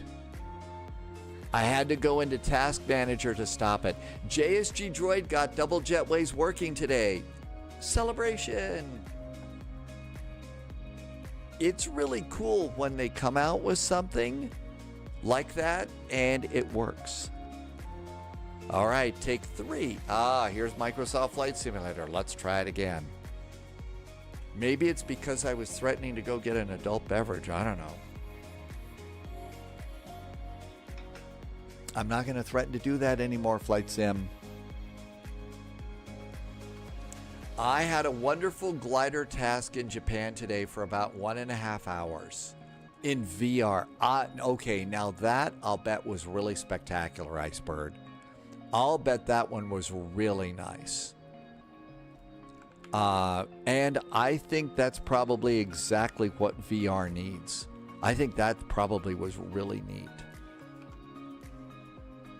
Okay, we don't need that squawk code or that climb and maintain.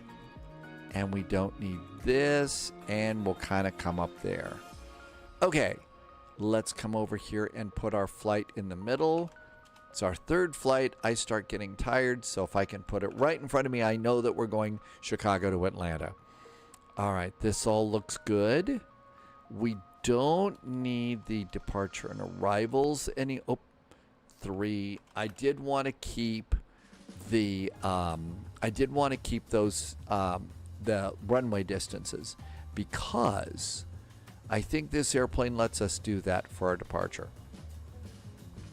So Icebird, yeah, I'll bet that the VR flight gliding around Japan was probably pretty cool. Let's see. I left the airplane in kilograms, I think. Did we do kilograms? Yes. Okay, so we'll leave that there. And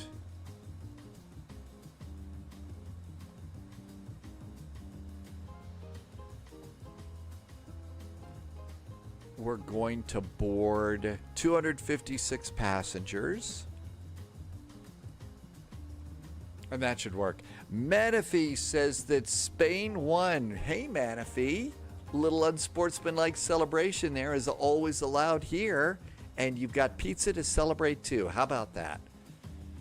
I guess it was a little bit of a nail-biter there, Menifee. No score, 0-0 throughout the whole game. And then all of a sudden death at the end. Pretty good. Actually, no, it's less than 5 right now.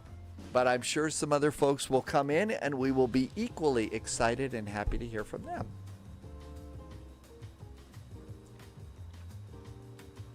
Let's see. Iceberg says going to westonglide.org is a good place to start if you want to learn how to do gliding. Irvi says it's the 137th. Nah, not quite that many. But on a big day like today with a big event, it got hotter outside. Look at this. Did we hit 100? It says 101 at the airport. It says 97 there. Says 101.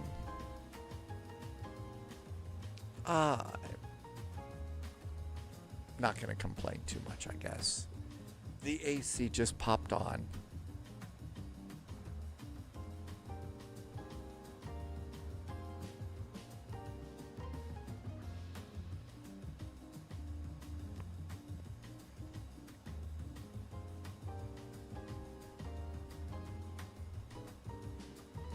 So it didn't like loading the first time and loaded the last flight.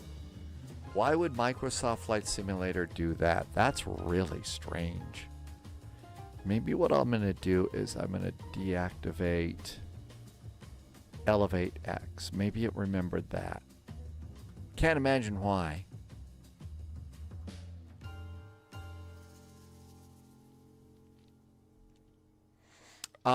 Let's see. Justice wants to do Atlanta to K-Smurf.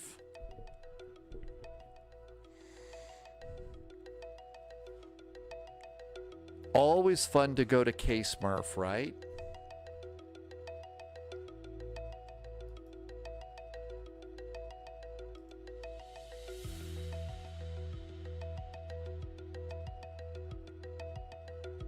And we're on the little temporary hold here at 68% while it loads world data.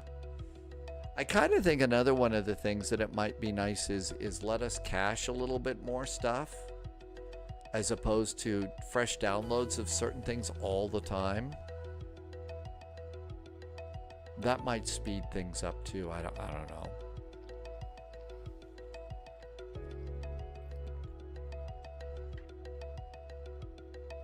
Sacramento, K-Smurf, KSMF. They probably don't like us to refer to it as Smurf, right? That is the capital of California, after all, so. First flight tomorrow is Nuremberg to Copenhagen. That's a regular Vectors to Copenhagen event.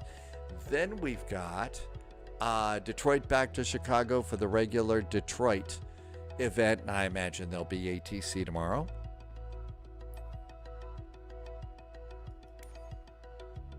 Let's try it again. Okay, so it still sees the Continental Airbus, but it loaded the WestJet. What on earth is going on there? Save and go back. Just gonna go and look over here at my keyboard controls. Do you mess up by any chance? Nope, that looks good. Not a problem. Let's try to go to Chicago again. KORD. Chicago O'Hare. Look for an open gate. JSG Droids at Charlie 20 Whiskey. I don't see you at Charlie 20 Whiskey.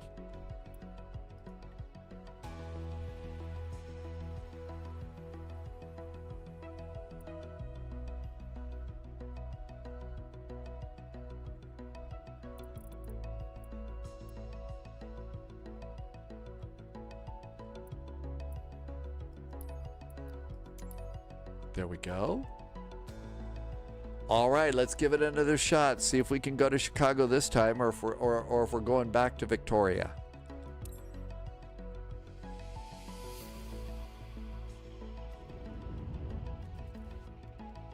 Well, it didn't zoom all the way out to planetary level, so I guess we're not going to zoom over to the other place.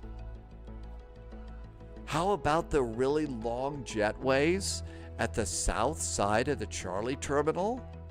I mean, those jetways out there are like ridiculously long.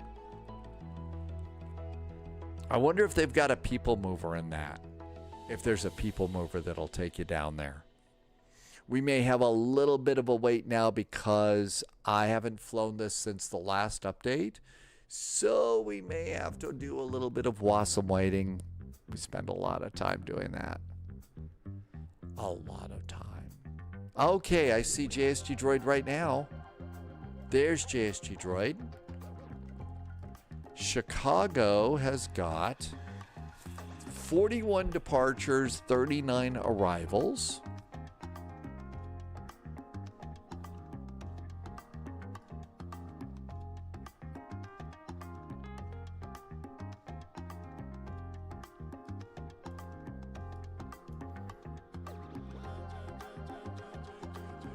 Atlanta has got 11 departures and 14 arrivals, so it's not crazy in Hotlanta right now.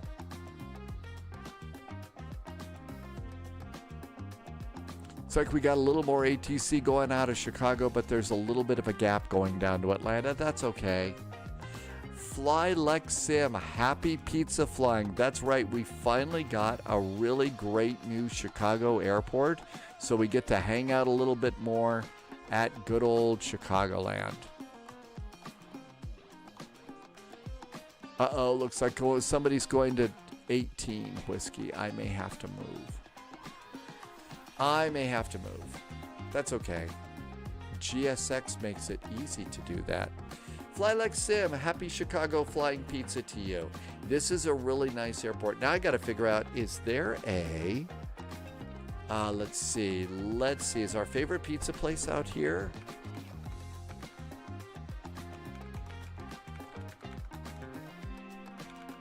Is there a Lou Malnati's at O'Hare?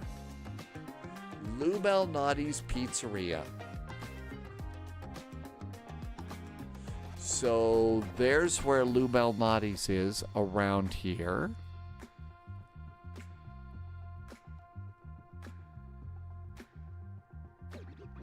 There's Oak Park.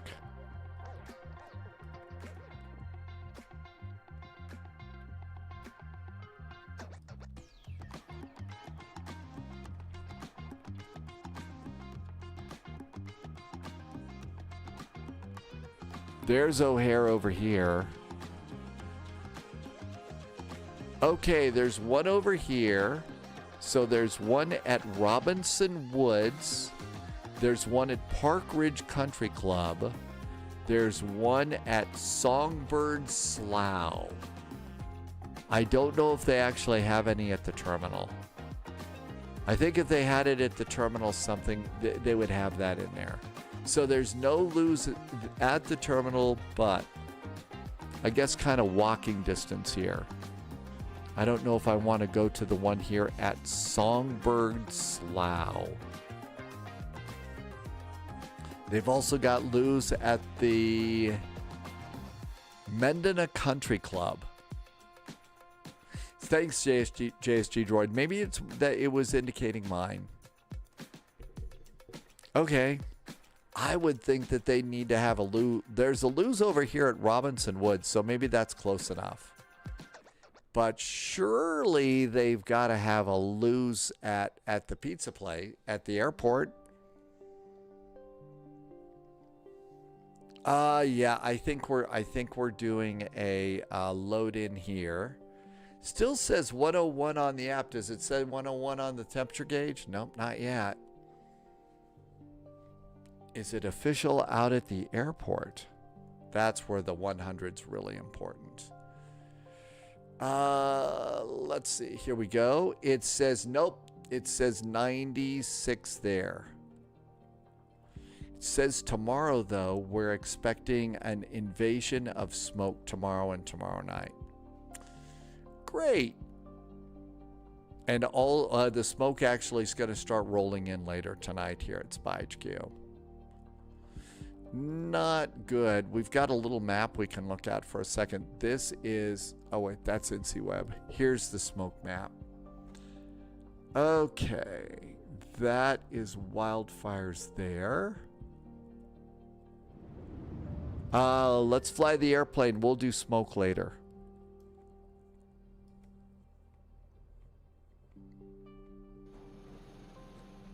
We made it.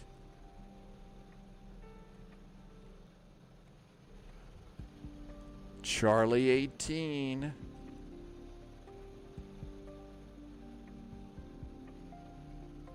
A very big airplane with a big giant meatball on the table. I never thought about it as a meatball back when Continental was around and they were flying this livery. Never that it was supposed to represent the whoosh of a jet. So that's like the whooshing logo. So it's still loading and adjusting some things there. You see things are painting on still, like the engine covers.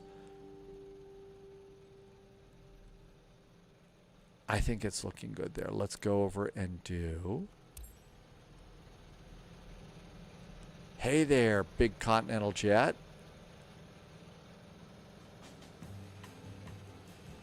Shift C.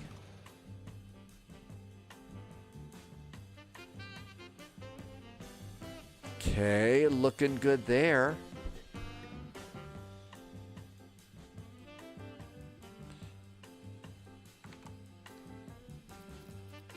And it's probably loading in. It's loading in. I know it's starting to take longer for our cameras to load in. This thing is taking a little bit. Uh-oh. It doesn't have any of the camera views. That's why. We need to go and import. And I should have them for my cargo plane.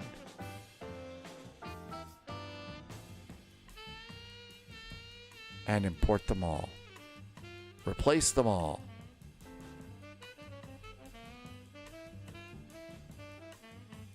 There we go. We've got views now. That's good.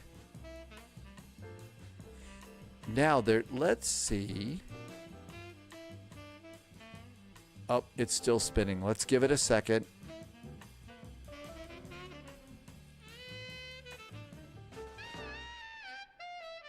Still spinning.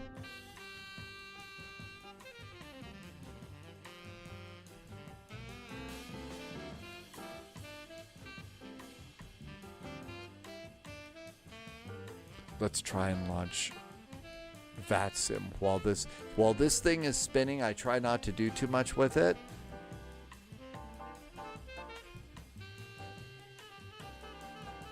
I think it's trying to update stuff. Let's see if it'll let us on here. vPilot connected to the simulator. All right, we are COA Continental, and this is an A306, I think. Yeah, it's an A306. A306.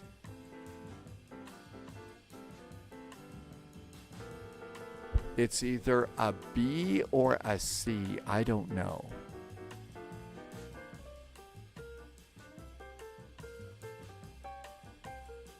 We'll see if that works.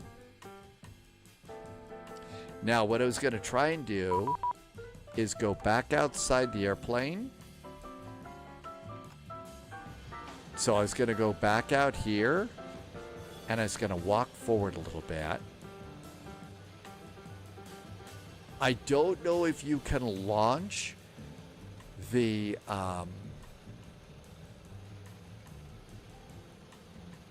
let's see if we can launch the we can launch the iPad. All right, ready for this? Let's see if we can make this work. So come on over here. Any builds jetways.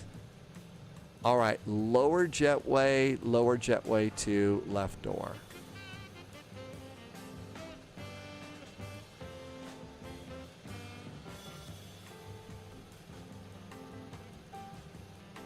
All right, so that looks good. Let's see if we did it right.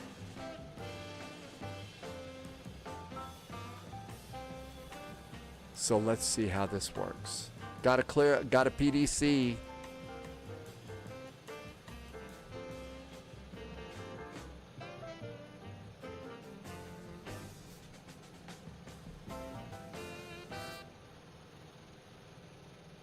It looks like we got to, the jetways are working, and you can do this from outside the airplane now if you want.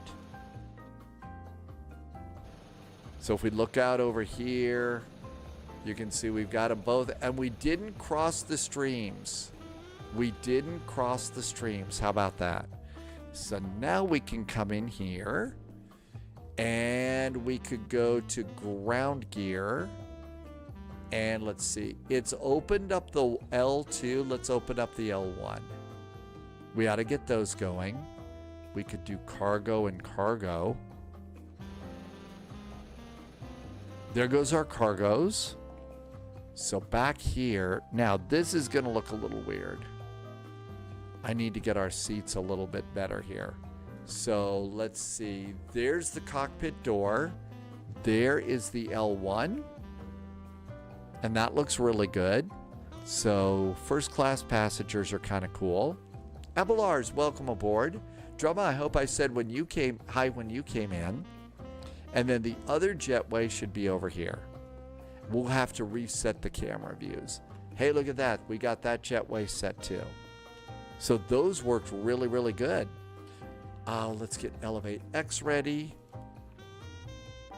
So we've got all of these doors open. I'm going to have ground power and chocks in place. Let's do my flight. And Elevate X is up. Let's see if this works. Continue. And Elevate X is elevated. Import from SimBrief. ORD to ATL, and our routing looks good. So we're all good to go. All of this is working so far, Important safety tips. Let's go, since we have updated this recently. Let's just look at settings. It remembered my pilot ID and my Hobby A cars. That's nice. Spawn settings, auto remove covers. Yes. External hardware, McDo export. No, I don't have that. Aircraft IRS align time. Rudder controls the tiller. Auto tiller disconnect. Link all my instruments. It doesn't look like it changed any of these. Lido charts, EFB settings to imperial pounds.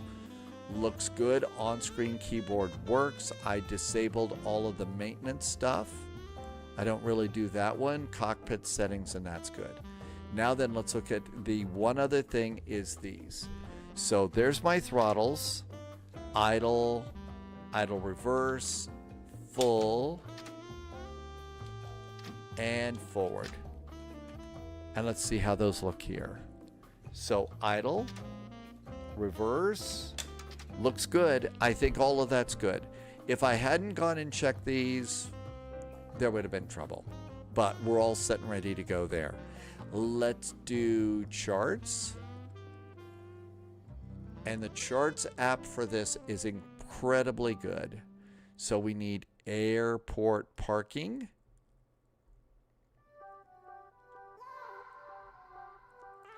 There's airport parking 1. That should be the main one. Yeah, let's grab that one. Let's get airport ground. Now there's an AGC north and south here. I think that that's better than getting the whole thing. So I'm going to just snag them both. And then the SID is going to be the O'Hare 9 departure and SID procedures. This is going to tell us don't exceed 250 knots and give us an initial climb clearance of up 5,000 feet. Very important. So let's put that in our notes. Climb and maintain 5,000 feet. Cool. Let's see. Departure frequencies, northeast or southwest. I think we're doing southwest, so that would be 126.625. 126.625. Now these could change. They may have changed that in our clearance, but I think it's always good to go and take a look at that. Hit the pin board, and all of those look good. Atlanta. Our star, we're doing Chipper 1, good old Chipper 1. Chipper 1 arrival. And IAS, we're expecting runway 26 right. And that's going to be down here, 26 right. ILS or localizer 26 right. And then grab the ILS or localizer for 27 left. ILS or localizer 27 left. Because that's the other arrival runway, and they can be sneaky. They may put you over there. Airport ground chart. No, airport ground. Airport parking. Ramp stands 1 through 6. And I don't know, I'm guessing that maybe we have double jetways over at Atlanta over here at the International Concourse. So we'll, oh wait, I think it's only going to work at any builds anyway, so. And hit the pin button, and now everything's good. Let's check this over here. We are cleared to flight level 340, squawk is 6210. 6210. Okay, altitude. Cleared ORD departure climb via the SID 5,000 feet. Departure frequency is not what I said. They changed it. It's 119.0. Maintain 250 knots till advised. We're good and golden. I think we can turn on the airplane. JSG droid got 10 left at Delta Delta. Can I help you? I'm sorry. Sometimes you just can't help yourself. They're going to happen. Better that I do it on the live stream and not on ATC.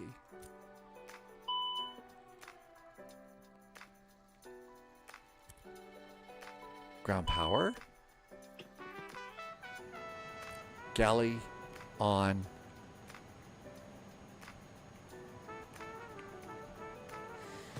Nav and logo lights. No smoking. Emergency exits. And everything is good so far.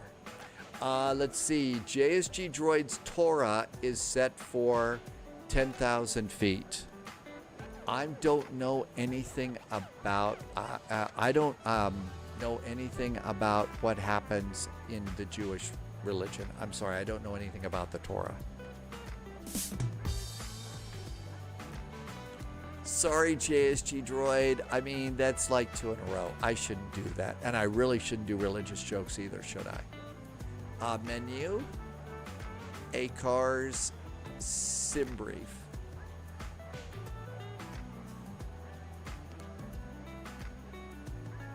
All right.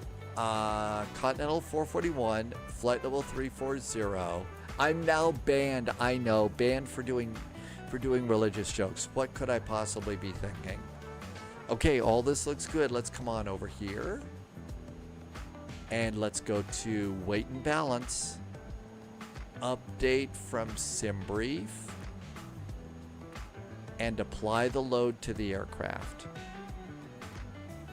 We're loaded. So it's basically loaded and ready to go. Cool. Page 2.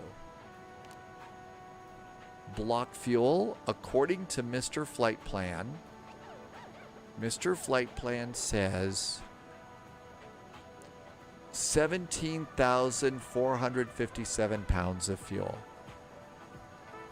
And this says 38,000.4. Did I say pounds? Am I an idiot over there?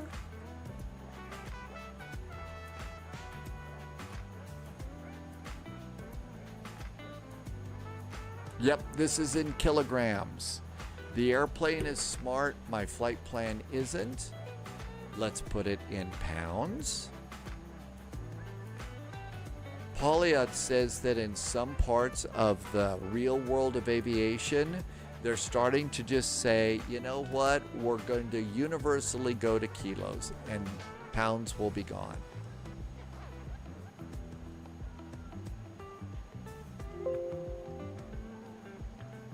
I don't have to reload anything else, just my flight plan here. And now it says 38.4.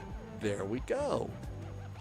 38.4. So we put 38.4 into block fuel. 38.4. That looks good. It's not, I don't use their browser yet. I will eventually go to that. I just have DuckDuckGo as my default. It's my default,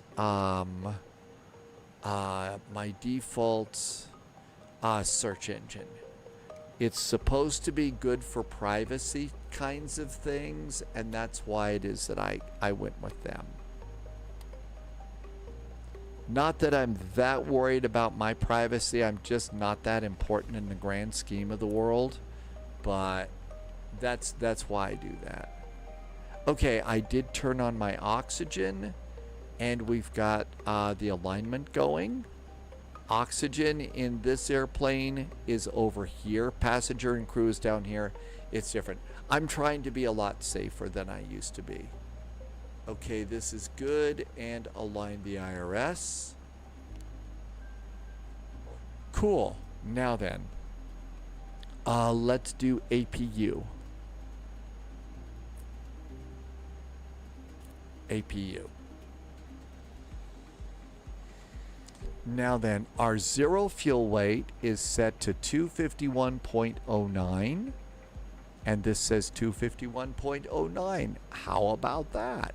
That's great. So 251, it's going to round it up to 0.1. So over page 2 again, 251.1 is what we'll get for zero fuel weight.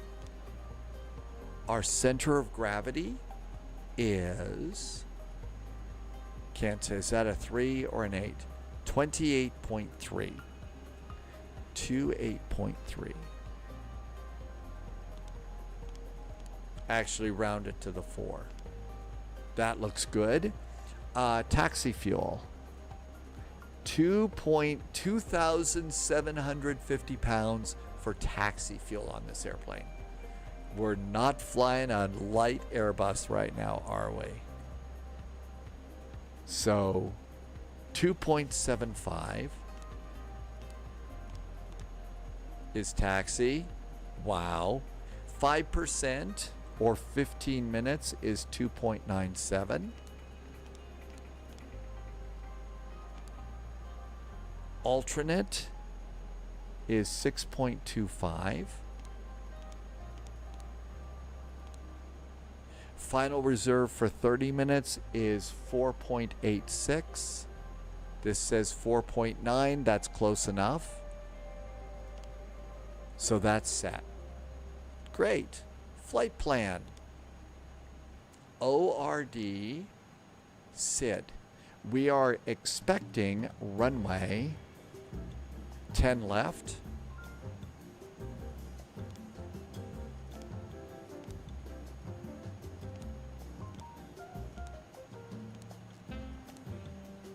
Left. No SID because it's the O'Hare departure. Insert. There's our flight plan. That looks really good. Atlanta. Arrivals. Our arrival is 26 right. 26 right. We're doing the Chipper 1 arrival. We're going to transition in there at Matthew. And I usually do the Haynes or transition, although long before we get to Haynes, they're going to give us vectors. They always do. Okay, all of this looks good. Flight plan's looking great. Passengers are boarded. We should have an APU up and running now. We do. So let's turn on the APU bleed. APU bleed is good. Should have had one fuel pump on, and we should also turn on our cabin pressure. Let's come over here and do tuning. We got a squawk code. It is 6210. 6210 is our squawk code. Click it again. I'm going to change the range to 12 miles and go to above and go back to tuning. Here in Chicago, we've got ground 121.9.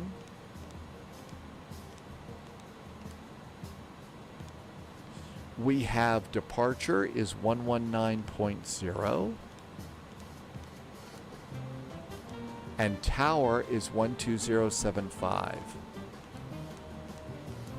And I leave that one in the scratch pad. So I now have all of my frequencies loaded up there, and that really works great. I get a little goofy about that.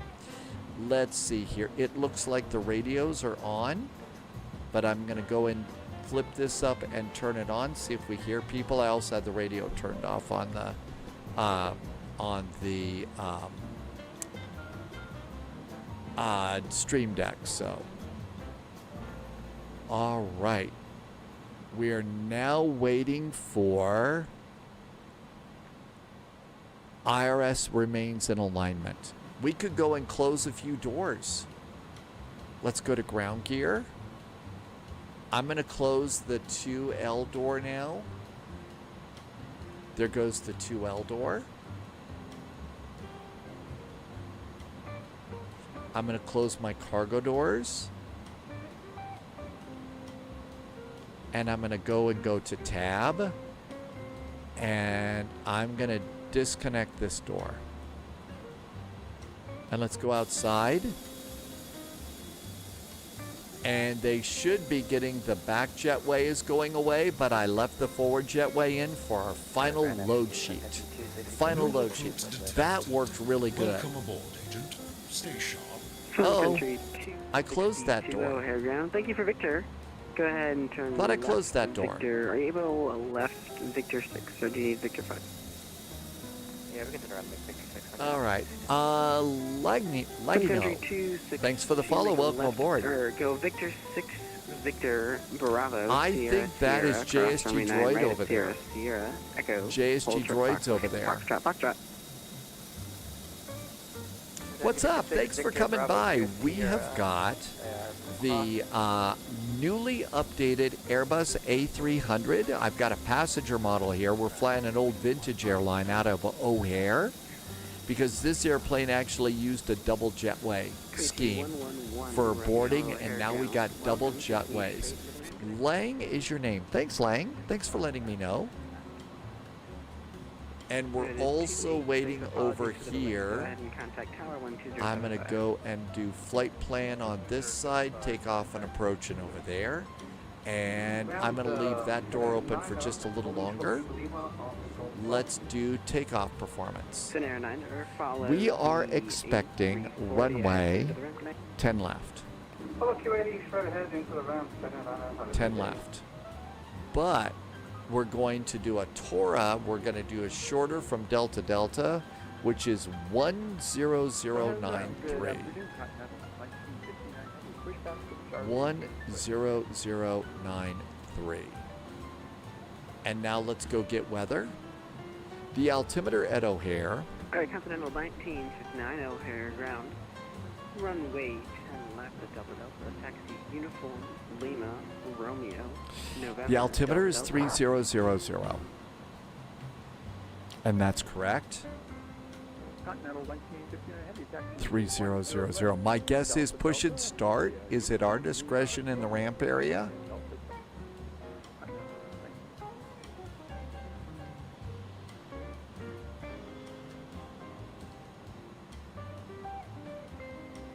United 22 ready for taxi.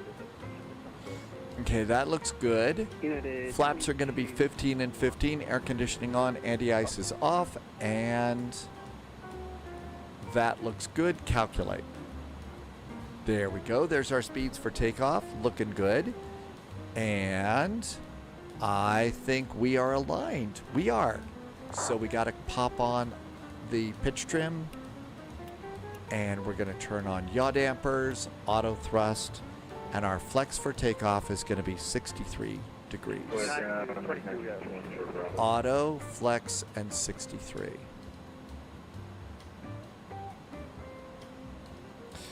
We need to come over and get our landing elevation. And the landing elevation at Hotlanta is hard to read at this side. Right, Victor. Bravo, landing elevation is 1026. Echo. So 1000. Turn left on Victor 5, then Victor, right? Victor, and then Bravo.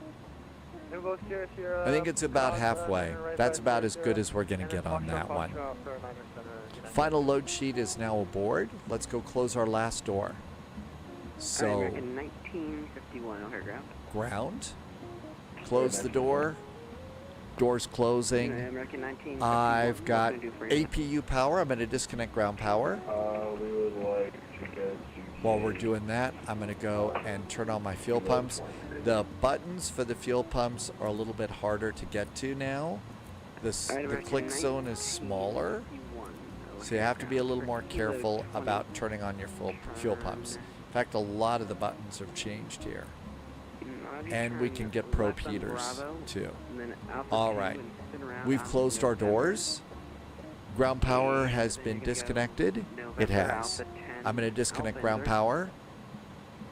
Now then, we got to come out here,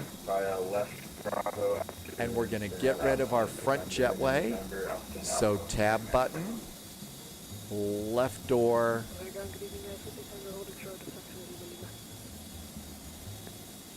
Swift 8 Tango O'Hare. And there goes our jetway there. Okay, you don't do the doors with that. It handles the doors automatically for you.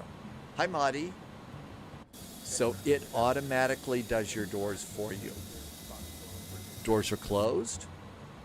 Arm the American doors for 249, departure. ground. Thank you for Victor. Doors are 3, armed 10 for left to departure. Delta, Parking taxi brakes are via on. I'm going to pull Alpha my chocks. 12, Bravo, Chocks are Delta, clear. Delta, hold short November. All right, our initial climb clearance is 5,000 feet. Our runway heading, we're going to be on the south side for the 10s. Give way to the United 777. 093. That was set. And let's do our speeds for takeoff. Speeds for takeoff are going to be 156 and 160. 156 is V1. Rotate at 160.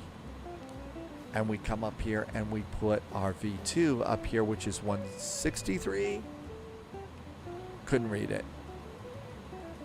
163 trim's going to be 0. So 163 up here.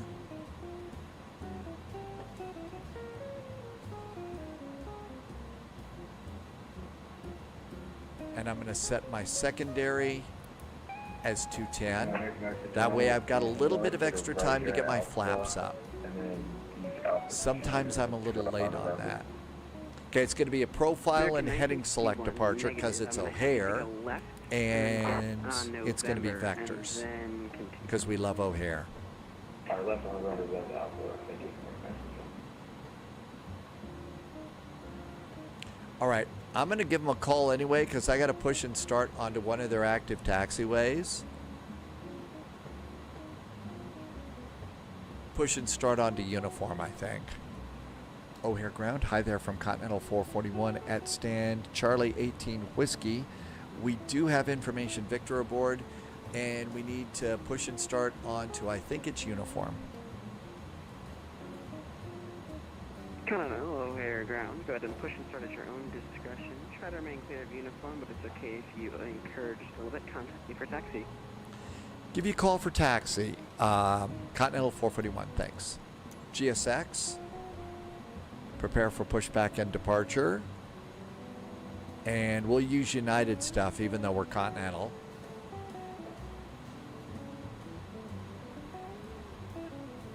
Should have got this done a little sooner.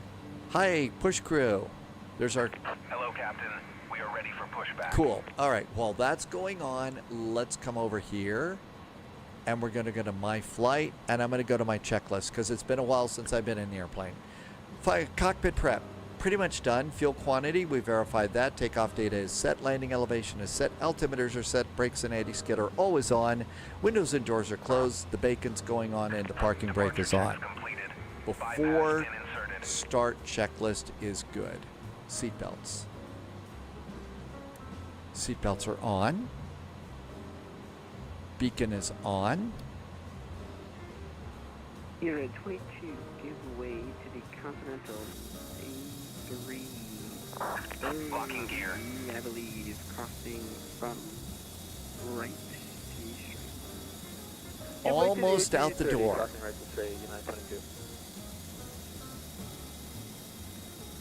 Now, since we're going over to 10 left, my guess is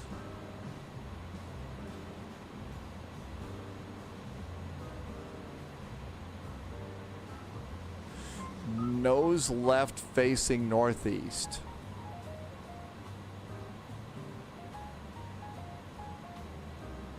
No, we don't want to be nose left facing northeast.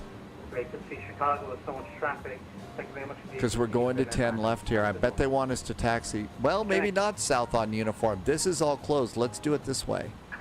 Release parking brakes, please. I think that's what we want to do.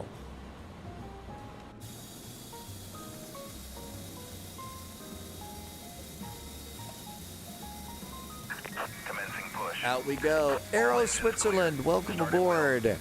Had several people in chat talking about how cool we thought Geneva was today.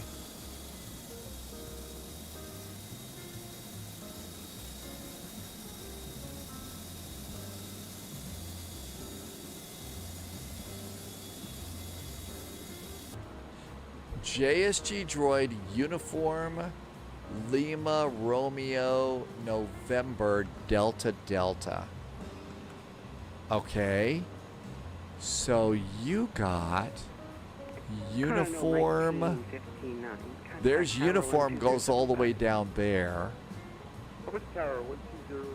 Lima, Romeo, Delta, Delta. There's Delta, Delta. Country 2, Stack Tower 12075. We'll figure that out in a second. Set parking brakes. Parking brakes are set. Unlocking gear. Let's go start some engines. Starter A. Airbus, we start engine 1 first. Engine number 1 starts. And we have air going. N2 is coming up. 20% here. It's still a bit broken on... JSG Droid says it's going to be broken on Lima. Fuel. Fuel going on.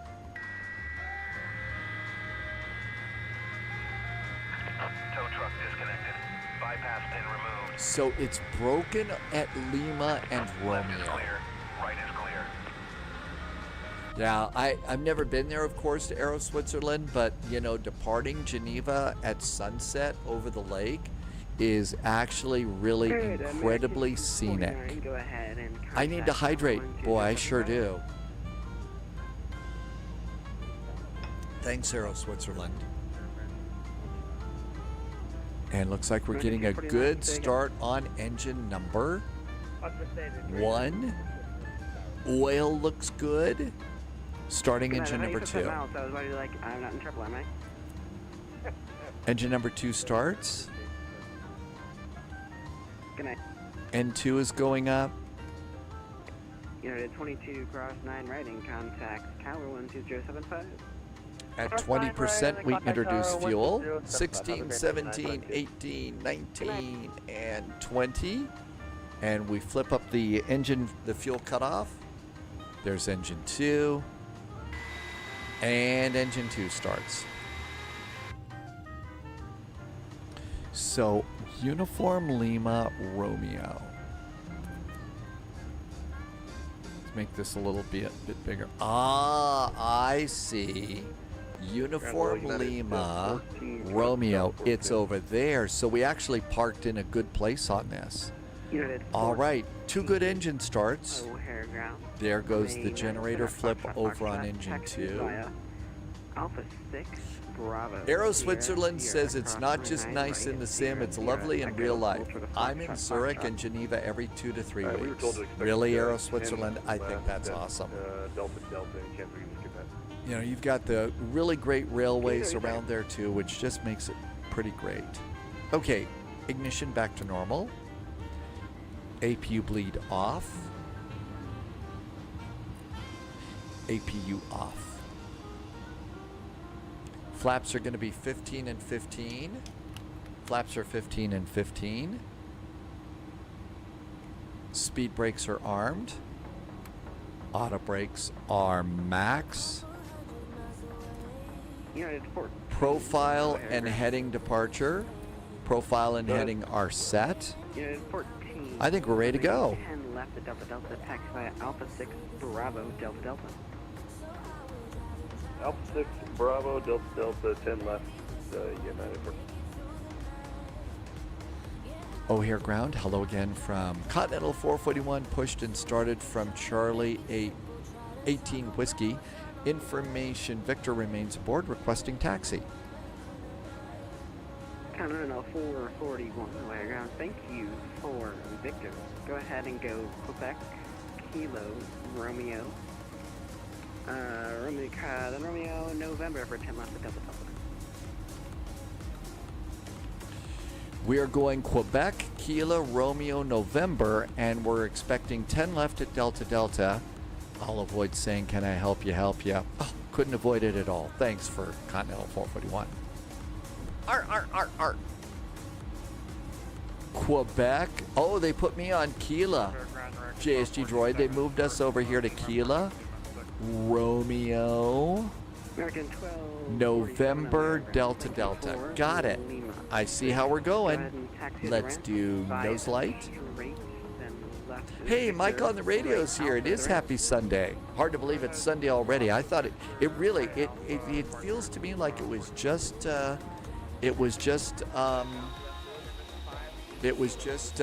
Thursday.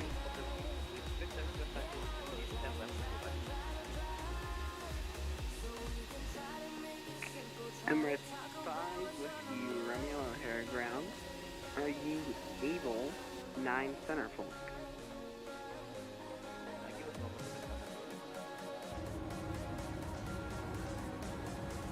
Time for bed for Martel. Hey, Martel. We're in your hometown tomorrow for Vectors to Copenhagen. As always, you can count on us to be very well behaved. So Vectors to Copenhagen 1800. Hope you had a good weekend. Can't believe it's already, you know, done, but it is. Bravo. See you next time, Martel. Have a great evening. Zulu, and then hold trifecta.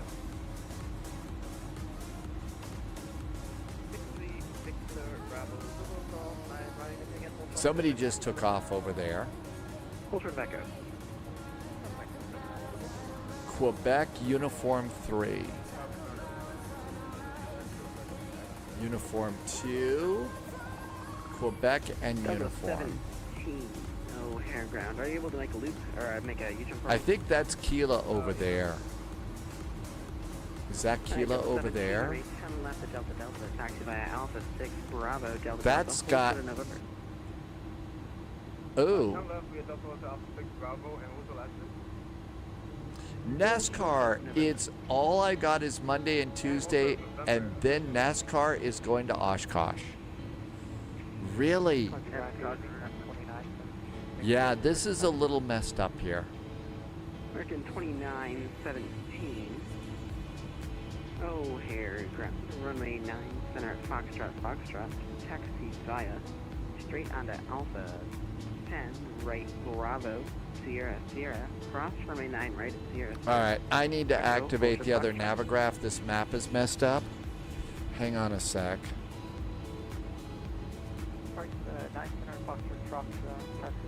I'm all mixed up here. Sierra Sierra cross runway 9 right Sierra Sierra and then Echo hold short launch from 29. United 14 over the tower. Unit 14, my apologies. Contact tower 12075. Good night. No problem. Take care, sir. United 14. Scott, American 3288, we're short.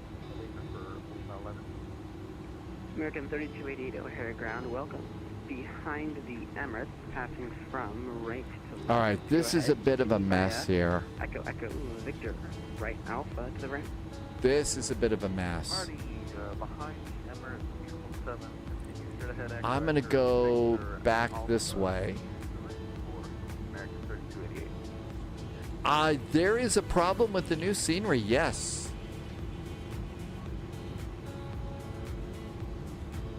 Uniform.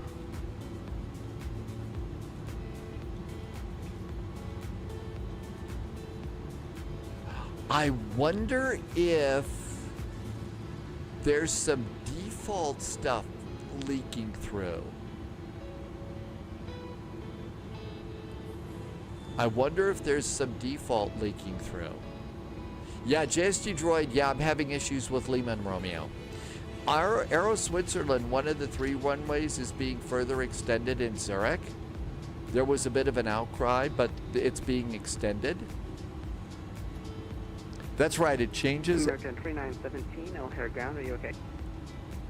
Yeah, looks like our Bravo crew around. Any chance we can take November to where it's, I don't think we have the Bravo going all the way down. American 2917. Yeah, go ahead left turn there on Bravo 1, right turn November, then F Sierra Sierra follows. Bravo 1, right November, and Sierra Sierra. American 29. Thank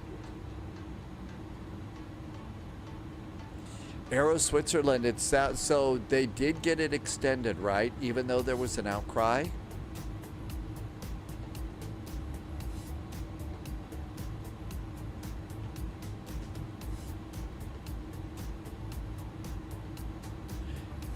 O'Hare Ground, Continental 441. Looks like there's, even with the new scenery, there's something weird about our Kilo and Romeo. Can we just continue down south uniform to November and then to Delta Delta? If you could continue uniform Bravo Delta Delta, that'd be wonderful. Uniform Bravo Delta Delta. We'll make that work. Thanks for United Continental 441. Holy cats, I figured all of this was done by now. Short of Bravo, then continue behind the Emirates 777 passing from left to right. I figured all of that was done by now. Well, we got the new scenery mic on the radio. We weren't supposed to have a problem like this anymore. Delta 17, O'Hare Ground. Full short of Bravo, then continue taxi behind the Emirates 777 passing from left to right. Full short of Bravo and give way to the Everest. And you want us to follow the Everest? JSG Droid, yeah, and Yep. I ended up going over here. Zulu, but until Sierra, go ahead. So I'm over there, and now we should be coming up on Bravo at Uniform.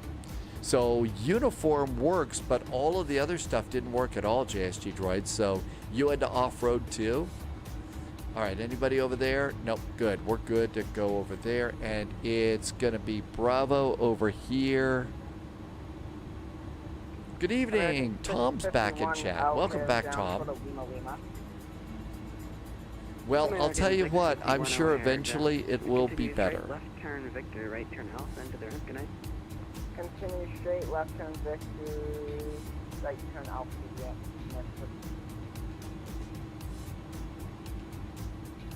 George is on a 10-stream streak right now. Thanks for being here, George. Appreciate you coming in and streaking. 2917, contact tower 12075. That's typical of indie builds. I don't know. I'm still really super duper impressed with their scenery.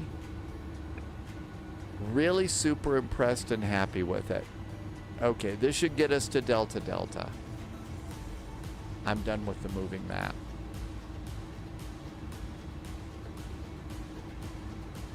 All right, so Bravo to Delta Delta, and we should be all set.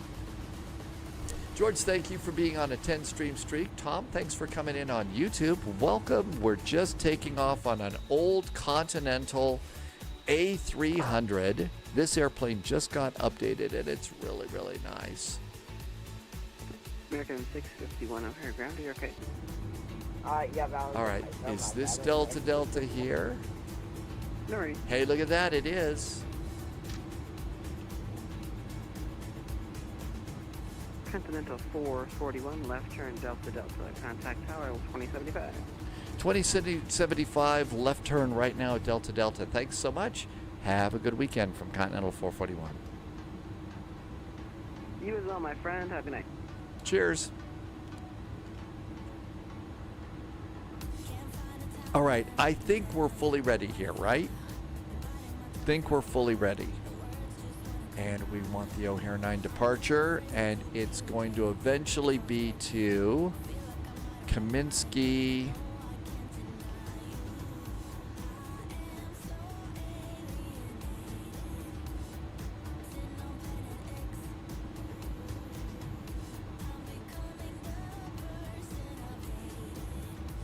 O'Hare Tower, hi there from Continental 441, holding short of 10 left at Delta Delta, fully ready. Continental 441, O'Hare Tower, winds 040 and 8, turn right heading 3, direction, turn right heading 180, runway 10 left at Delta Delta, clear for takeoff. 180 at Delta Delta. Runway 10 left at Delta Delta, cleared for takeoff. After takeoff, our heading is 180 degrees for Continental 441. Strobes, extend them. Out on the runway, let's go. Holy cats. Okay, and I didn't see Kaminsky here. E-bake. There's Kaminsky, I got it. American Cool. 3254 O'Hare Tower, winds at 040 Look over here and 8, real runway 10 quick. center clear to land. Anybody coming? 10 clear to land. Nope, we're good.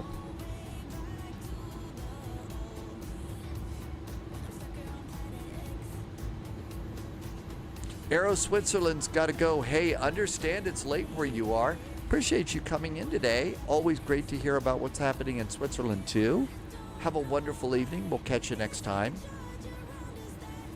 You know, eventually, another thing when you get in there, I don't know if you know that your Swiss Rail is doing something really cool with the solar panels in between the railroad tracks, which is really neat. Let's go. Throttles up about halfway. Check those engines. They're stable. Start the clock. Looking good. And auto thrust. Looking good. Airspeed's alive.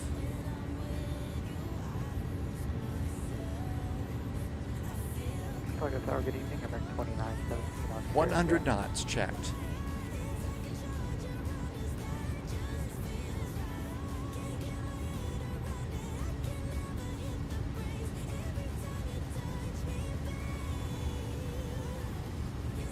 V1, hands off the throttles and rotate. If you could go back to ground. If you could go back to ground on 121.9, please. Positive climb, gear going up. All right, Roger. He just sent me over the American 2917. You want to go back? American 2917, yeah, go ahead. Go back to ground, 121.9. All right, talk to you later.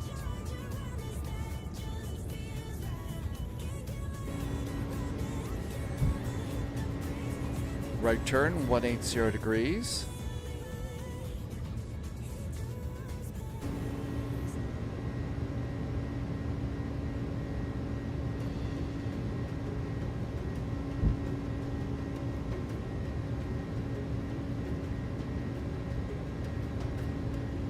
Continental 441, contact Chicago departure, 119.0, see ya.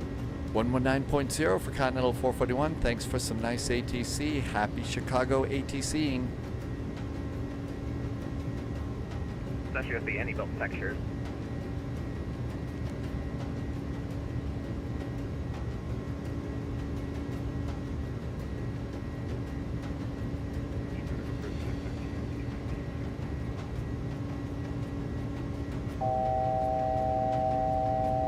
United 1398 Chicago approach. If current, expect ILS for my 10 center approach. AP. Flaps 15 and 0. O'Hare departure. Hello from Continental 441, turning right to heading 180 at 5,000. Continental 441, heavy Chicago departure, radar contact, climb and maintain 15,000. 15,000 now for Continental 441. Air Canada 84 Delta, flighting 270.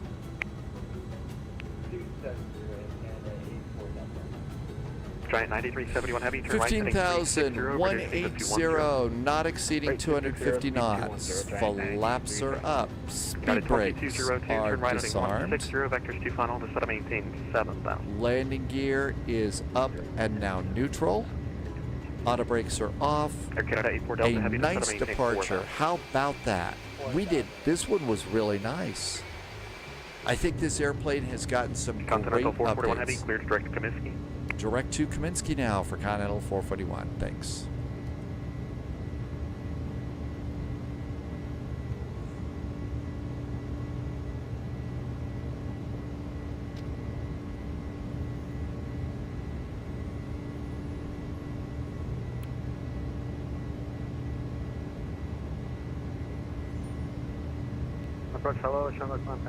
These older airplanes, I like to get the airplane pointed in the general direction first and then do a direct to. All right, direct to Kaminsky. Direct to Kaminsky. That's good. And let's do nav. We are direct Kaminsky. Looks good. United 2202, turn right, heading 19 nice. Holding on to 250 knots though. Air Canada 84 Delta Heavy, reduce speed to 210. Because we don't go above 250 until they tell us it's cool.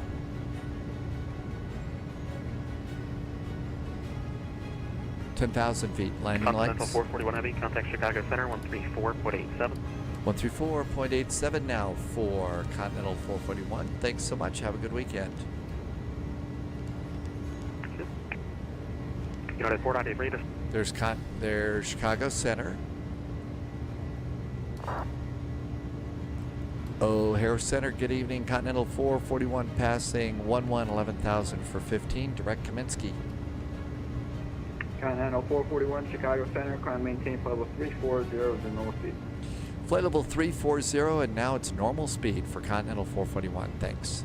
Okay, so flight level 340 and profile, and now we can go and speed up, and the airplane should be happy about that.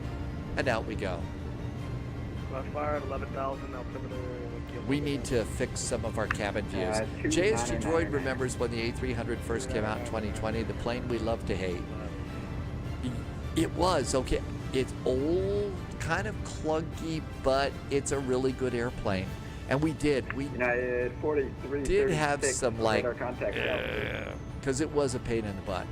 Now it's so solid and a really good airplane. And what's also really neat is you look at the cabin, the cockpit like this, and you go and watch a video of a cockpit, you know, full cockpit ride video on YouTube. It looks just like this. It really is a nicely done airplane. NASCAR misses, I do too. Never, you know, I realize there's the merger, but okay, let's see here.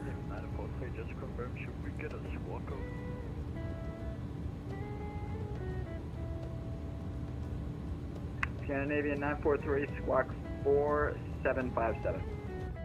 4757. So what we're going to do is we're going to kind of fine tune this view a little bit. Now that we've got seats and stuff.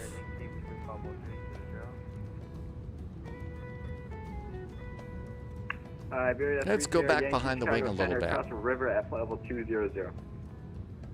Tim Dog, your first airplane ride was with Continental, really? Do you remember it? I remember there was did an airplane ride. It was a Continental 727 with my younger sister. It was like a Denver to El Paso for grandparents type of a visit. But it was one of those sorts of things, and it stopped in Albuquerque.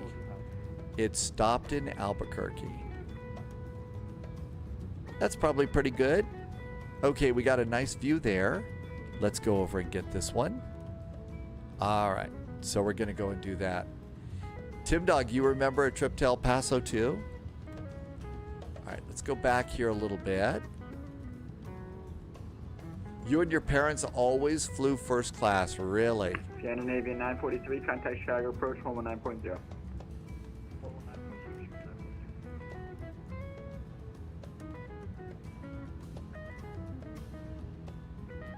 It's kind of a nice engine view. And we'll save that one now. Cool, now we got some wing views. So Tim Dog remembers your first flight, Columbus to Houston to El Paso. And it was all 737s. NASCAR, you got to do first class flights though. What was really, really neat is it was obvious, this was when my sister and I were a lot younger and smaller. And so, you know, we were getting on parents put us on, grandparents got us, that kind of a deal. Well, when we stopped in Albuquerque, the pilot was coming back and took us both all the way back down the air stairs in the back of the 727 so we could look up at the T-tail and the engines in the back. And that was like really, really cool. So we really enjoyed that. That one was a really neat flight. And I remember that to this day. And if my sister were here, she'd probably say she remembered it too. Sun Country 262. 18,000 feet, standard altimeters. Autopilot's got us going good. Econ climb. And our departure's really good here. And I think we're probably pretty much done with this map. And then you can go and click, click, click, and that should get rid of all those charts. You just have to go pin and unpin, and that's great. And then we can come over here, and we have a very nice en route map now. And we can go into the en route map, and we can zoom in, and we can like look and see what we've got. Let's see, where is this? Oh, Kankaki. I never knew how to say that one, but that shows you exactly what you're going over. Leg, welcome in, and thank you for coming by today. My grandpa saw this airline before in San Francisco. This airplane right here, a Continental. Emirates 5, Whiskey Romeo, Chicago Center. So we also have old vintage airlines in Flight Sim, which is really, really good. Really nice. So let's see. This is my outside view. Let's might work on that too.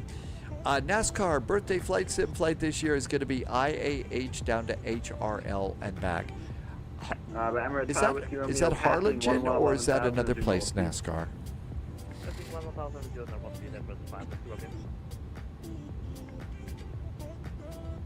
Looking good. United 4336, contact Chicago approach 119.2. Flaps are up.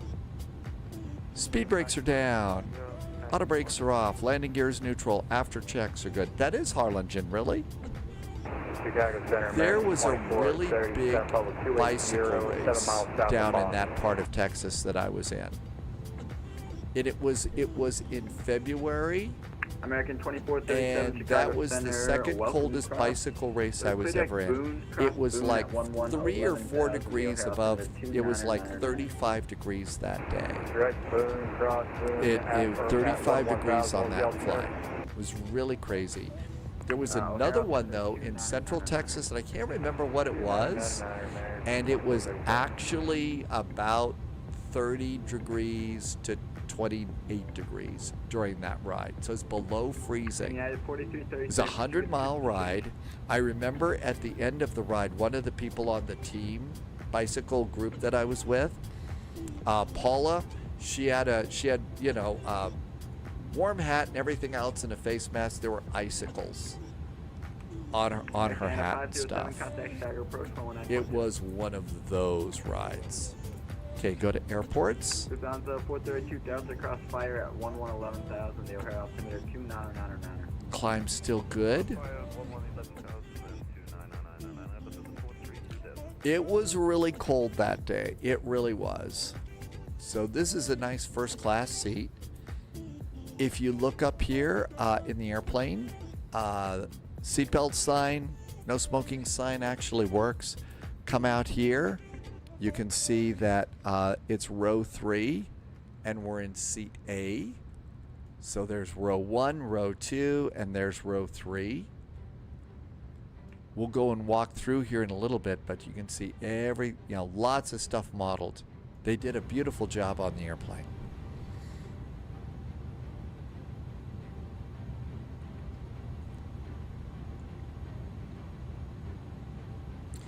Lang's grandpa saw the Concorde land at Boeing Field in 1984. It came back in the 1990s. I saw a picture on probably Instagram or something last night or this morning. Somebody had a picture of the Concorde, I think it was landing at Luton or taking off. I can't imagine the Concorde making a stop at Luton. But apparently it did. Really, really, like, wow. Luton.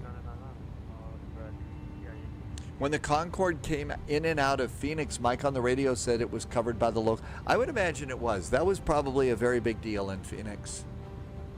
Nightwolf remembers a live stream of an A350 landing at Boeing Field last night. It was crazy.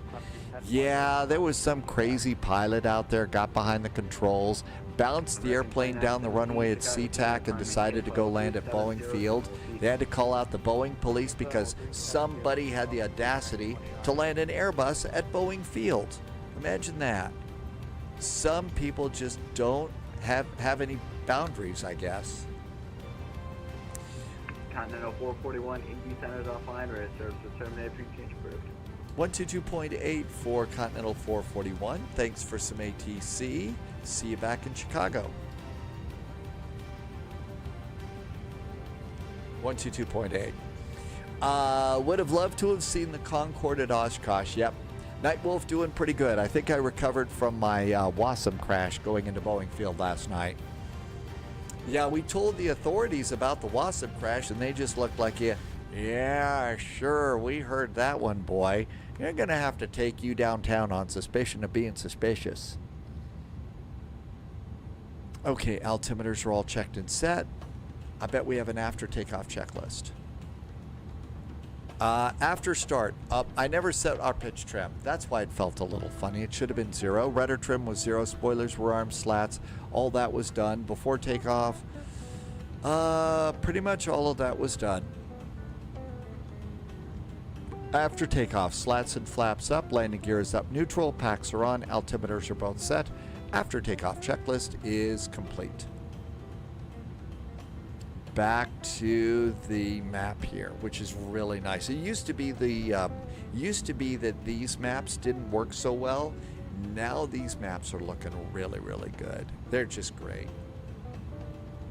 Lang was chilling at Cleveland and somebody slammed the A319. It was Delta from Atlanta. Was that real Cleveland or sim Cleveland? Because those things get slammed in the sim all the time.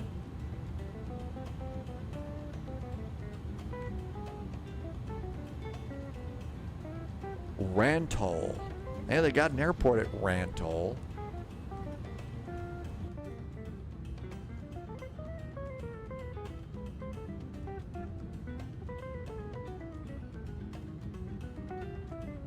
Oh, they have big screen TVs in here.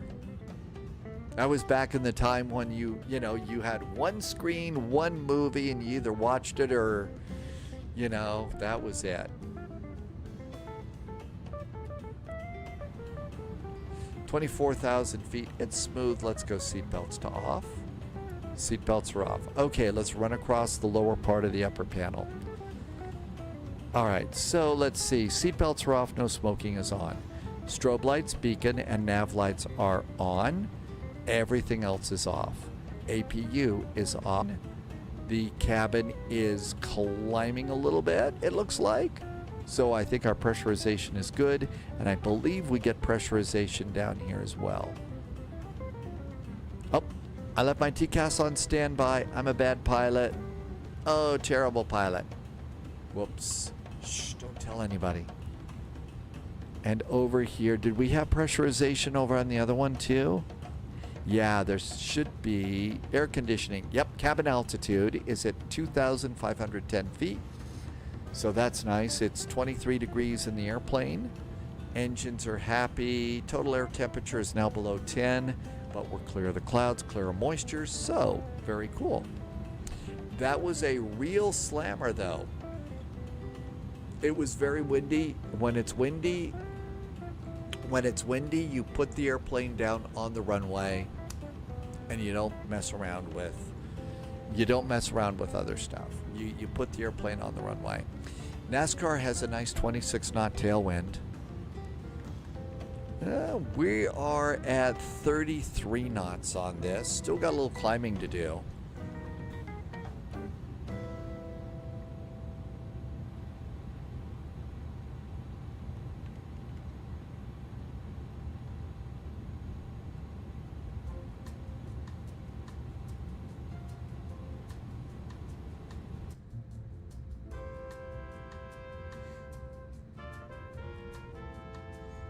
I always like to do a first class seat, but I kind of think this camera view is a little weird. Like to get a little bit more of the wing.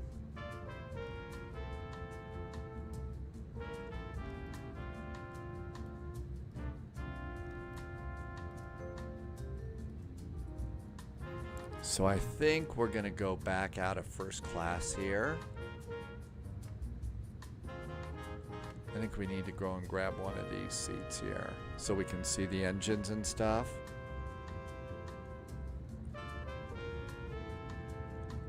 Horizon Vector is back. Hi, Horizon Vector. Welcome aboard. This looks like a nice one. Oh, that's a pretty good view of our engine in the wing.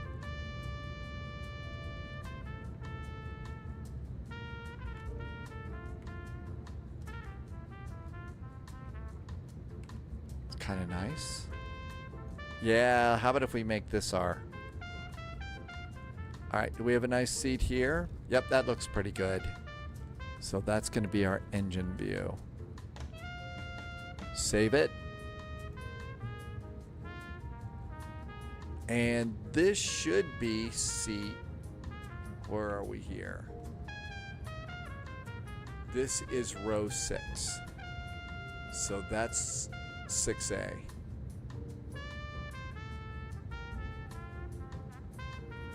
All right, and that's saved.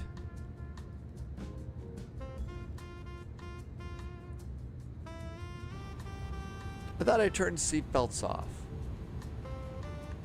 Yeah, seatbelts are off, but they were still on. Yeah, they're still on there. Didn't save that very good, did it?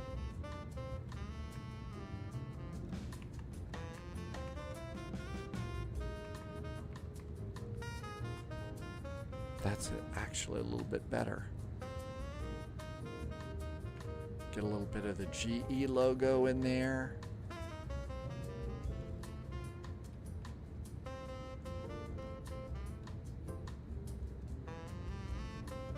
And let's save that one. That's a little better. ModDib Actual is back in chat. Hey there. It's been a while, ModDib Actual. Thanks for coming by. I hope all is well. Is the spice still flowing where you are? 27,000 feet. Ground speed's looking pretty good. 521 knots. We're going to make good time going down to Atlanta today. ModDib is having trouble deciding on the Sovereign or the Phenom. Everybody that I know says the Phenom is phenomenal. Don't know what else to say. Here we all are coming into Indianapolis Center.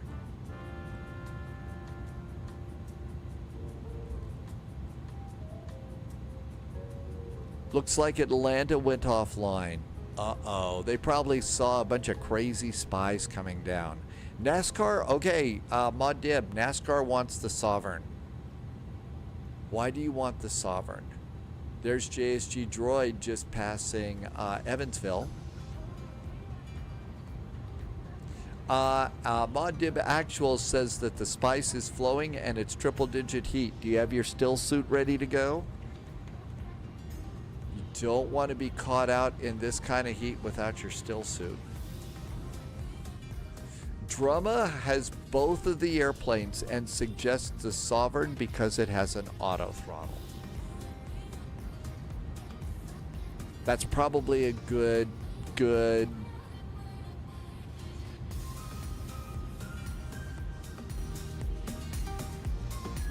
Drumma likes building the FBO though with the Phenom. Excessively Salty approves of the auto throttle. Yeah, I don't mind not having an auto throttle in the CRJ because we don't take the CRJ on long haul. And I can actually manage a throttle like that for a short range. But, boy, I would not want to take the CRJ on a long flight. No. That would be a little bit painful. Let's see if the scenery came in for the new airport. Not yet. Well, we should have it by next week for West Coast weekend. The Phenom has a great FLIGHTDECK for the throttles, and it holds your cruise speed, though, very well. So that's good news.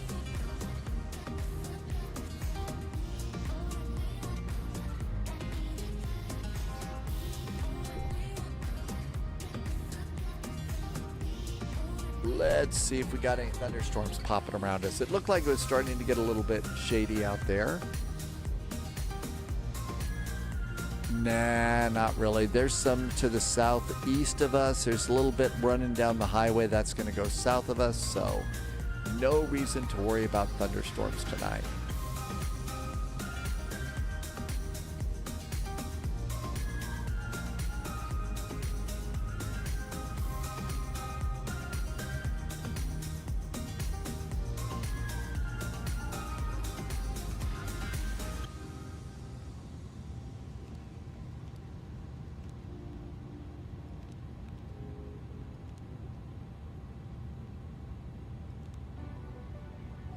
It said that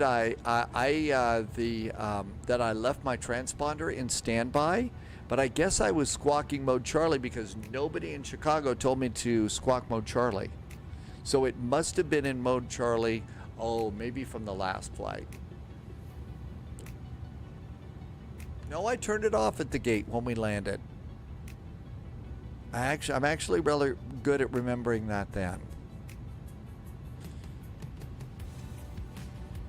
Estimated fuel on landing is 22,000 pounds. We have to do final reserve and alternate is 11,000 pounds. 30 minutes of fuel is 4,000 pounds. We got plenty of fuel. So if we have to hold or divert or go around, we got plenty of that.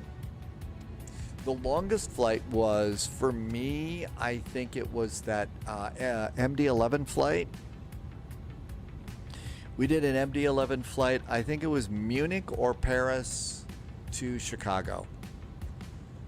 And basically our flight route that year, it was across the pond event, and that flight route, I gotta tell you, it was the worst jet stream headwind across the pond ever. I mean, seriously, you could have gotten outside the airplane and walked faster. You know, we were down to like 350 knots of ground speed. We're just inching across the Atlantic. That was one of the better years for really sarcastic comments from a few of the controllers too. Mod dibs, so great modules. You get to flip a coin and call it good. That's, you know, sometimes that's the best thing to do. Just, okay, I want both of the, or, well, you know, I mean, if food isn't a problem, Mod Dib Actual, you could also just get above. I mean, who needs food, right?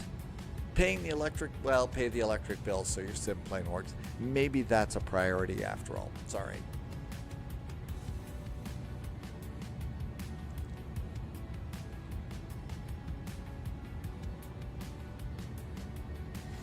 Atlanta has called it a day, but fortunately we can go to Digital ATIS here and we can get the real Atlanta, and this is going to be our actual arrival ATIS. My God, what is it with these monster long ATIS reports? NASCAR is going to get you're going to get the Sovereign first and then the Phenom.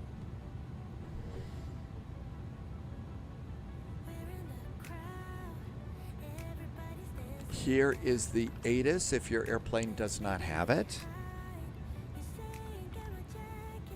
And what does it say? Simultaneous approaches in use. Visual 26 right, 27 left, 28.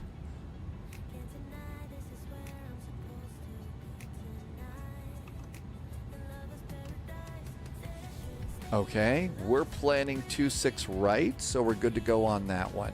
Now then, another thing that we're going to need if VATSIM stays offline is we are going to need CTAF KATL is 119.1.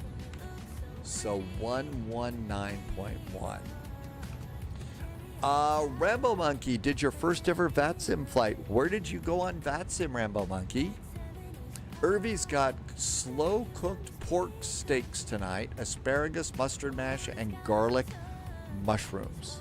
So there is some gourmet eating tonight on the spy flight. That sounds really, really good, Irvy. Rambo Monkey, congratulations on your first ever VATSIM flight. You got to tell us where you went, how it went. Let's see. Mondib Actual, you can survive on ramen and peanut butter and jelly, but trying to be responsible. Okay. Well, we're not going to get in your way of trying to be responsible. We always try to encourage that.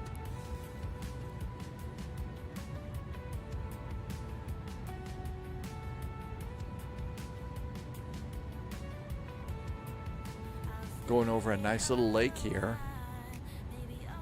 Yes, we never want to discourage people from being responsible.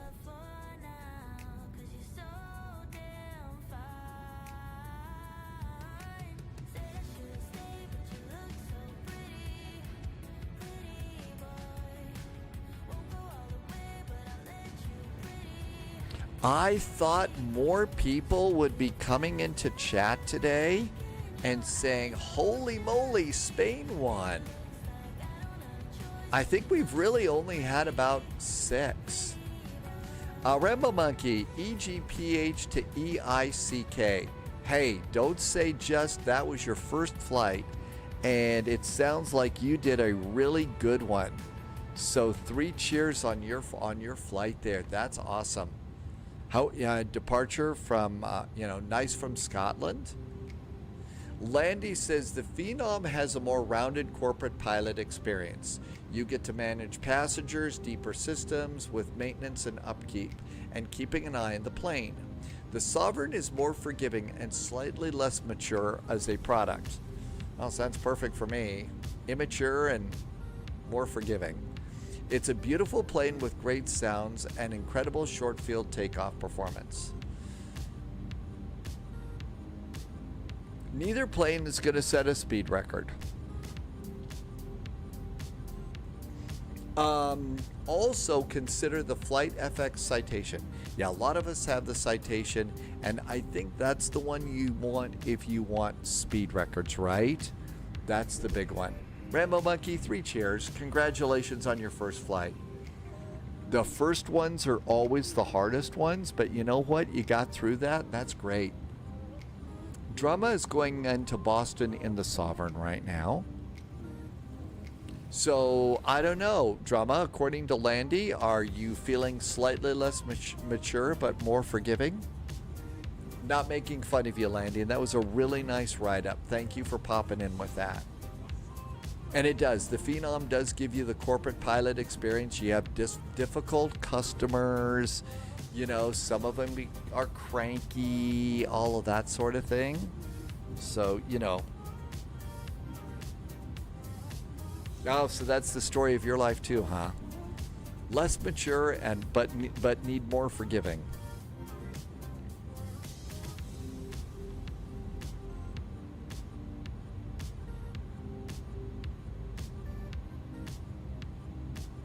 I think we're just passing Evansville right now.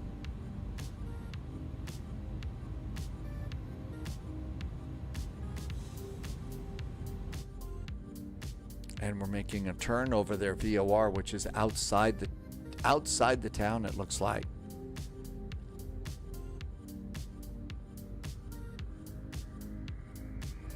Really incredible looking clouds out here today.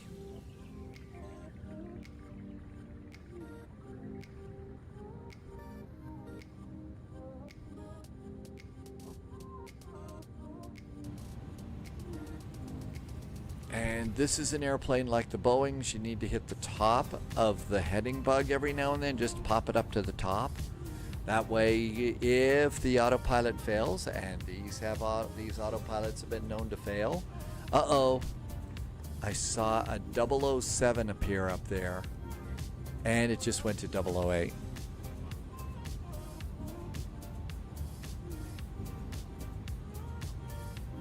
Okay, cruise is looking pretty nice here. We're just kind of cruising along. Our top of descent is going to be between McGriff and Baby.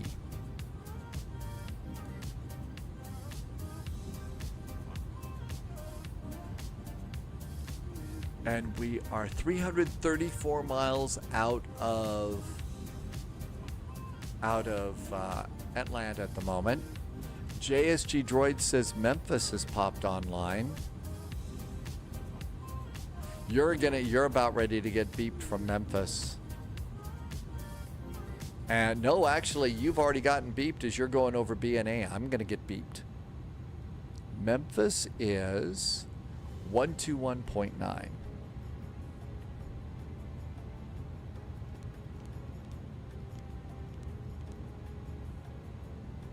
Okay, that's all ready to go when beepage occurs. One of the reasons that NASCAR got the Sovereign is flights to and from Aspen to your local airport. I don't know. Could be you're really Aspen for trouble with that route.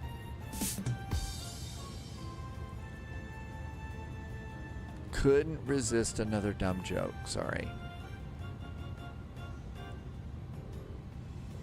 This view could be a little bit better. I think I'd like to fix this view up a little bit. Let's get Chase Plane. Loviz hopes that Memphis stays up today.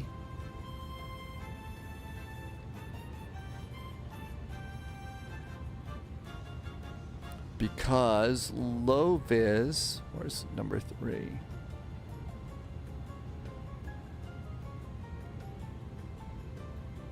Number 3.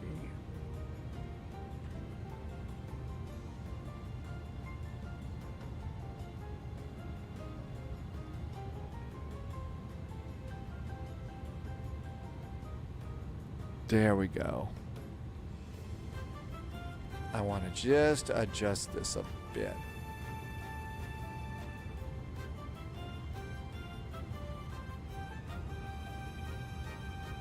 That's a little bit of a better view. Okay, Loviz wants Memphis to stay up because there's a FedEx Virtual Airlines group flight tonight from Miami to Memphis. You know, my guess is I would imagine some of them probably know when they're the virtual airline flights and they kind of plan on being there. So that could be it. NASCAR wants snow. So I don't know. Let's see. Memphis.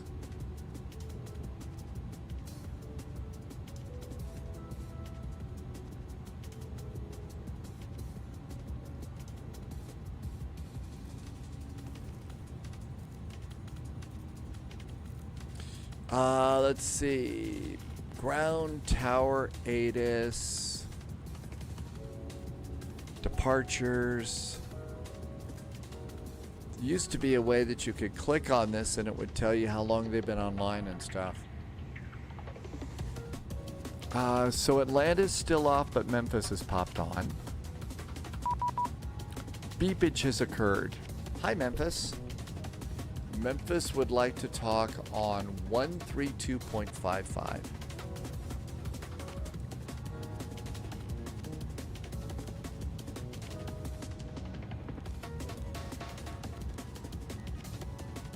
There must be 2 Memphises now. 3304. Southwest 3621, contact Nashville approach 119.35.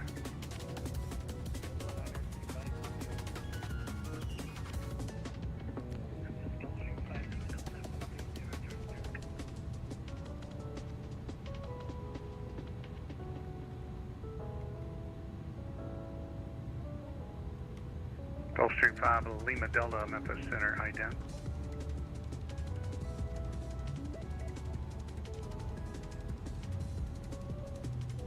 They may ask us to ident.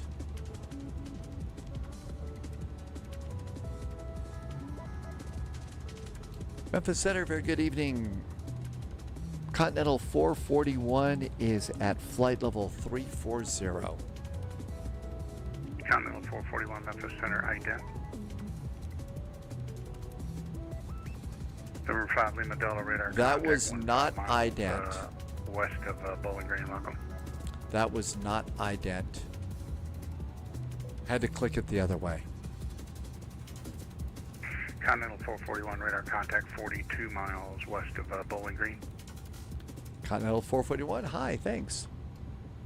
That was not Continental ident. 1959, you're now leaving the airspace to the southeast. Atlanta Center is presently offline. Frequency change to Unicom is approved. Back over to Unicom. Thank you so much for... Back to Unicom. Oh my gosh. Yep, that's what it is. Okay, again, winds are 2603 knots in Atlanta, 10 miles visibility, few clouds, scattered clouds, altimeter 2995. Temperature and dew point far enough away, visual and ILS approaches, 26 right's probably still good for us coming on in. CTAF for Atlanta is 119.1. So we're all set for the arrival, even if they don't show up. Let's go ahead. This airplane, we do have to put our ILS in manually, so charts. And we're expecting 26 right. So 26 right. The ILS is 110.1. 110.1. The inbound course is 275 degrees.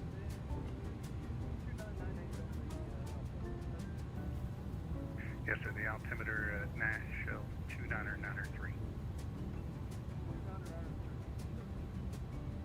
United 684, your radar. 275. Minimums is going to be for Category 1 landing 1,190 feet. 1,190 feet. And that's good. I usually like a flaps 15 and 20 landing with this airplane. So we do have to come over here and tell ground proximity warning that we are planning a 15 and 20 landing. Otherwise it will yell at us. And that gives us a VAP of 143. I always add a couple of knots there, so we're going to plan on 145. 145 for our landing.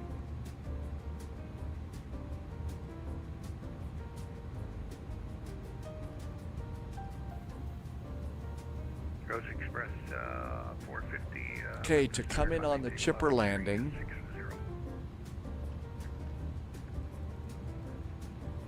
It's chipper via Matthew, so chug, chug, chug, chug, chug down here. 13,000 feet at chipper. Usually it's going to be 7,000, and we want to be, we hope that we're on the northern transition, so Cloud, Swept, and Kiwi. Let's make sure that those are in there.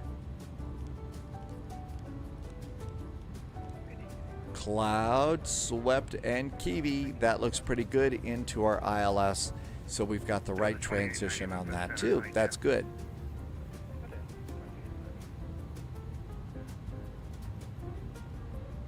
Now the real pilots, they verify all that stuff before they even take off.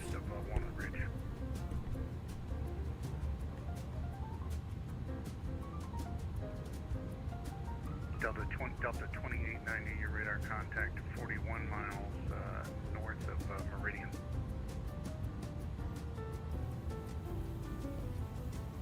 Really cool to have this moving map in the airplane. Makes this a good airplane if you want to be a flight sim tourist. And, you know, you could take this one and use the moving map to see.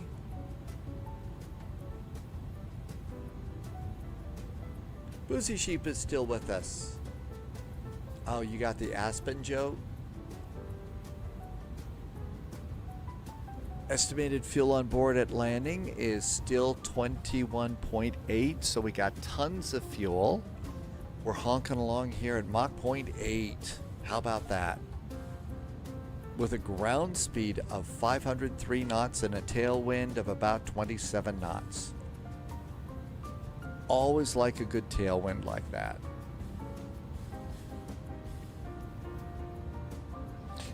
If you're in profile like we are in right now, and when it's time for our descent, We can arm this, and this Airbus will actually, you can arm the profile and it will start your descent automatically.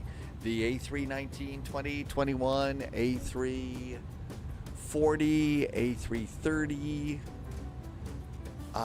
you all have to tell the airplane, nope, human says it's okay to descend. It won't descend itself unless it runs out of gas or something. The A380 will auto descend. You can set that in there in the A380. I don't know if that's true of the A350 as well. They both have similar cockpits, so I would guess so, but you never know.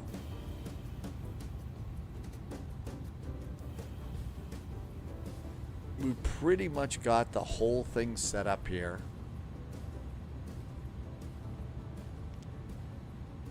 You can't change pages from cruise to descent or anything.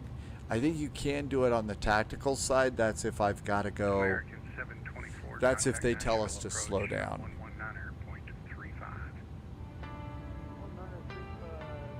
Let's turn these down a little bit. It's going to start getting dark.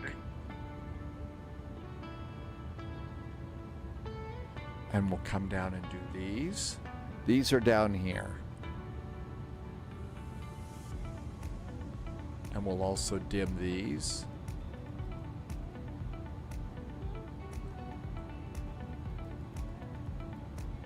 No, that's too much. Okay, so those look good. And then the upper panels, they're over here.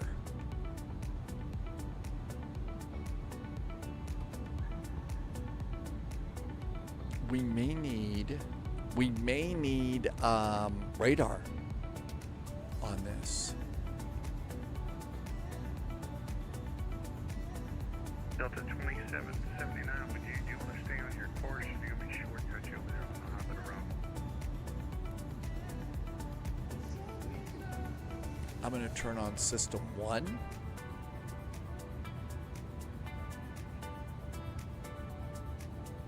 Come on.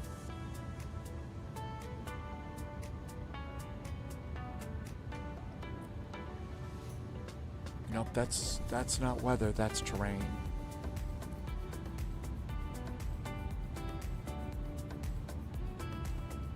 Delta 2779, turn Constraints, waypoints, VOR, NDBs, decision height. Oh, I've forgotten where that is. Nope, it's already in there. Once you turn the radar on, when you turn the radar on, it shows up. Okay. Indianapolis Center, presently offline, frequency change to Unicom is approved.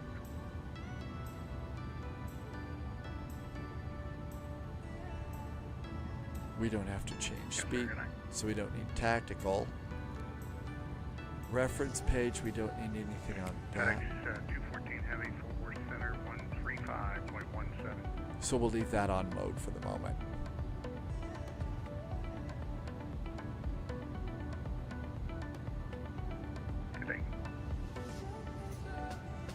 Okay, JSG Droid has already gone over to the Unicom. Express 450, I'm in your altitude climb, maintain flight level 340 for traffic. And we're just going over Nashville right now. Actually, we pretty much passed Nashville. We got a big old lake over here on the east side of town. Nashville is a good airport too. We've got a nice scenery for Nashville. Delta 2779, I have an amendment to your routing. Oh boy, there was a time when amendments to your routing was like, oh, that was going to crash the plane. And some of the airplanes, it'll still crash it. Roger, clear present position, direct to work. That's Oscar, Romeo, But Romeo, Kilo, Kilo. this airplane actually handles it pretty good.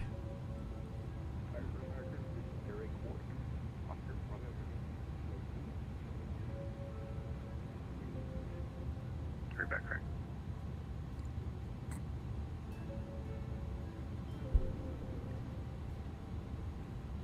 Continental 441, descend and maintain flight level 330. Flight level 330 now for Continental 441.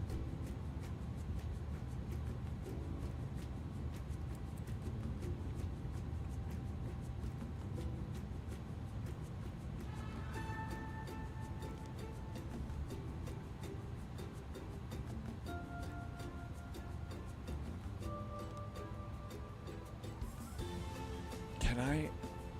Because it's going to put us in descent mode, and I don't want it I don't want it to leave it there. Yeah, it's got us in descent, so. Okay, flight level 330.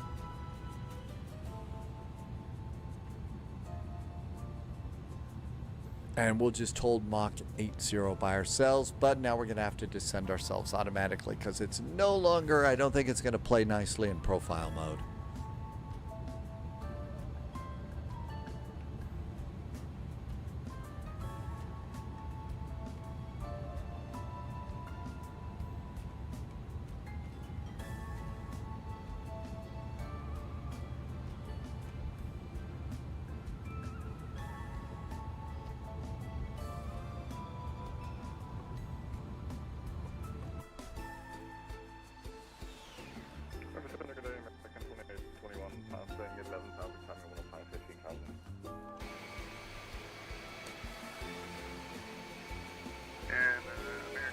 We're about to get kicked over to Unicom as well.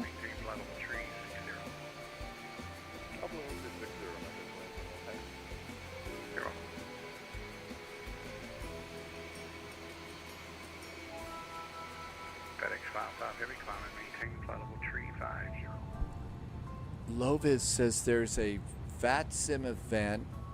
Oh, maybe it's not a VATSIM event for FedEx.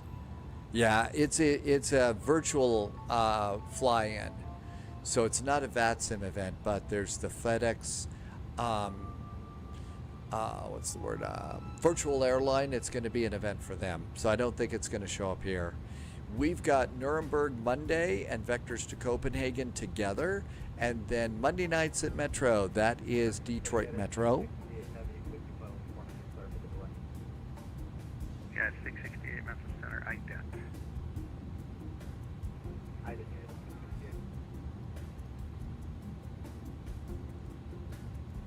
Couple of city pairs here, and that's tomorrow. And if you're brand new, that'll be 1800 Zulu, 7 o'clock London time, about 2 o'clock New York time.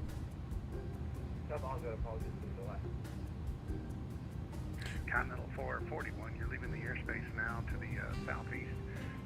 Atlanta Center is presently offline this afternoon. No observed traffic in your immediate vicinity. Frequency changing Unicom. It's Bruce. Off to advisory for Continental 441. Thanks. Have a good weekend. 122.8. CTAF is 119.1. You know, it's Sunday. Saying have a good weekend is probably a little ridiculous. The weekend's over. 1800 Zulu. I thought it was 1800 Zulu. It's 7 p.m. because it's daylight savings time. They have a clock change too. It's only 1800 Zulu in the winter, right? Or do I have those reversed, Manafee? Yeah, 2 p.m. in New York City. But yeah, add an hour, I think, in London during the summer. 7 p.m. London, 2 p.m. in New York, and extremely early in the morning in Sydney. All right, there's our turn, and reset the heading bug, and we're going to get a descent.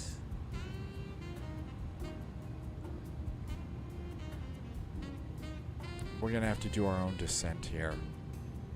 I think the best way, since we got that little descent there, is we have to watch vertical deviation.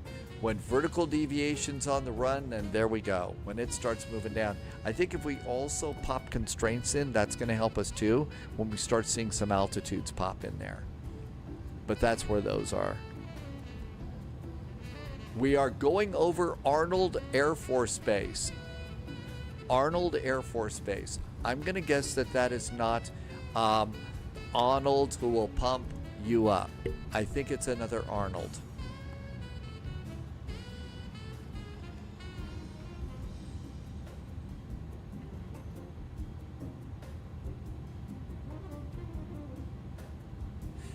Mike says, yes, it's time to get on the chopper. because Arnold will be back.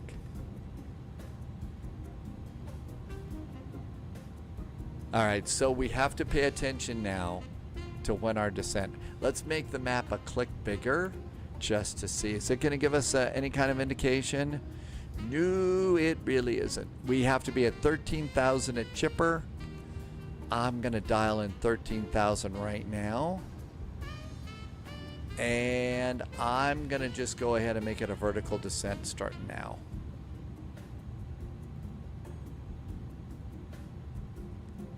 Let's go 1,200 feet per minute and see if we get, I mean, that is 80 miles, but we're at 32,000 feet, so we need to be ready for this. I think top of descent is now missing from this too. Yep, we're not going to get a descent there. We got to do it ourselves. So we got to hit 13,000 at chipper.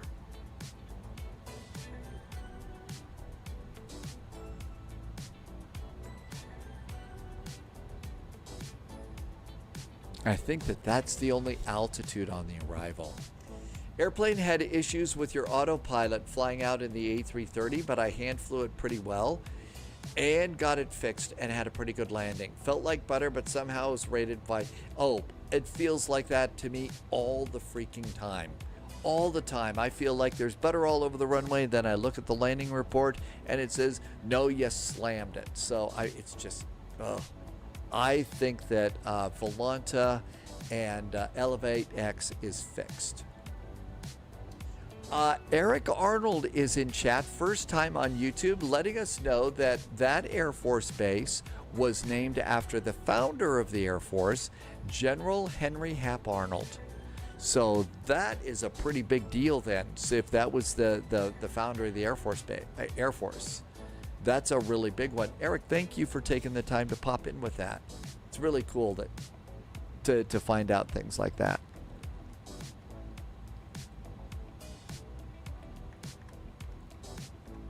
We are just coming over South Pittsburgh. That looks like a very, very small suburb. And there's Bridgeport too. Uh-oh, we're leaving Tennessee and going into Alabama. Is that Alabama, really? And is this Georgia over here? Yeah, there's Tennessee, Alabama, and Georgia.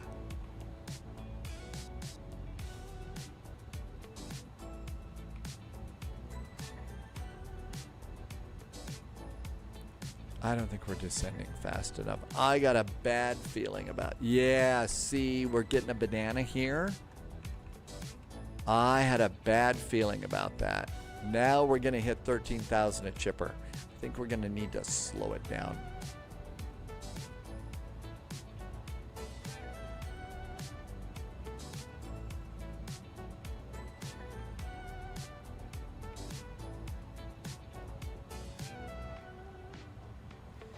It put my auto throttle down to next to nothing.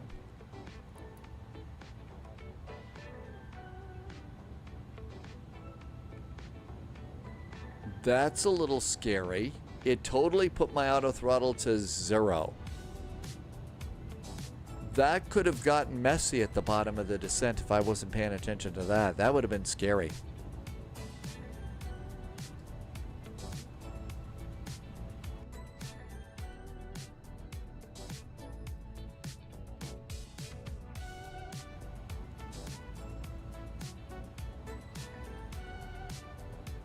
I didn't see any speed restrictions on this.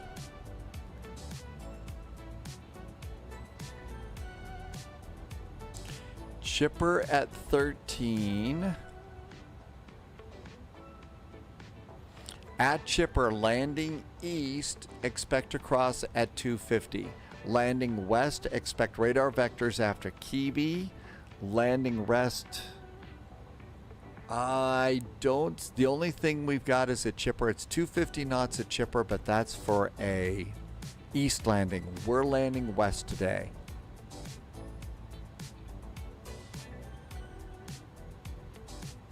That's west landings. That's west landings. We don't care about that. Those are holds. We don't care about that.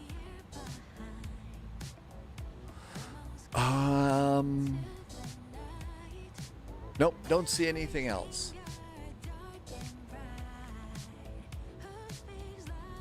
So I'm going to do this at about 260. Probably would like to be a little bit faster, but we are slightly high, and vertical deviation is not our friend right now. So we're kind of having to eyeball it. And the only thing that's working for us now is the little banana line right there. But it's a little bit less than chipper, so I think we're going to be making it. In fact, let's move this to 1800 now.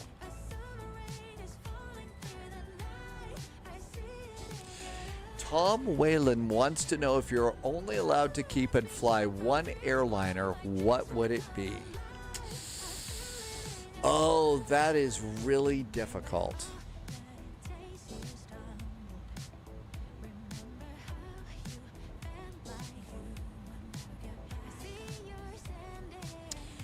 If I can only do one, I would want it to be one of the Phoenix planes. I love the little baby bus, the A319. Great airplane. It's a little sports car, goes zipping around. You can get it into Frankfurt on a busy night and everything else. The problem is, the only thing you can really do with the A319 is regional, you know. So, but you can put long-range tanks on an A321, and so you can get that across the pond. It's long, it climbs like a slug, slow. So if I had to get something, it would be one of the Phoenix airplanes. But, you know, there's different airplanes because different airplanes for different jobs, right? You know.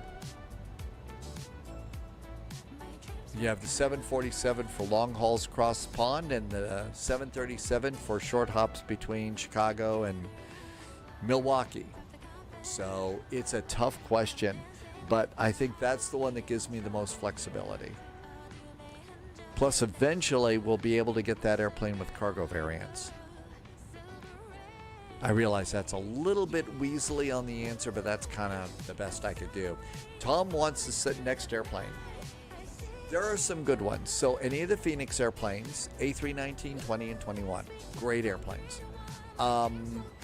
The iFly 737 MAX is going to be number 2 on my list. That has gotten really good. The electronic flight bag is out freaking standing. It's really, really nice. After that, I would probably put the F100, the Fokker F100 on the list, just because it's a cool little airplane and it's fun. And it's well done. Then I would probably put a PMDG 777 on the list. Tim Dog, I understand that the PMDG 737 NGs. I really do. Thing is,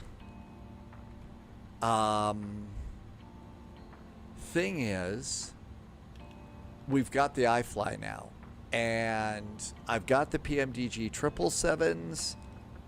So I hate to say it, that's kind of bumped a little bit further down on my list.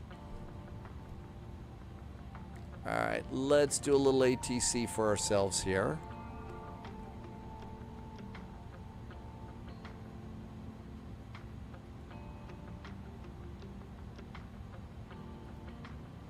Arrivals. Okay, Continental 1959, that's JSG Droid coming in ahead of us.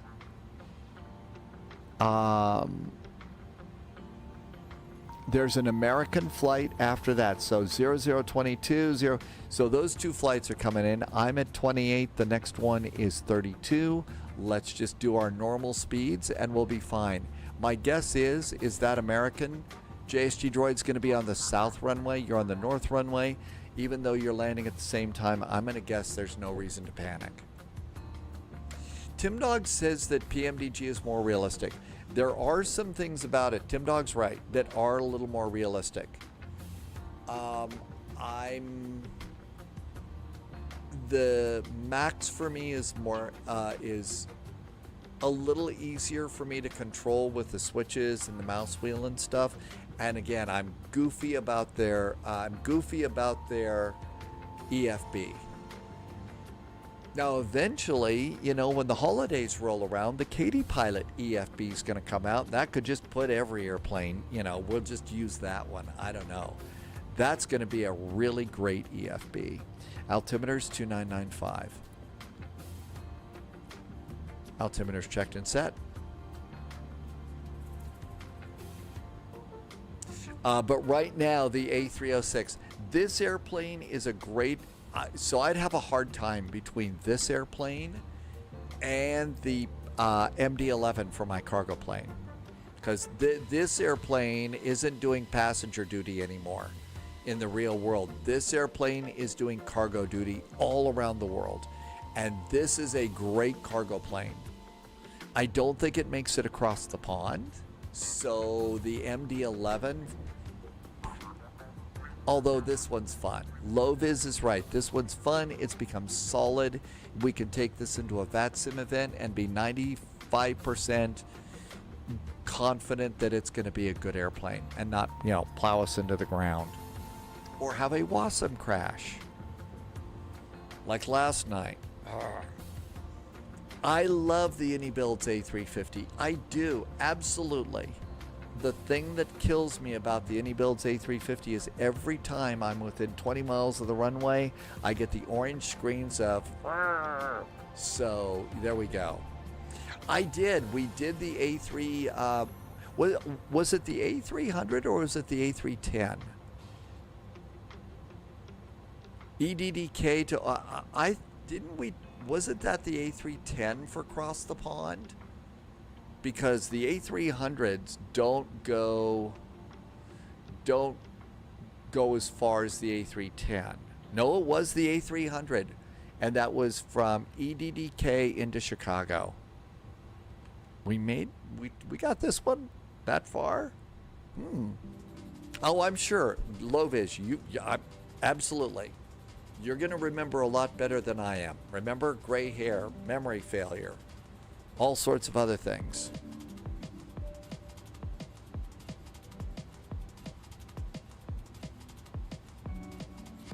Hey, look at this. Vertical deviation finally got the memo. Hi, vertical deviation. Thank you.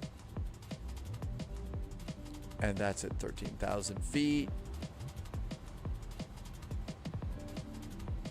We'll let it stop here, and then we'll go to 7. Yes, orange screens of death.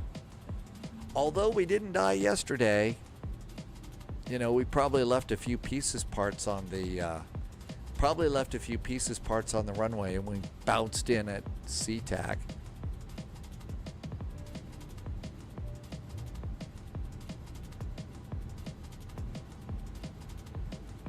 Okay, next altitude, descend and maintain 7,000 feet. I'm going to go to 250 first because airplanes either slow down or descend, but never the same two at the same time. I want 250 knots before I get there.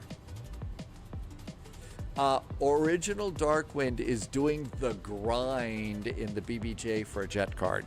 Yeah, jet card is the new little app if you want to do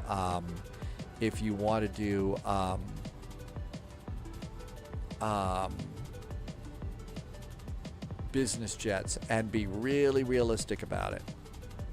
Okay, descend and maintain 7,000. Seatbelts.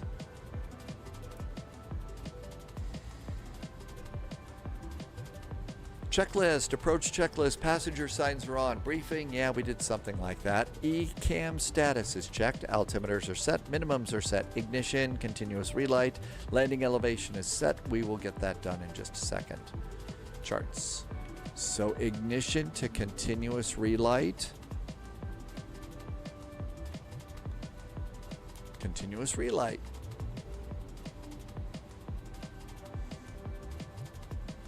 Mic on the radio, that's mostly if you really want to do things like business jets. And if it's business jets you want to do, jet card's supposed to be really cool. I have a few business jets, but as some people will tell you here in the spy flight, I kind of have to be pulled kicking and screaming to do a biz jet flight. Probably because I'll never end up in a biz jet in my life. Love doing these sorts of things. Loviz says that Lufthansa flew from Dusseldorf to Kennedy, Frankfurt to Kennedy, and Frankfurt to Boston. They did the A300.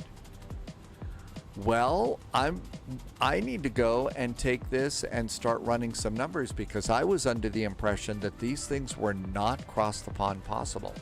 That's why Mr. Airbus created the A310. Shorter, doesn't carry as much, but can go further. So, but Lova is saying Lufty flying it, I mean, Dusseldorf to Kennedy is a big deal. That's right, it could be a spy flight posing as a charter.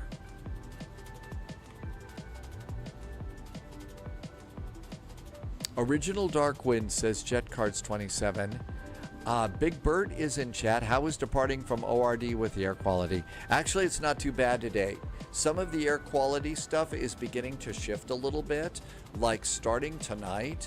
And in fact, right now, if the wind shift is good, yeah, you see it's getting grayer along the horizon here on my shot here in eastern Montana. We're starting to see the air quality is going to shift further west for a little bit, Big Bird. Out of Chicago going out, it was really, really nice. It was really, really nice going out of Chicago air quality wise. So there is a bit of a change coming in there.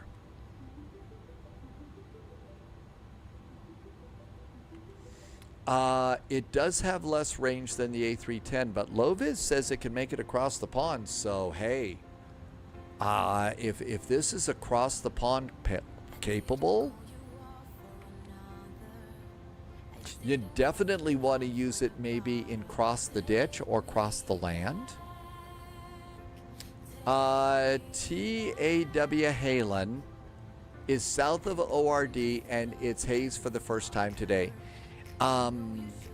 It's supposed to get nasty enough for me that we're going to be smelling smoke and stuff.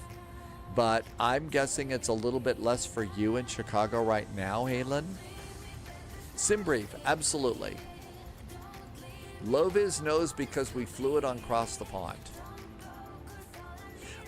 Mike on the radio is watching the Oshkosh webcam with the Fisk arrival stream, and the visibility there is gross. Yeah, apparently it was so bad there the previous few days that it's really stacked up on people coming into Oshkosh right now because people couldn't fly in because it wasn't VFR, and so they couldn't fly in, so they're all trying to sneak in today.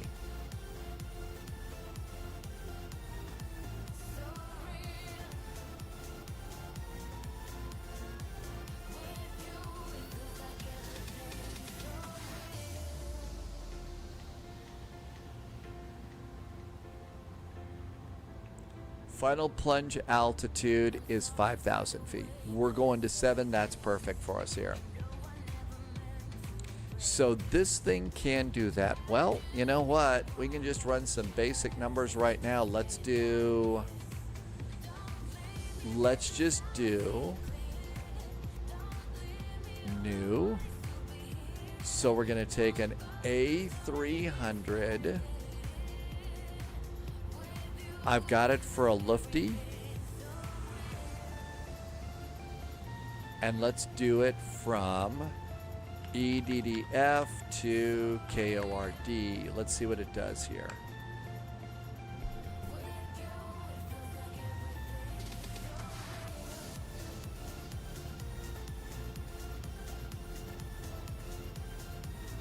Well, it ran it just fine. It's a 10-hour... Oh, my God. A 10-hour flight? Eek. It ran it, though.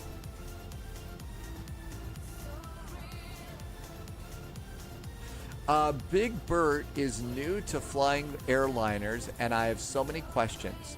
So, guess what, Big Bert? This is a warning. Flight exceeds aircraft range. My fuel deficit would be... Okay, so there would be a fuel deficit on that. Now, Dusseldorf is and Chicago. So you were talking, Loviz said Dusseldorf to New York. So I really should have run that one. Hang on, let's do speeds. We got to land.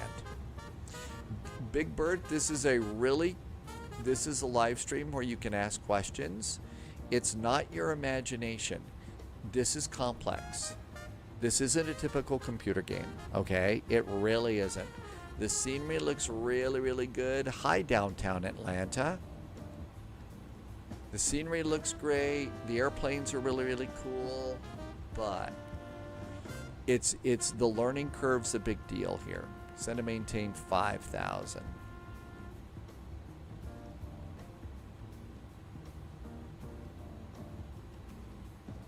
It was Cologne Bonn to ORD, and it made it. Okay, Cologne Bonn. I need flaps 15 and 0. Flaps are 15 and 0. Auto brakes are armed. And speed brakes are set. Good. I was also real light and maxed out the fuel. Okay. That makes sense. That's probably what it was. But Big Bird, take your time with questions. We're happy to answer as many as you can. If it's after the live stream, there is a Spyflight Discord. You are welcome to join that one. Pop in questions there anytime you'd like, and you'll be welcome there too. But yeah, it's complex. These airplanes take a little bit more work than most people are used to for a computer game.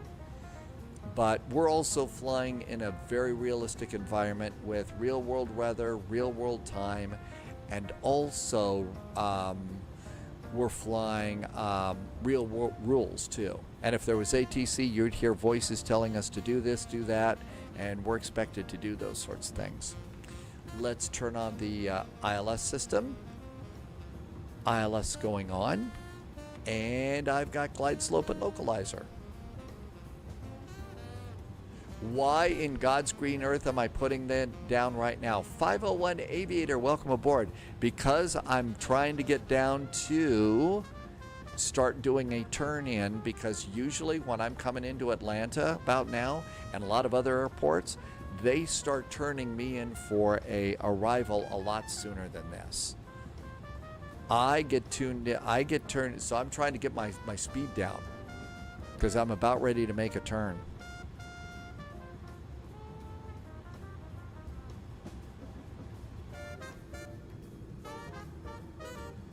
Oh, Dreams, welcome aboard.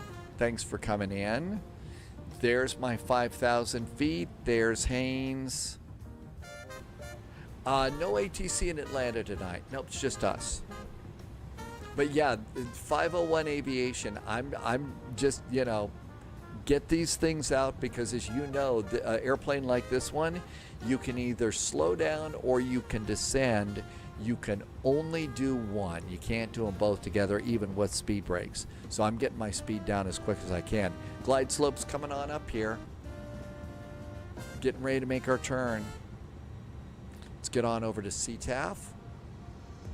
119.1.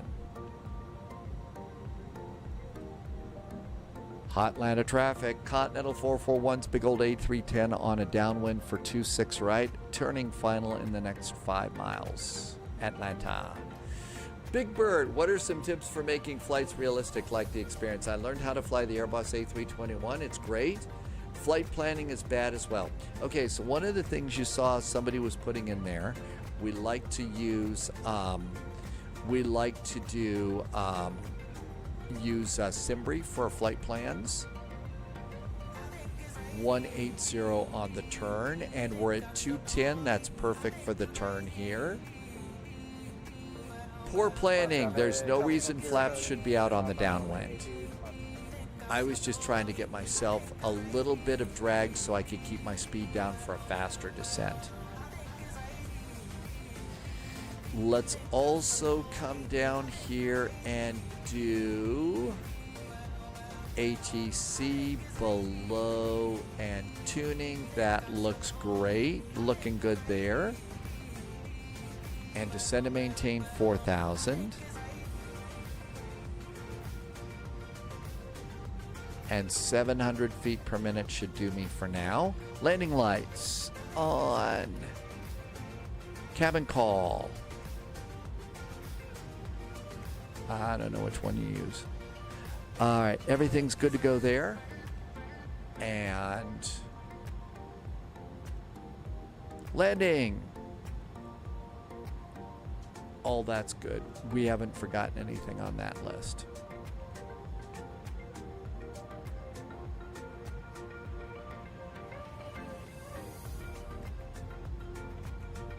Right turn, 240 degrees.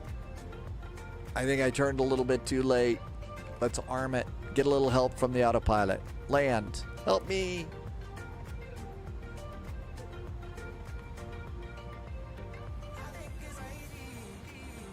Ah, missed it.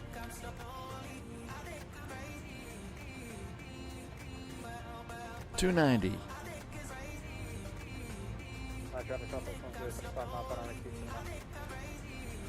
We're 26 right.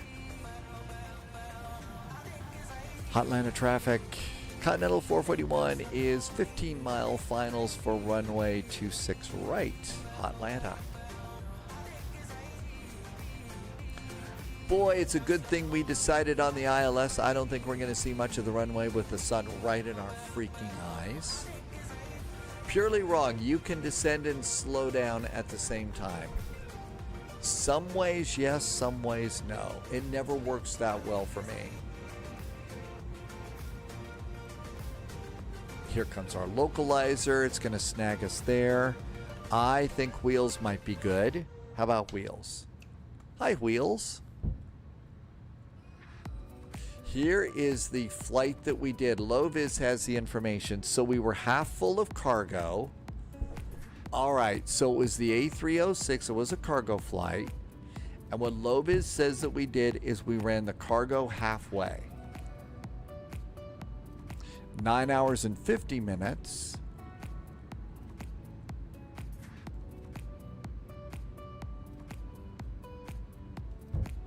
EDDK to KORD. This was the flight.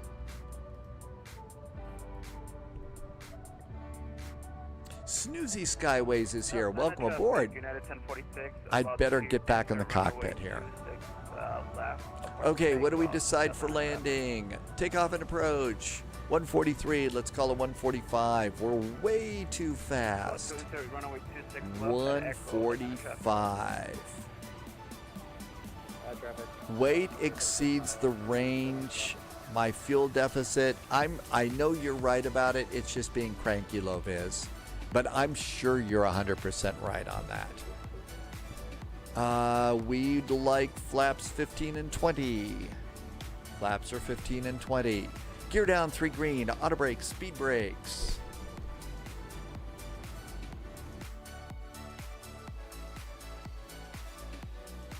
It worked for you. I may have some other things set up in my sim brief that are different than yours. That might be it too. Okay, we're going to probably be able to make Bravo 3. We'll just do the Victor turn. That should do us. Gear down 3 green. Auto brakes, speed brakes. Looking good. Landed traffic. Continental 441, 5-mile finals. Landing. Runway 26 right. Taxi light on. Oh, 501 Aviation. Now you're 100% right about that, and that's a function of the fact that I'm a live streamer, and that I've got a show going on, 2 separate channels right now, and that chat box right there is the most important thing. But you're 100% right. If I was really focused on the airplane and not, live streaming around and stuff, it would, yeah. Autopilot. Off. Captain's got the airplane. Cancel the alarm. Ramp 1, Tango Gates, north side. North side.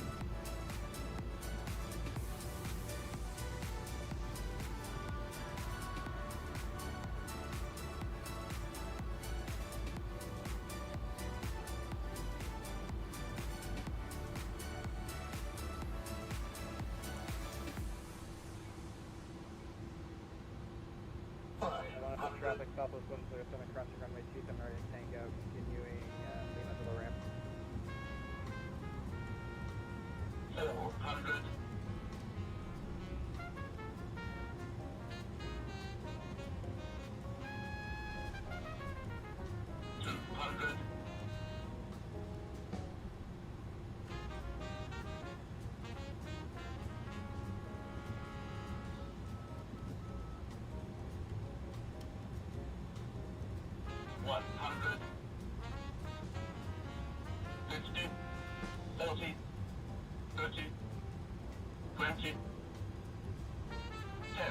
Berlin traffic, United 1046 is vacated runway 26 left.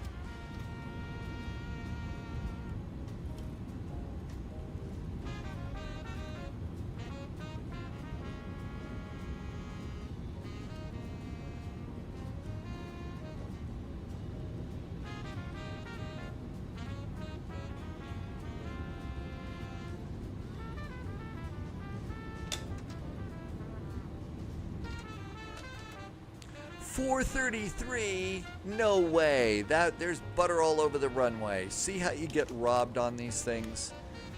Hotlanta traffic. Continental 441 is clear of 26 right. We're going to taxi around on the Victor Loop. Happy landings, Atlanta. Atlanta traffic, Delta 7931, 8 miles from CJ for the island. Oh my gosh, that was there. There should be butter all over the runway. Robbed. JSG Droid had a 427, really? Hey, I live for the distractions. Never feel bad about distracting. What we're doing here is the fun part, and it's great to get to share it with such good friends. So that's what's the important part, you know, for this silly spy. But look at that. We didn't scratch the paint, did we? Yeah, it's kind of a chunky butter, I think. Landing lights off. Strobes off. And we got to turn, so we'll just kind of loop around here. I know, Jimmy boy, everybody feels that way today. We feel like we had butter all over the runway, and instead we had, you know, lumpiness.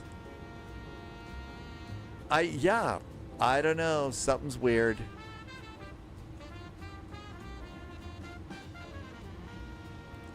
It's the new airport. I mean, you know, I've got the standard mesh right now, and you can see how lumpy it is here. Cottage cheese. Mike on the radio's got it. Yeah, it was a cottage cheese landing. With, you know, the typical spy cheesy jokes and stuff. All right, up here we go, and on goes APU. And loop-de-loop around here, and it's a nice parking place at United Land. Thanks to the merger. Oh my gosh, can you believe it? I've got hot brakes. Shock. I bet that airplane up there is JSG Droids.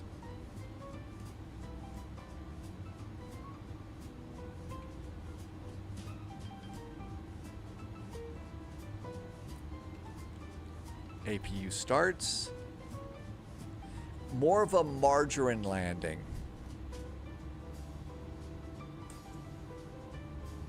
I still love the scenery. I think they did a beautiful job on the airport. I'm sure at some point they'll iron out the mesh issues, so it'll be okay in the end.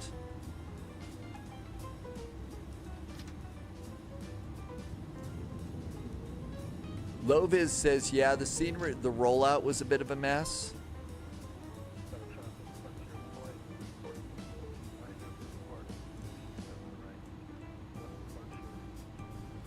I don't think I can grab the end here. We're going to need to come and grab one of these gates. 7931, we're 4 miles from depot for the island, 27 left.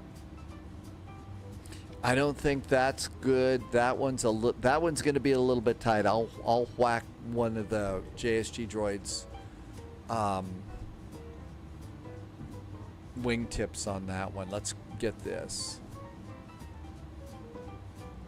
Okay, which gate is this one? This appears to be Tango 12.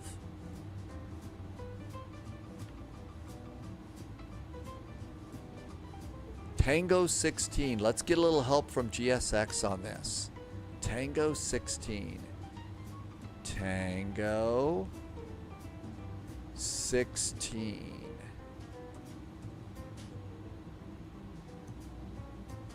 We'll use United Gear. Okay, this should get us in. There comes our stuff. I'm always scared when things are overhyped. Yeah. Oh, yeah. If things start getting overhyped and all, then it is a good time to get worried. All right. Have I got I don't see anybody waving us in. Knowing me, it's probably somebody back there hiding behind the tug.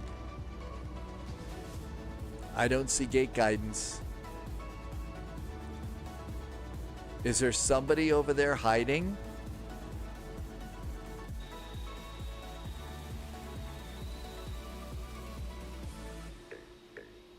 I'm looking off to the side to see if they're hiding. Maybe they're on the other side of the wall. They probably heard about spy pilots and stuff and decided, hey, who do you think you are? Quit driving through my airplane. Jeez. It's people. Well, we'll just do our own little guidance with the nose wheel cam.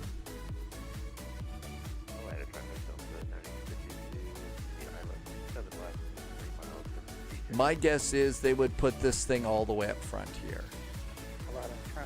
A220, 737s. Yeah, I kind of feel like this is the best choice.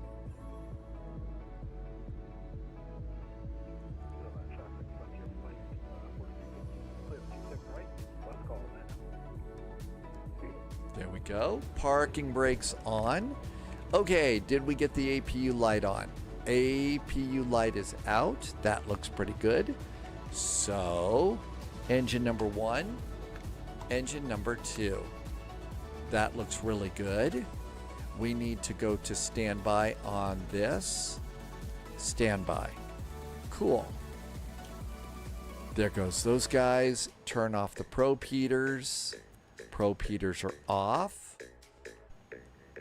And then we can come over here and go to ground gear. Let's attach some chocks and a GPU.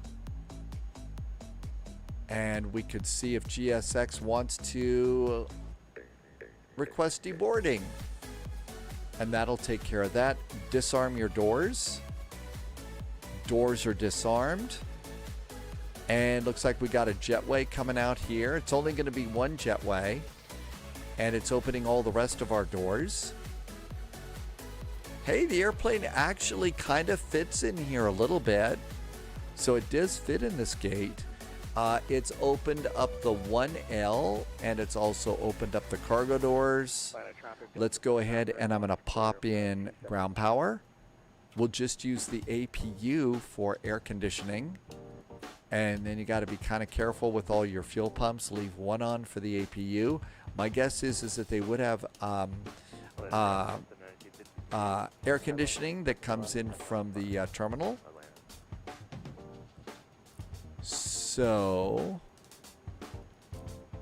okay, all of those look good. Now then, we need to go off, off, off, and oxygen on the passenger is down here halfway down. So that looks like it's really good.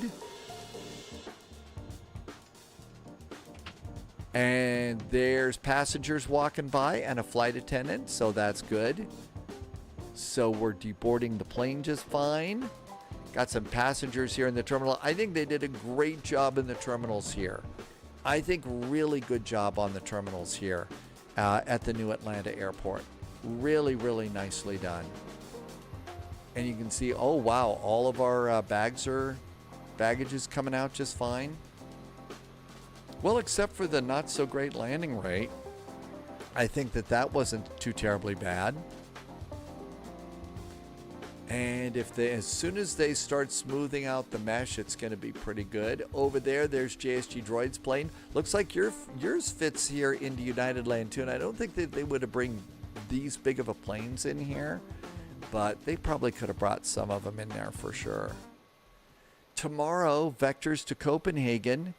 Vectors is always a really good time. It's also one of those really good events to kind of level up your flight simming skills. The ATC there is absolutely impeccable. So that's another reason why I like to get that one in. And then there's a new weekly event in Detroit. And I think it starts right after Vectors to Copenhagen. So we can go and take one of our favorite airplanes from Detroit into Chicago. And that one should be a fairly nice flight for us too. So definitely looking forward to that. It's also a great Monday flight that you can just kind of continue on and enjoy that one. So we got that done and everything looks good here. Airplane's doing good. Conti's flying helicopters and that's going to be over on Twitch. If you're joining me on YouTube, thanks so much. I think somebody also became a channel member today. Thank you for becoming a channel member. Really appreciate that extra support. First thing tomorrow morning, I'll have a pre-flight briefing over on YouTube and Patreon, and that'll be a little bit of weather. It'll be a briefing on our first flight, and I do those every morning before the flight.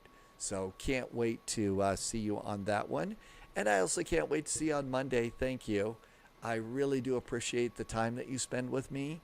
It is so much fun, and just getting to check in, find out what you're doing. I mean, today we had a birthday just pop out there and said, yeah, happy birthday. That was fun too.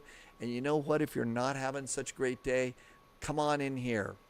Can't make the day a little bit better, but maybe we can make things feel a little bit, give you a little bit of a break from it for a while. And again, that's a big part of what we're doing here too. Some nice support, some really nice resubs today. Thank you for resubbing.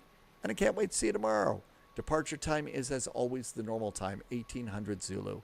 Until then, as always, please, stay healthy and stay safe. We'll see you in the friendly sim skies. Cheers and good night.